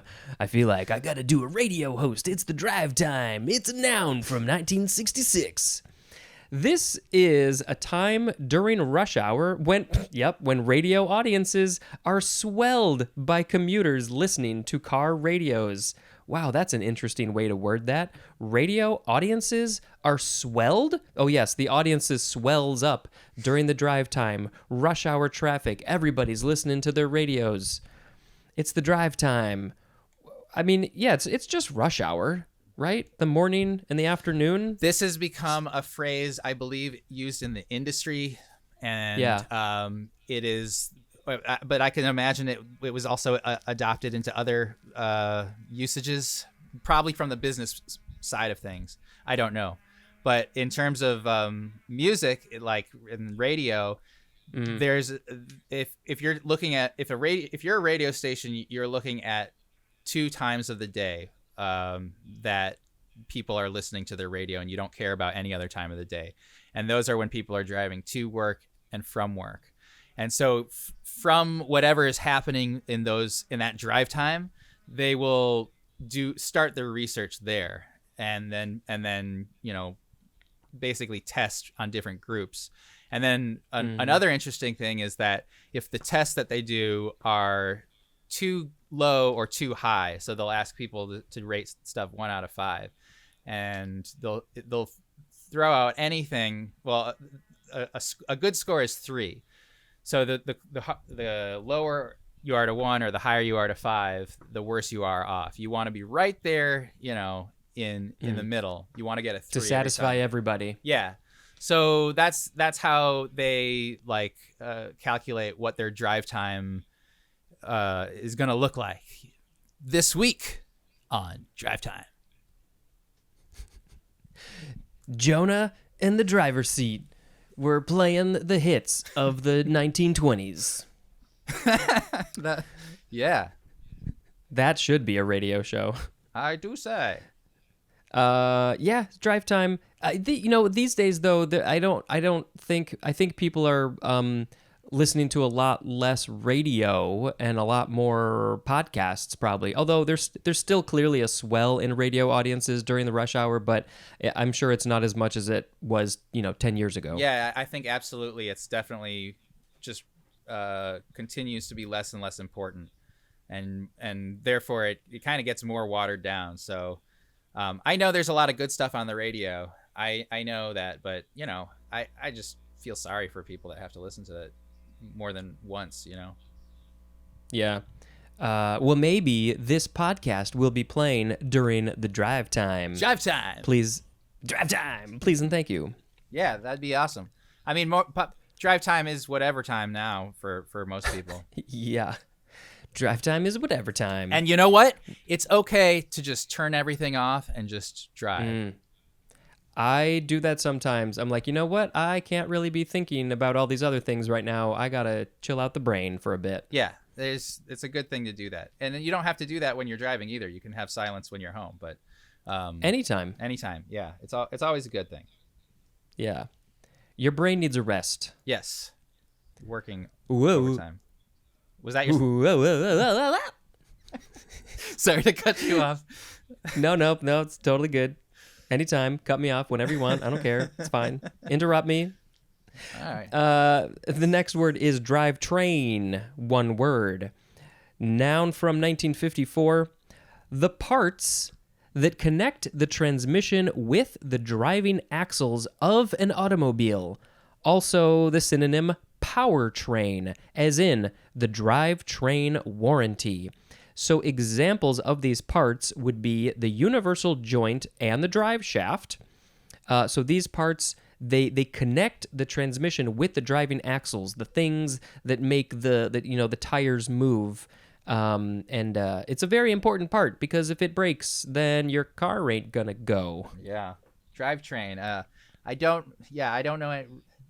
I never got into cars, so I don't know, and I don't know much about motors, but it's good stuff. It's this is important good stuff here. Drivetrain. Yeah. I do recommend that people like you and me who never really cared much about cars, I do think it is really good to learn about this stuff because it will help you at some point in the future. Yeah, no, there's if you can get a good introduction and just kind of ease your way into it, that's how I see it. I mean, if you own a car, then you kind of have to figure that stuff out as you go. So, but yeah, the more better to learn it. The more you know about something, and especially when that something is as complicated as cars, the more you know about something, the better you are for it. The more you know. Thank you. Drive up is next. 2 words with a hyphen. Adjective from 1952. This was the synonym when we had the adjective drive through. So it is designed to allow patrons or customers to be served while remaining in their automobiles, as in a drive up window. And again, this is the adjective. So a thing is being described as drive up. I don't know what else is drive up though. A window, restaurants, pharmacy, Yeah. coffee. It must have. Who knows what happened, but somehow two versions of the same thing appeared, and so Yeah. one is a drive-through, one's a drive-up. A lot of stuff is like that in England too. The English there's a little bit of a difference in how we put words together. But That's for sure. This is American. Yeah, we say drive through. Or drive guess- or drive up. Yeah, I do hear drive up sometimes, but not as much. I've never heard drive up. But you got to drive up to it, and then you stop, because you can't just keep on driving through. You got to stop at some point to get the food, to get the donuts, to get the coffee, Right. to pay. If it was a constant drive through, that would cause problems. Well, that would be a funny thing to watch, though. If it was at the top of the hill, you could just drive up to it, but then you'd have to drive down. I don't know if that's part of the deal. I want there to be a window on the hill down that they just have to like throw the food out the window and hopefully get into your car Oh, I see. as you're moving. That would be a drive-through then. Yeah, you just drive through. Right. Yeah. Maybe that joke didn't land. Wow. That's my fault. Drive up. Yeah, I don't use these much these days, but fast food is the biggest thing. Sometimes. Yeah. This. Ooh. Oh. Yep. No, what were you gonna say? Nothing. Go. No. I heard that. Driveway is next. Noun from 1871. A private road giving access from a public way to a building on abutting grounds. This is so it goes from the road that everybody can drive on, but then this road is private. Only you are allowed to drive on your driveway. I'm allowing other people to drive there too, but it's mine. It's my road. My driveway. I always feel bad. Like sometimes I have to do like a 3-point turn on a road, and I'll use somebody's driveway, and I'm always nervous that they're gonna come like, "What are you doing in my driveway?" I'm just doing a 3-point turn. Get off my back. I'm not gonna sit in it and stay. I'm just like driving up a couple feet. It's all good. I had a new water galvanized pipes put in, and they had to basically dig a hole that went through my driveway, and then they patched it up, and they used like one of those, or the gravel, the asphalt. Is that the black little asphalt? Oh, the really black like tarry stuff. Yes, that takes like 3 days to settle. And so it settled, and then it just kind of went down. So now there's just this bump in my driveway every single time, and my driveway curves down. You go down to the street, and so there's already a bump at the bottom where you get to the street. Oh yeah. So you have to go very slow there. But now now this has been like this for a while, but you have to be careful as you go down over the bump on my driveway. Next is driving. Adjective from the 14th century. We already talked about driving in general. 1A, communicating force, as in a driving wheel. Communicating force. I'm a little confused by that one. It's the mechanical term. All the mechanics we've been hearing about. It's driving it. So, or maybe like a ship. A ship is driving. Yeah, but it says communicating force. So I guess like the steering wheel in your car is communicating the information to the drive train and the drive shaft and stuff like that. It's just a little. There's not a lot of context on this one. Well, I guess you'd probably have to look at the root of drive to see how it evolved over time, and then a lot of this would probably make sense. Yeah, the previous couple episodes have a lot more drive words and things like that. Go look those up. Yes, go do that. Let's see. So 1B is exerting pressure, as in a driving influence. I'm in the driver's seat, so I am exerting my driver's seat influence on you because I am driving the ship. Yes. Yes. As a member of the people, I accept that. The people that are not Spencer. Yeah, exactly. The podcast people. Oh, yeah. 2A, having great force, as in a driving rain. Also, a driving beat. Ooh, I like a driving beat. Do you like a driving beat?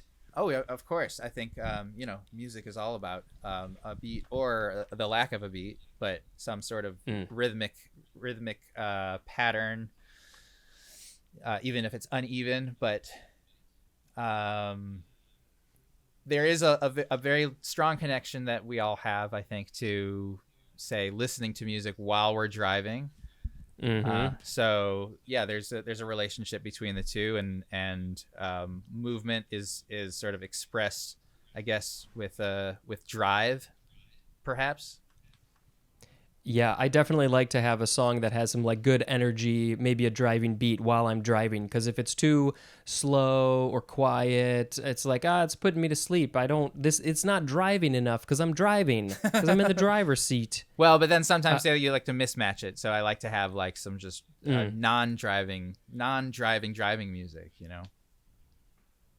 And then just see how that affects your driving. Well, my driving is affected, and it drives my thoughts as well. My thoughts drive my car while using my hands and your feet, maybe. That's good point. Yes. 2B, acting with vigor. The synonym is energetic, as in a hard driving worker. There you go. Very energetic. That driver also has a lot of great force. Yes. Yes. It seems to be a theme running through all of these definitions. Yeah, it's like they're all driving or something. They have a lot of force and energy. Yes. Well, now I'm very curious about the origins, but I know that's not for this podcast. No, not for this episode. Sorry, people. Yeah, you're gonna have You've clearly already heard it. Well, I mean, there's just tangential things here and there. That's great. Driving range. 2 words. Noun from circa 1949. An area equipped with distance markers, clubs, balls, and tees for practicing golf shots. Have you ever been to a driving range? I might have once. I've always just sucked at golf, so I don't think maybe I haven't been at all. I don't know. I really have nothing to say about driving ranges. I think I know somebody that works there or worked there, and I know a lot of people like golf and they like to go to the driving range to practice their swinging. So that's great. They sure do. I have been to a driving range. I also not good at golf. I have gone through a golf course a couple of times, but very terrible at it. And so I have gone to a driving range a few times, and it's like, I just feel lucky if I hit the ball at all, Yeah. let alone hit it well. Yeah, I mean, I guess range. You go to a hitting range, a batting range when you're Batting cage? Yeah, it's a batting cage, but it's a driving range. So I guess it's relative to what you're throwing, what you're hitting. Yes. Right. What you're throwing. Here, let me take this golf ball and throw it with my hand. Let me see how far I can throw it. They should have throwing ranges. Yes. Golf ball throwing cages. Yeah. Well, if they had a cage over the driving range, that would be a really huge cage. Maybe it's in a cave. I really want to get in one of those those vehicles that picks up all the golf balls at the driving range, because everybody can hit you with their golf ball if they're good enough. But you're fully like enclosed in it. I think you're safe. That would be terrifying for me. I don't think it would be so much fun. All right, someday you and we're gonna go take a ride in that golf ball picker-upper vehicle. Yeah, as long as the person who's driving doesn't have a heart attack, then we'll be good. Oh, yes. We won't go with Jim. Yeah. Okay, driving range. It's a good place for you to go practice your swings with your drivers and your irons, and maybe not your putters, but all the other ones.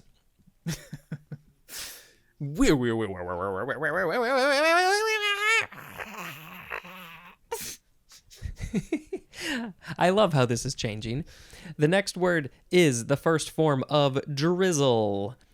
Noun from 1554. 1. A fine misty rain. Sometimes when I go outside, there's just a little rain coming down, and I say, oh, it's drizzling. It is a drizzle, I should say. Yeah?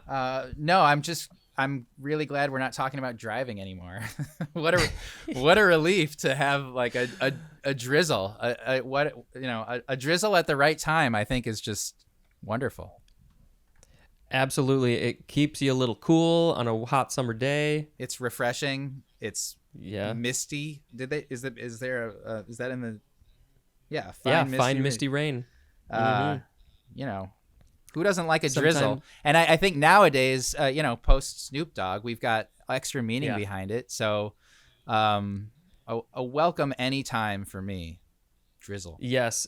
I was hoping that would be in here, but I don't think it is. But maybe in an updated version of this book, there will be something different. I don't know. What would that definition even be? Oh, well, it's all linguistics and wordplay. So, or maybe what it is like the IZZ. It's not a prefix. It's not a suffix. Or maybe izzle would be the suffix, and it would mean something in like hip hop culture. But what it is exactly is sort of up to the speaker and the context. Yeah, I like that. I think it rather than meaning, it's the sound, and it's like you're saying, it's the rhythm of it. Yeah. That and it's the way it's used, which is very refreshing and misty. Misty. Yes. I mean, I don't know if anybody else feels misty when I get misty-eyed when Snoop Dogg says it. Yeah. No. When Snoop Dogg is rapping, I get misty. Who can you have to? Yeah. Yeah. Number 2 for drizzle is something that is drizzled.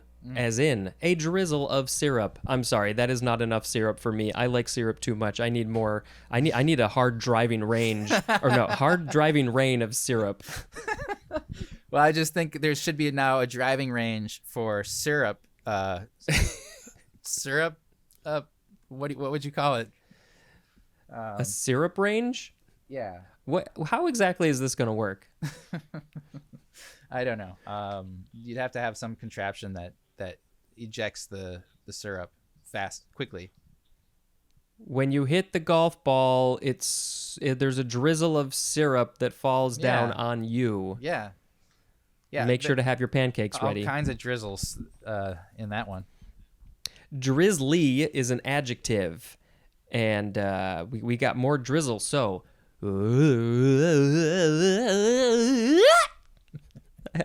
I have some coworkers out there. I don't know if they can hear me, but I wonder. They might think I have gone insane.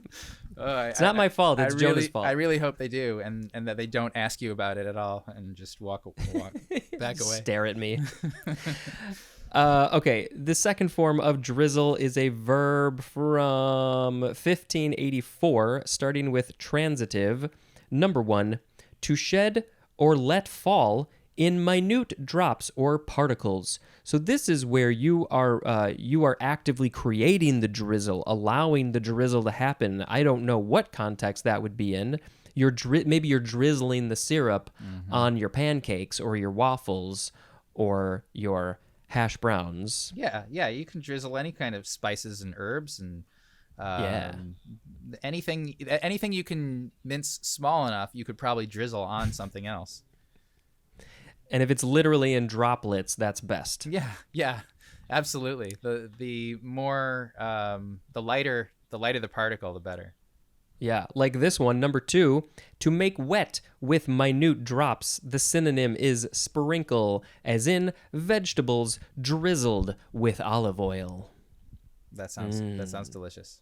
It does sound delicious. Maybe a little like garlic on there. What else? What else do you put on your veggies with olive oil? Oh, maybe some feta. Feta, yeah. Bake it. Oh, bake it. Okay. Bake it up when it's all.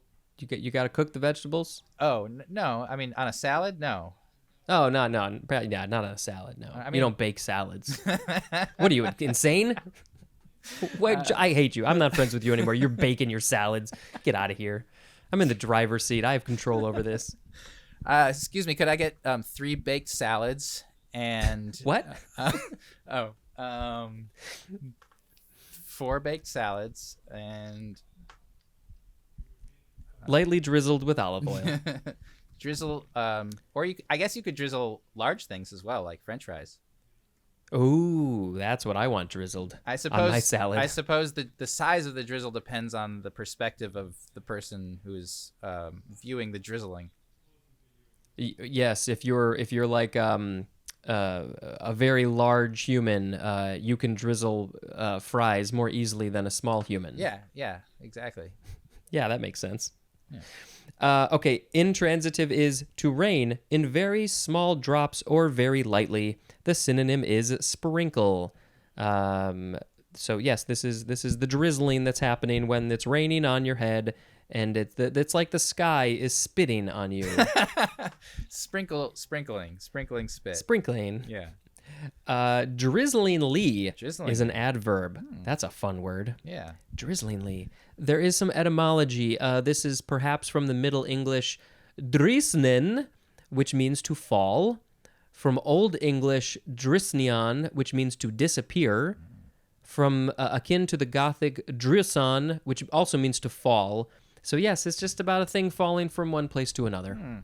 Interesting. And again, contrasting that, and thankfully we're not talking about driving, but contrasting that to the driving force we were talking about before, the origins of drizzle are about falling. Yes, absolutely. A sound effect, please.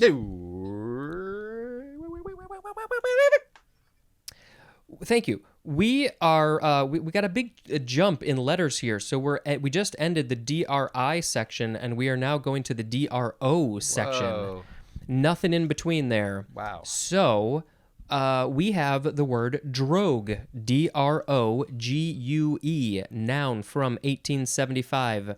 Number 1, the synonym is sea anchor, like A-N-C-H-O-R, and the thing that you put in the water, the sea, the lake, the pond, the ocean. So I guess they just used to call it a drogue. Yeah, I guess so. What a cool word. A drogue. I've never... Drop the drogue. Yeah. 1875. I don't know what happened in 1870. I mean, they had anchors before 1875, so... Yeah. Maybe it's a specific kind that somebody called a drogue, but that's still pretty ambiguous. I mean, I'm curious where this is coming from, you know?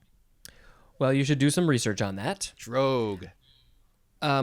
So maybe these other ones will help a little bit more. 2A, this is a cylindrical or funnel-shaped device towed as a target by an airplane.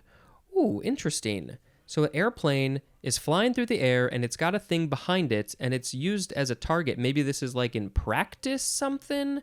I don't know. Huh.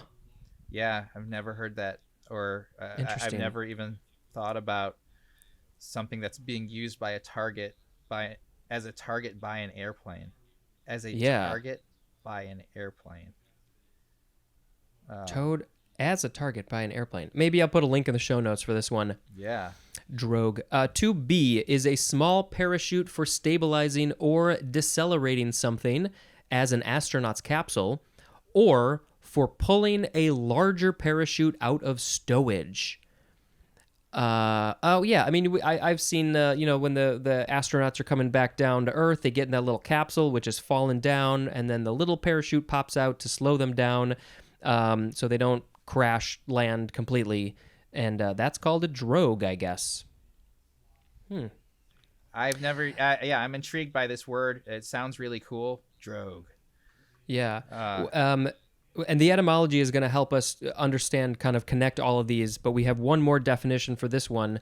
Number 3, a funnel-shaped device which is attached to the end of a long, flexible hose suspended from a tanker airplane in flight and into which the probe of another airplane is fitted so as to receive fuel from the tanker. Okay. Well, for those of you who are as old as us, maybe some of you played Top Gun on Nintendo. Yeah. I think I may have done that at some point. Yep. And you get through level 1, you're like, okay, you're pretty good at flying, but can you refuel? And in my case, no, I could not. You could never get past that? No. I always had or maybe I could get through that. Maybe that was the thing I could get through, and then I couldn't land. That's probably what it was. Yeah, landing, that would be hard too. Yeah.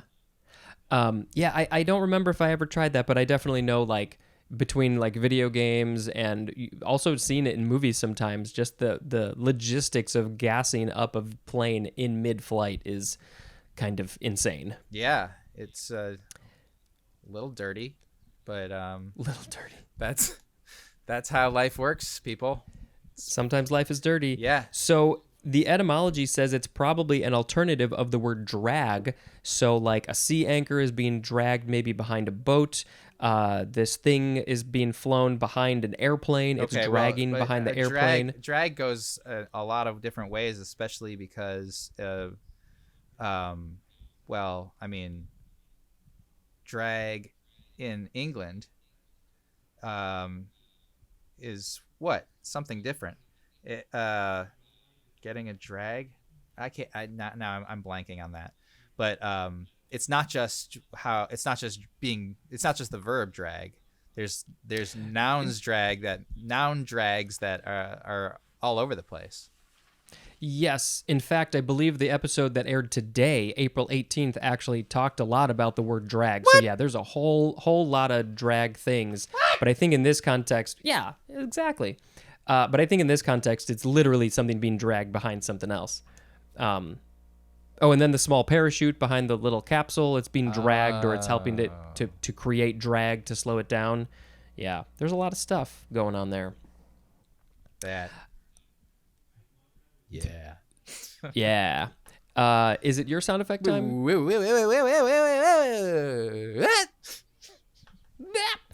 The next word is droid, D-R-O-I-D. This is not the droid that you are looking for.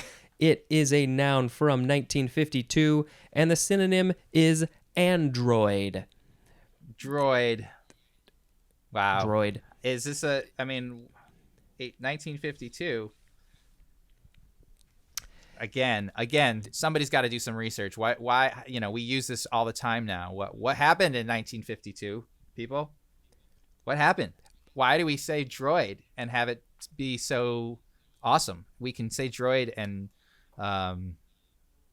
it's just we're clearly in a place now where we accept that some of us are not human. Oh, yeah. It's such a common word that like half the people out there are absolutely droids. Yes. But you don't know, so you got to be careful. Yes. Yeah. I mean, it really is something that you must figure out which ones are the droids. I really hope that like 200 years from now, somebody listens to this and is like, wait a minute, were there that many android people in 2023? Well, I mean, if you use it as symbolism, I think there you can draw some connection. So, find those. What was that? Is that? Are you saying like people act like androids because they have no emotions? Or I think there are people, even though it's not, we can't think about it, most of us can't comprehend it, but there are people who are not human in the way that we are. We think a certain way about life, and there's people that don't. Yes. So, are they the androids? Are we the androids? I don't know, but something's going on, and we have Something is going on. and we have to figure out who those other people are. That's the goal in life. Well, I don't know if that's the goal, but it's certainly it's a matter of life or death to some extent. Yeah. Maybe I am not human the way that you are human. Or maybe that it's or constantly trying to evolve from our droid selves that are created through technology and capitalism and so maybe Y'all can think about that one. maybe we are the droids. Ever thought about that? I sure have. I think about capitalism all the time. I mean, there's a lot to chew there. I'm gonna eat that up for dinner. Go back to the Android episode to hear me talk more about that. But we can't talk more about it here because we don't have the information. But yeah, it's Android. Lots of androids in pop culture. Yeah. Just turn on. Oh, sorry. Go ahead. I was interrupting you. No. Please. If I think that you're about to do it, I need like a light or something that you can be like, okay, I'm gonna do the sound effect, so I can just get real quiet. I don't have to jump in. Oh, because otherwise you're just gonna keep on talking. I feel like I'm just passing it back and forth. Ew. Droit is next. I think it's droit or also droit. You could say that. Droit. I don't have a good French pronunciation. It is spelled droit. Noun from the 15th century. It's a legal right. right. That is the whole definition. A legal right is a droit or a draw. I cannot say that word at all. Yeah, this is. When did you say it was from? 15th century. The 15th century. It is from the Lower Latin directus, which Latin word which means direct. So it's a right that you have legally. You have the right to free speech and things in some places. Do you think adroit? Do you think it has direct and the end of that direct the droit Draw? Direct. That is exactly what I think. Trying to get to droit from direct. Directus? Yeah, no, direct. If you say direct as a question, Direct? Droid. yeah, Direct? Droid. you're kind of there, halfway there. Yeah. We got it. Direct? We made it. Direct? Oh, that's kind of the sound effect for the day, isn't it? Direct. Direct. Speaking of, can you make the last one? Direct. It's perfect. Okay, I don't know how to say this word. Droit du seigneur. Droit. No, that's not it. Droit. Droit du seigneur. Seigneur? Seigneur. Droit du seigneur. Droit du seigneur. Yeah, 3 words. First word is also droit or droit. The second word is just du, and the last word is seigneur. Droit du seigneur. Noun from 1825. Oh, sorry, there's a couple of more lines that you don't have, but That's okay. I do. That's all right. So it is a supposed legal or customary right of a feudal lord to have what? To have sexual relations with a vassal's bride on her wedding night. Wow. I am not at all surprised by this, but it's terrible. Why are you not surprised by this? Because from the 1800s, and I'm sure well before that, people had the ability in these driver's seat positions to just do whatever the hell they wanted, and people just had to go with it because otherwise they'd probably be murdered or something like that. Right. Well, So it's terrible, but that was what happened. Yeah, this is a French phrase, if you couldn't tell from my terrible pronunciation and the spelling, and it means right of the Lord. So the Lord has the right to have sexual relations with the vassal's bride on her wedding night. Just her wedding night, not the husband's wedding night. Right. Yeah. Well, if you study history, a lot of stuff turns up, and it's important to know what that stuff was, and important to know that it was not it was clearly wrong, and why it took so long for us to recognize that is just part of the story, Mm-hmm. So, And I'm sure that there are places that are still doing something like this in the world. well, yeah, those are the droids that I'm talking about. Yes.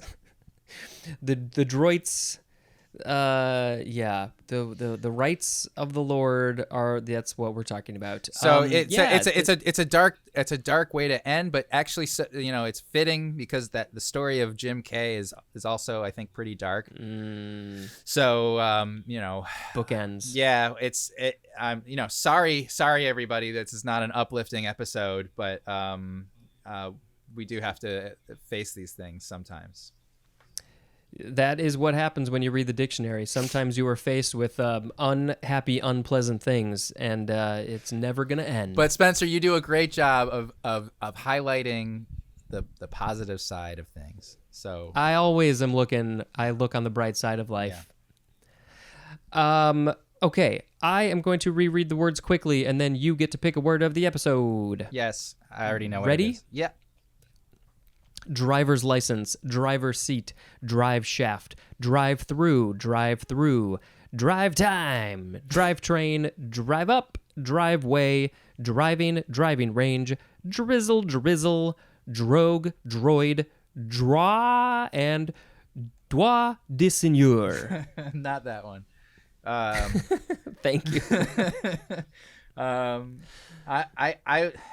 don't know. I had a first thought and then I had a second thought. I don't know. What do you think I should go with? What do I think you should go with? Oh boy. I mean, is it first thought, best thought, or is it more like, yeah, well, that's the obvious thing? No. I think if you think about it a little bit more, that's okay. It doesn't have to be your first thought. Well, there's so many good words in this, but I think I'm gonna have to go with drogue. Drogue. Yeah, I just what's the purpose? What's the purpose for that? What's the reasoning? Yes. It's a word that I'm not familiar with, and I just like I like the sound and the spelling, and have never. I'm sure it's out there, and if you read the right stuff, you'll find it all over the place. But never. It's a new one for me, so I'm curious to embark on that journey. Ooh, let me know how that journey goes. Yeah, I'll write. Searching out the word drogue. I'll write you letters about it. Perfect, handwritten. Yeah. In the mail. Yeah.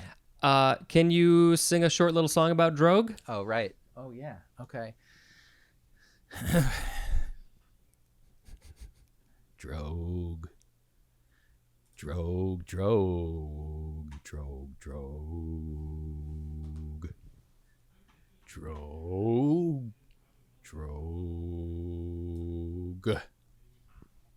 Drogue. Yeah. That was perfect. I am so grateful that you decided to join me, and the whole beginning of this episode was just all Jonah. He was like, "We got to talk about this," and unfortunately, driving instructor was not in the book, but driver's license is. So that's where we had to talk about it. Yeah. Thank you, Spencer, for having me. This was extremely indulging you. Extremely cathartic for me to get these details, and I wanted to do it in a way that we were kind of on the spot. So what better way to do that? So thank you for indulging me in this cathartic, almost therapy session. So thank you. Yeah, it was a pretty traumatic moment for both of us. You more than me. No, I think equally for us. We both had to deal with it multiple times. So, Whether you were in the driver's seat or I was in the driver's seat, we both had to deal with it. We were in control of the car at some point, which was very frightening. It's terrifying. And I wouldn't have wanted to terrifying. I wouldn't have wanted to go through that with anybody but you. Well, thank you. I'm so glad that we had that moment together. Likewise, I didn't think about that either. So, but yeah, you can always appreciate the good things that were there. So yeah, I'm glad we made it. We survived, and we didn't have to go to a hospital. No, and we were dropped off, and everybody survived. Yeah, at least that day. And Jim checked himself into a hospital, and he gave up all the pornography, and he never compared himself to Elvis again, and everybody lived happily ever after. Yeah, we all turned out great. Oh, good times. Yes, thank you for bringing up all those scary memories. Yeah. Well, like I said, it was all catharsis for me. This was a fantastic episode. I'm so grateful for this. Jonah has made one of my theme songs, so I don't know if that's going to be on this episode or not, but you should go check out his work, his link. He does music, he does piano tuning. He's a music guy through and through, and so you got to go listen to his stuff. Thank you, Spencer. Yeah, I hope I've recorded stuff. I'm recording stuff. I'm working on stuff. So hopefully I'll find a good way to put it out soon. Not very organized with that right now, but hopefully soon. Well, you got a busy life and a baby and all that. Yeah. No, it's great. Everything's great. Yeah. This has been Spencer and Jonah dispensing just the most important information.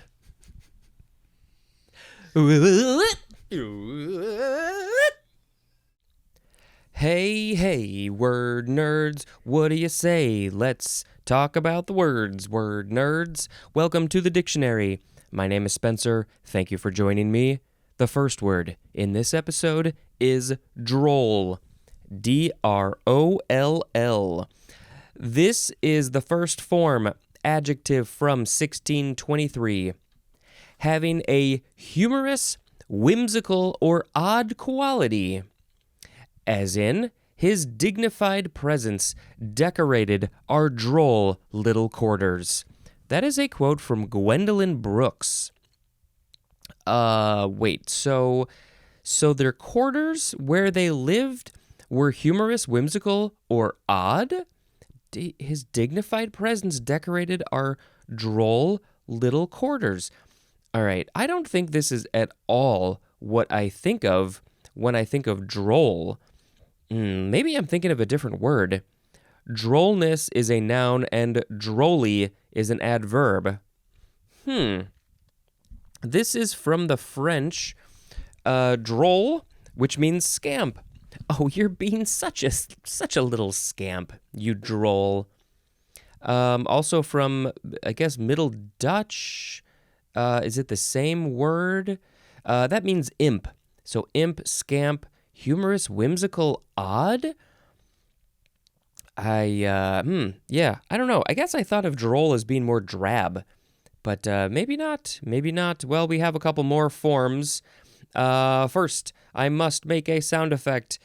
I don't know. I was thinking of like something related to one of these words. Maybe I'll do this one. I'll go beep. Okay, that's good. That's fine. This second form of droll is a noun from circa 1645. An amusing person. The synonyms are jester and comedian. So yes, I mean, that makes sense. Humorous, whimsical, odd. Jesters, comedians, amusing people. They are humorous, whimsical, and odd. Oh, I wish I were a droll. I wish I were a droll. How whimsical do you have to be called a droll? Boop. The third form of droll is an intransitive verb from 1654. This is archaic and it means to make fun, and the synonyms are jest and sport. So clearly this is related, but I guess we don't really use it in a verb way anymore. Oh, are you drolling me? Quit your drolling, you droll. Yeah, okay. Beep. Drollery is next. You can say drollery or drollery. 2 syllables, 3 syllables. Noun from 1597. 1. Something that is droll is drollery, but especially a comic picture or drawing. That's a drollery. Drollery. Yeah, this feels pretty old. 2. The act or an instance of jesting or burlesquing. Yeah, burlesque, that's also often humorous, whimsical, odd, I guess. And so, yes, that can also be described as drollery. 3. Whimsical humor is drollery.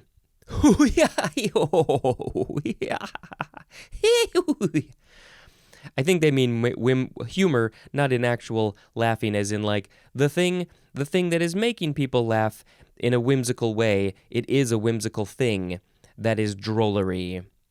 Yeah, I feel like this is not at all how I thought this word, what I thought this word meant. Interesting. I guess I don't know anything about my language. Beep. The next word is a suffix, drome, D-R-O-M-E. It is a noun from, no year. Number 1, it means race course, as in motordrome. Sunday, Sunday, Sunday, come to the motordrome and see the giant T-Rex robot machine destroy all of the other vehicles. Number 2 is large, specially prepared place, as in aerodrome. A large, specially prepared place? What is an aerodrome? Is that where you put the planes? A-E-R-O, drome. That I'm not so sure about that one. So it's just a place, really, a race course or a large, specially prepared place. I mean, a race course is a large, specially prepared place. So it's just a place. It says the etymology is from hippodrome. H-I-P-P-O, drome. I don't know. What is that? Is that the place where the hippos go? Did the hippos create a place where they can race their little cars? Maybe that's where they play a massive game of hungry hippos. I'm not so sure, but yeah, it's a drome. No, that's Thunderdome. What other dromes are there? I feel like there's something in media. A drome. I don't know. It's a weird thing if you say it by itself, but when you put it in context with something else, I guess it makes sense. The only one I can think of is Thunderdome, but not a drome. It's not Thunderdrome. I think it's Thunderdome from Mad Max 3, which I think I still haven't seen. Did I? No, I don't think I did. Beep. Dromedary is next. D-R-O-M-E-D-A-R-Y. Dromedary. Yeah. Noun from the 13th century. It's just the 1A definition for camel. So it's a type of camel. It's a camel. That's what you need to know. And interesting. What is the etymology? Let's see. Middle English, dromedary. Lower Latin, dromedarius. From Latin, dromos. From Greek. Oh, I guess it's also the Greek word. Dromos is Greek, and that means running. Running. The camels are running. They are dromedaries. Akin to the Greek dramein, which means to run. Also dromos, which means racecourse. And clearly, drome is a racecourse. So we have some connections between drome and camels. Also from the Sanskrit? The Sanskrit, dramati, which means he runs about. So the name dromedary is just when they saw the camels running, they were like, it's running. We can't catch it. It's running. Call it a dromedary. I guess that's what it is. Moving on. I don't know anything. I don't know. I guess I thought there would be more to that etymology, but I guess there's not. And I'm really curious now, actually, what what was the 1A definition for camel? Is it a very specific kind of camel? Let's see. What have we got here? We have the one-humped camel, extant only as a domestic or feral animal. So it's only got one humps, because the 1B definition has two humps, and so the dromedary has one hump. It's a single humped camel. Boop. We have another suffix, dromus. I think that's how you say it. Or drumus? Drumus. dromous. It means, I guess it's an adjective, it means running. As in the example, catadromus. See, I guess we could go back to that one too, couldn't we? We could go back to see what that means. Something about something running. But what is kata? What's the kata prefix? Catadromus. Here we go with catadromus. Here it is. Living in fresh water and going to sea to spawn. So I guess they're like running through the water. That's what the dromus suffix means. Running. Not literally running with feet, but just going, driving, running. Clearly, these words are related. Beep. Now we have drone. drone. First form, noun from before the 12th century. We got 3 forms of drone. And, I think we all have ideas of what a drone is. But there's more to what you think. 1. A stingless male bee that has the role of mating with the queen and does not gather nectar or pollen. The example of the male bee is the honeybee. So, yes, I've heard this, but I can never remember the details. In bees, most bees, or maybe just honeybees, it's the lady bees that are going to get the nectar and the pollen, and the male bees, I guess they have no stinger, and maybe their only role is to mate with the queen to make more baby bees. Baby bees! And they're just called drones. That's what they're called. 2. One that lives on the labors of others. The synonym is parasite. So they're all doing the work, but we get to just live off the work that you other people are doing, so we're a drone. So I guess, yeah, the stingless male bee, they're kind of relying on all the work that the women are doing, and then they just get to live and have lots of sex. That's what they do. 3. An unmanned aircraft or ship guided by remote control or onboard computers. This is what probably most of us think, some sort of flying thing or boat or something that there's no people in it. We have the technology these days now to control something like this around the world by remote control or just by the computers that are already on it, or both. And it's a drone because what? Because it's living off the labors of others. It doesn't have to do any actual work. There's other people who are doing the work for it. It's just the thing. It's just the vessel. 4A, the synonym is the first definition for the word drudge. Let's see. We're going to see that in that episode there. 1, 2, 3, 4 episodes from now. And then 4B is the second definition for the word drudge.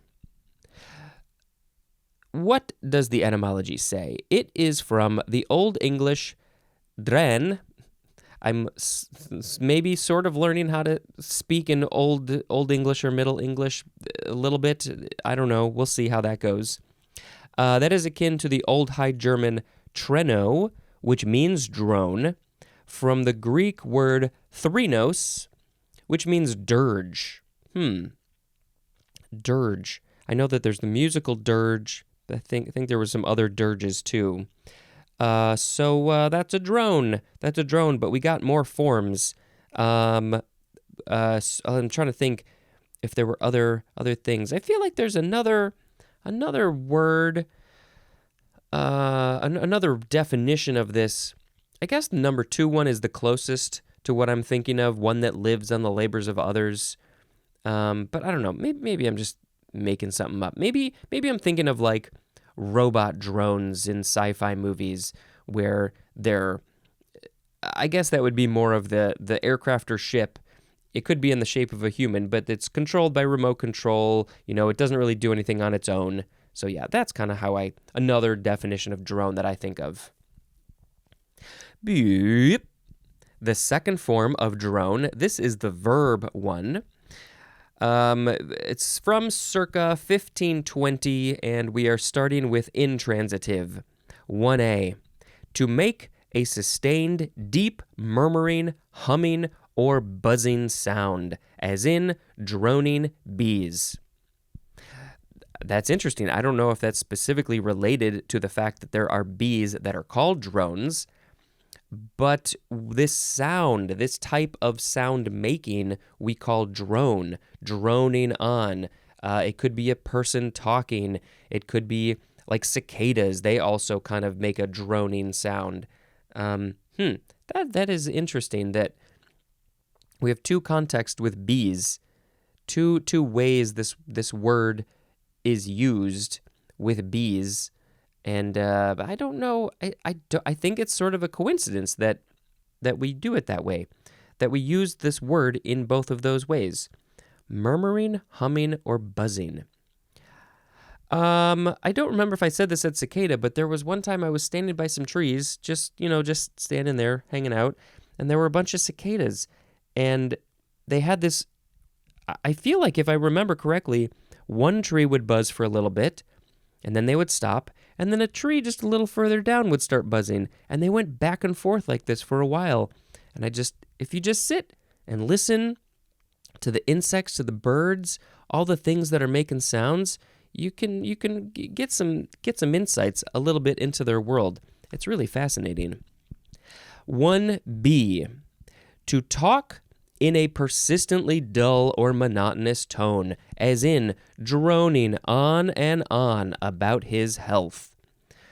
Well, I got this going on, I got this thing in my lower back, and I got this other thing in my back, and I got all these other problems with my body, and so I'm just going to talk about this forever and ever and ever, and I'll be droning on, but I have to do it in a monotonous tone, and it's very dull, and you just want to stop, you just want to walk away, but you can't walk away. You can't, because you are listening to a podcast, and the sound goes with you everywhere you walk. I am constantly with you, in your head, talking to you, until I stop. And then you're like, okay, I gotta go, bye. Number 2, to pass, proceed, or act in a dull, drowsy, or indifferent manner, as in the afternoon droned on. It's like, oh, it's so boring and dull, and I'm sitting and waiting, and time is dragging on. It feels like it's going backwards. Transitive definitions. Number 1, to utter or pronounce with a drone. What's that? To utter or pronounce with a drone? With a dull, monotonous tone? Drone. Like that, I feel like that must be what it is. Because, yeah, droning on, you're uttering your bad story, your health, your what's going on in your life, but nobody cares about it. You're droning. It's what I do. 2, to pass or spend in dull or monotonous activity or in idleness. I guess then you would be droning just your life away or something. Droner is a noun. Droningly is an adverb. There is no etymology for this one. So yeah, I guess it's similar to the previous one. Yeah, just drone. But it is, I feel like there must be a connection between the nouns that we talked about, something that's this unmanned, it has no like life on its own, to the verb droning on and on. It's like if somebody is droning on and on about their health, then that feels like there's no life in them. There's no activity, animation, excitement, vividness. So, yeah, I think that makes sense. Beep. The third form of drone is, again, a noun from circa 1520. Number 1, a deep, sustained, or monotonous sound. And the synonym is hum. So the drone is droning when you're going, I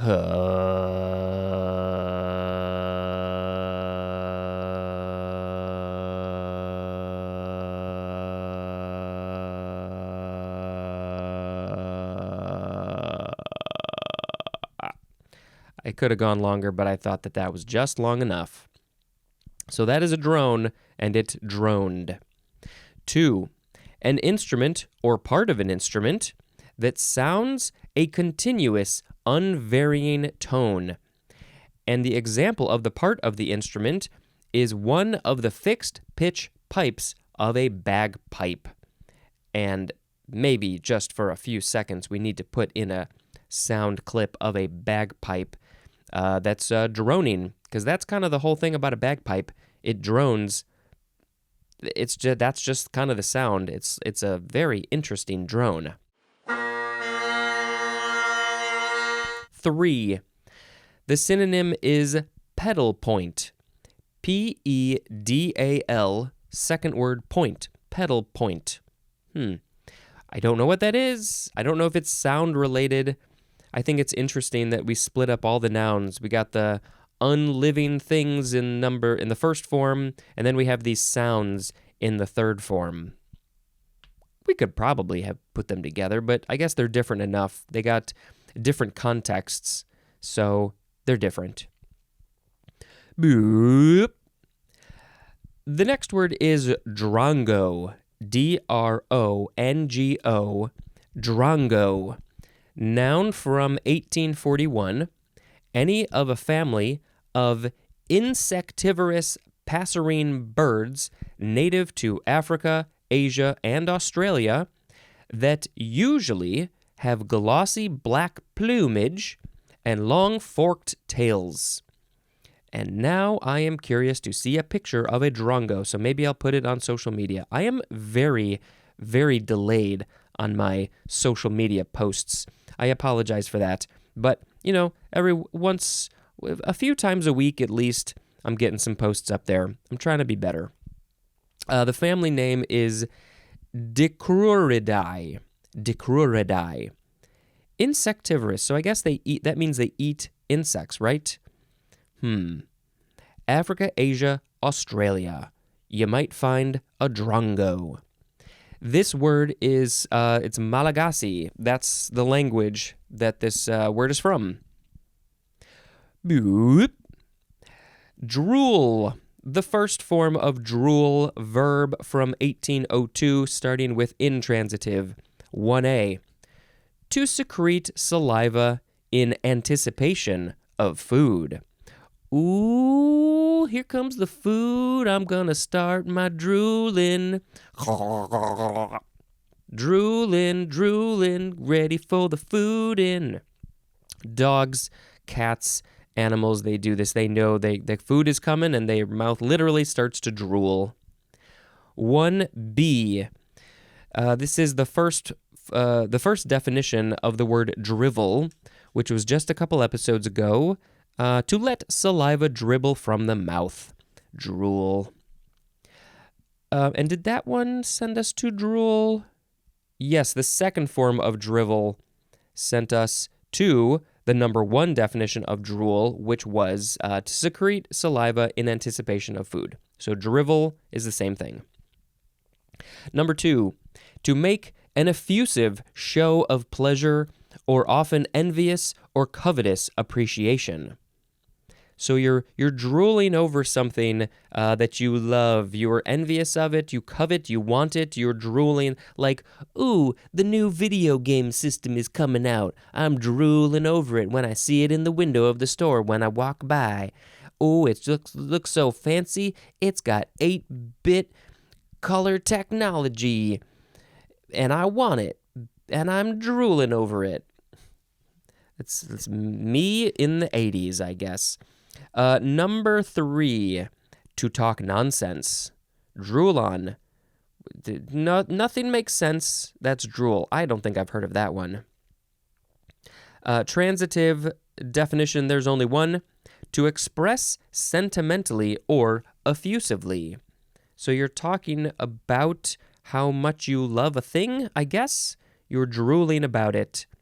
Oh, it's so great. It makes me want to drool. It just says it's perhaps an alternative of drivel. That's the etymology. Drivel, drool. I guess somehow back a couple hundred years ago that there was some change that happened there. Boop. The second form of drool is a noun from 1869. That's a lot later than the verb. 1. Saliva trickling from the mouth. I can't make that sound. There's no sound that it makes. But it's a visual. It's not a visual that most of us want to look at. Drool. When people get old and sick, or maybe just ill or sleeping, that's probably when most of us are drooling, is when we're sleeping and we wake up and we find a puddle of drool on the pillow. Oh, I've been drooling. Or maybe you fall asleep in class and there's some drool on the table, the desk. Number 2, the synonym is nonsense. So yeah, nonsense. Talking nonsense is just drool. It's just like it's dripping out of your mouth, just like saliva. Boop. The first form of the word droop. D-R-O-O-P. D-R-O-O-P. This is a verb from the 13th century. Intransitive is first. 1. To hang or incline downward. Hanging down, tipping down, inclining down is drooping. I guess my head is kind of drooping because I have to lean forward to read the book. Anything else that droop? What droops? What droops? My skin is starting to droop because I am getting older. 2. To sink gradually. Sinking in quicksand, because that's a problem that we all face every day. Get in some quicksand, you're going to start to droop. Yeah, I don't think I would call that drooping. 3. To become depressed or weakened. The synonym is languish. So this one is not necessarily a physical thing. This is more like, oh, I'm feeling depressed and sad, and maybe my body language shows that. I'm maybe literally drooping down, but also I just feel very droopy and sad. Transitive is to let droop. You know what? I'm going to let you droop today. You have been wanting to droop so long, and I have never allowed it. I will let you droop. You're welcome. Droopingly is an adverb. This is from, it looks like it goes back down to Old English dropa, which means drop. Yep, something that's dropping is drooping. Why they added the, you know why? Because the O became a U, Old Norse drupa, and Middle English droopen, and so we just changed the spelling to 2 O's. Boop. My sound effect is drooping. Boop. The second form of droop is a noun from 1647. The condition or appearance of drooping. Oh, you got a droop there. You got some drool drooping from your mouth. Please clean up your droop. Ew. Boop. The last word of this episode is droopy. D-R-O-O-P-Y. Is that the name of that cartoon character? What was that? Droopy?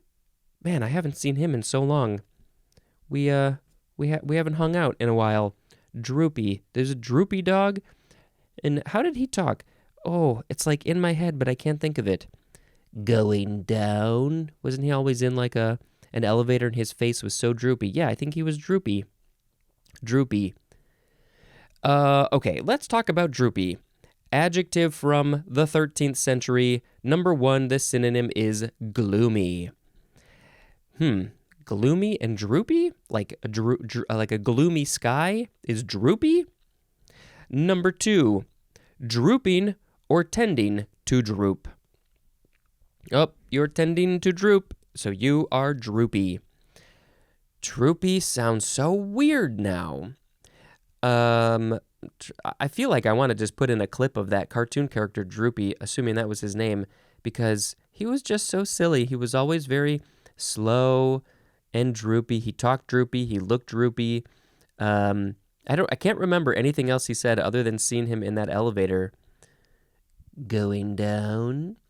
And then what else did he say? I don't know. Maybe I'll put in a clip. You know what? I'm happy. Okay, we found the end of this episode, and so I will quickly reread the words, and then I will pick a word of the episode, and I don't know what I'm going to pick. This is hard.